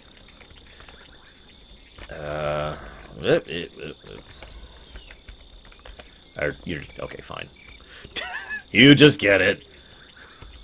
I'll go to the second one. It's the top 1 second, right? Yep. Okay. So here's the story. It's early on in AC's history. Yep, there they are. Lich. Yes, liches are actually kind of low level, in this game relative to other types of undead. It was fairly on in the history of this game. And there was... I was trying to coordinate with a friend of mine, and there was no, like... It was difficult to whisper people back in that era. Oh, I'm going the wrong way. You couldn't... Nowadays you can just type /tell space name and tell somebody. You couldn't actually do that back then. You had to be in visual range of them. They had to be rendered. I would have to target you, like I'm targeting Gary right now, and then talk to him via that.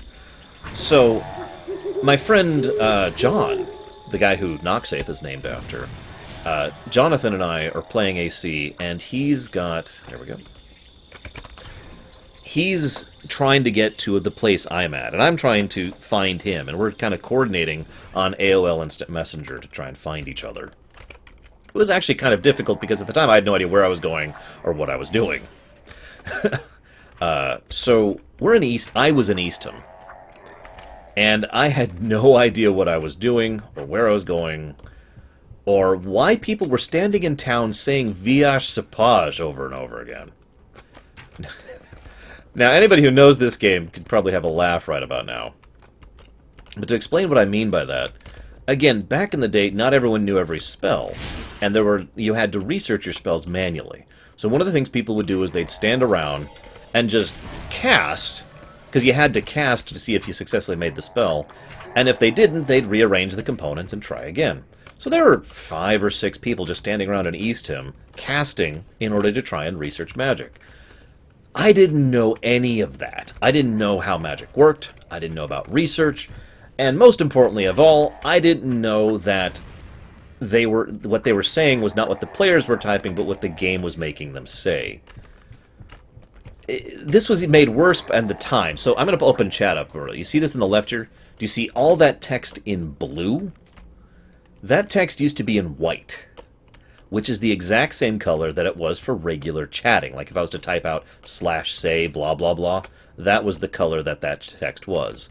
So it wasn't like there was blue text indicating they were casting a spell or whatever. It was just as if they were talking into chat, saying Viash Sapage and other stuff like that. So I, as you might imagine, am 100% completely lost. No idea who these people are, and I'm actually walking up to people saying, hey, can you please help me? I'm looking for a friend of mine. I'm trying to find this, and this, and that, and that. I'm looking for a building that's kind of pointed with some spikes at the top of it. He was in Rithwick. I didn't even know that, but, you know, hindsight and all that. And they're just like, Vish Kapaz, Vish Kapaz, Vish Kapaz. And none of them gave me the time of day at all. Everyone completely ignored me. I was so disoriented and so confused. And that was one of my first experiences with Asheron's Call. Being completely lost. Because I had no idea what was going on or what was happening. Or why. Fun stuff. Whoop.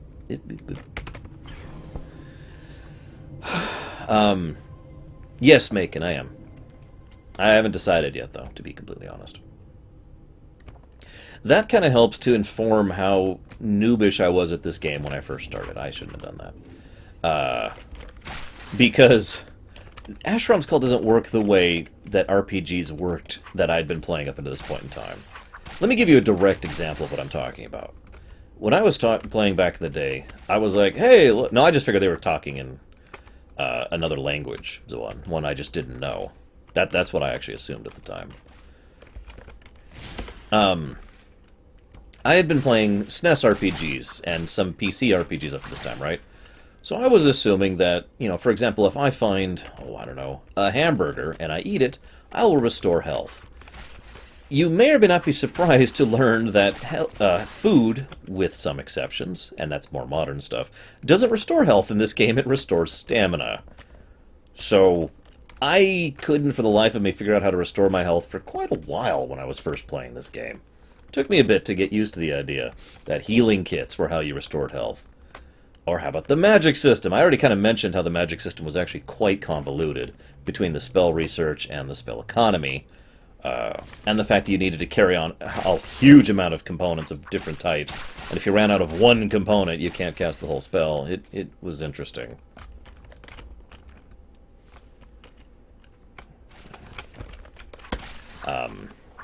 Yeah. It was a little disorienting going to this game from everything else I'd played up until this point in time. And again, honest... Are we going across? I am. Where am I going? Input. Okay. Looks like he fell, didn't he? But nope, he's fine. Anyways, like I said, if it wasn't for the fact that the lore of this game was fantastic, I probably wouldn't have stuck with it, because, oh my god, it was... Stay put. Okay. It was such a pain to play back in the day. It was so... You think vanilla WoW was bad? You really have no idea. This game, in its early days, was a colossal hassle and pain to play. It was just nothing but grind and irritation and padding. Intermixed with awesome lore. It's open. So I'm going to demonstrate something here that we might actually be doing later. In fact, I will be doing later. But you see what I'm doing right now? This is called holding the door. If someone stands in just the right way in the middle of a door, it'll basically force the door to be considered as if it's still open. So even though the door will close, someone can still go through it. That is a very helpful technique for some things, for some of the later dungeons, including at least one we'll be doing. Are we going to be doing that during airlin? Probably. Just Okay. because we're going to be doing it the slow way. That's true. So yeah, we'll probably be doing that for at least two of the quests we'll be doing later. God, so what haven't I talked about?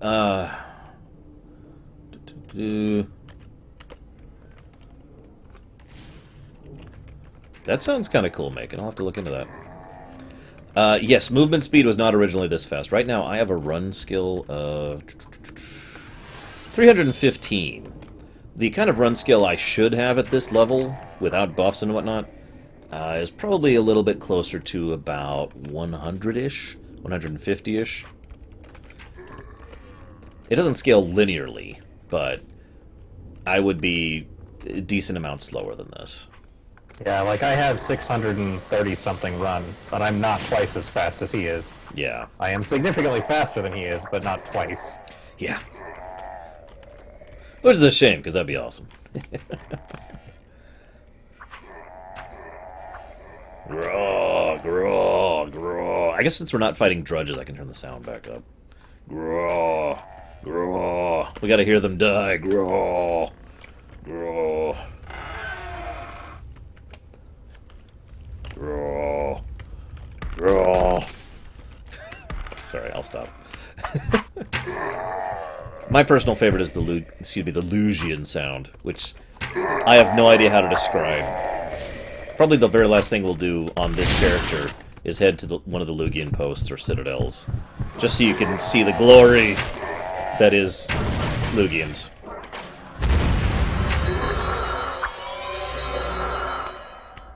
Loot.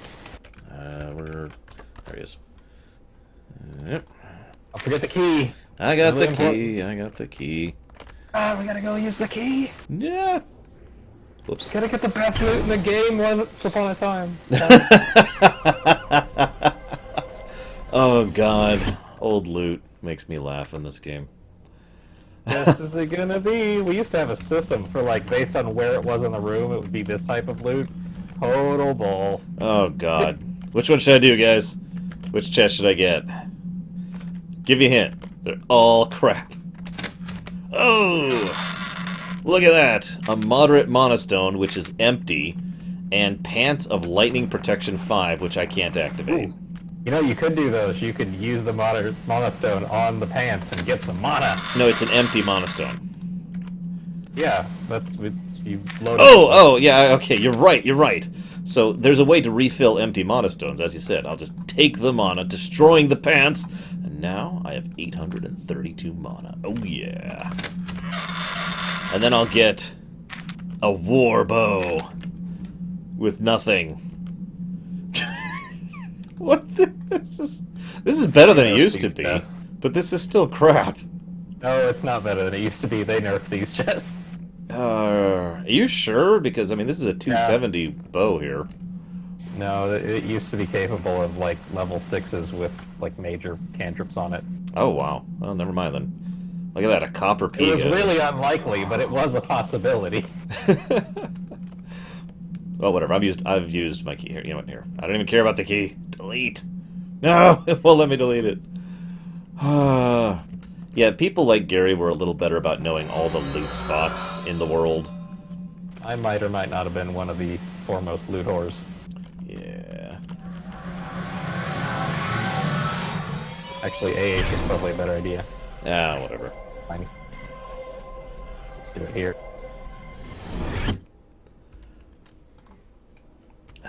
I don't actually know where I'm going. AH. Okay.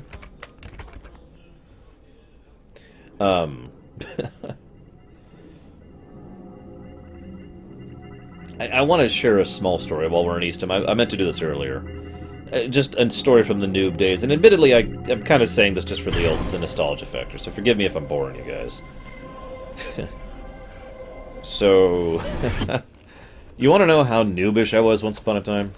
So, purchasable armor isn't a thing in this game.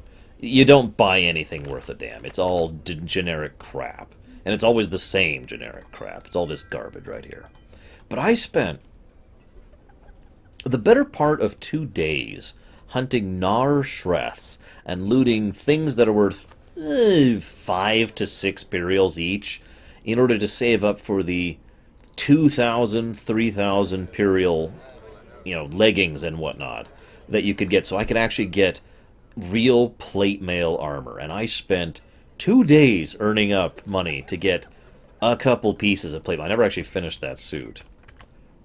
And this, what I'm wearing right now, is actually plate mail armor, just to give you a little bit of perspective on the variance between then and now. Also, there was a thing you could do back in the day if you were weird. Did you know enemies can level in this game?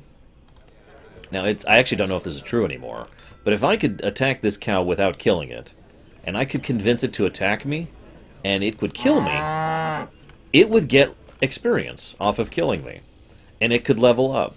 And one of the things that people would do would be level up bunnies in towns like this until they were high enough level to really start actively murdering people. Like level 20, 30 bunnies running through a town with a bunch of level 8s just dead. In at least one case that I know of personally, a GM had to be called in, or maybe it was an acolyte, I'm not sure which, to despawn the enemy, because no one was available who could kill it. And of course, it was kind of a seesaw effect. The higher it got, the easier it was for it to keep getting higher, and the harder it was to stop getting the enemy stronger. Yeah, in the original setting with that, Umbra's shadows were unusually close to their level, so if they killed any players, or even just using their skills enough, they might accidentally like level while we were fighting them. So doing quests that involved Umbra shadows got pretty difficult because when they gained one level, they became significantly more powerful. Yeah. I remember You being need to go to my absolutely... OA. Okay. I The remember... portal bots have it. Ah, it sucks. I remember being terrified of shadows because of that exact reason.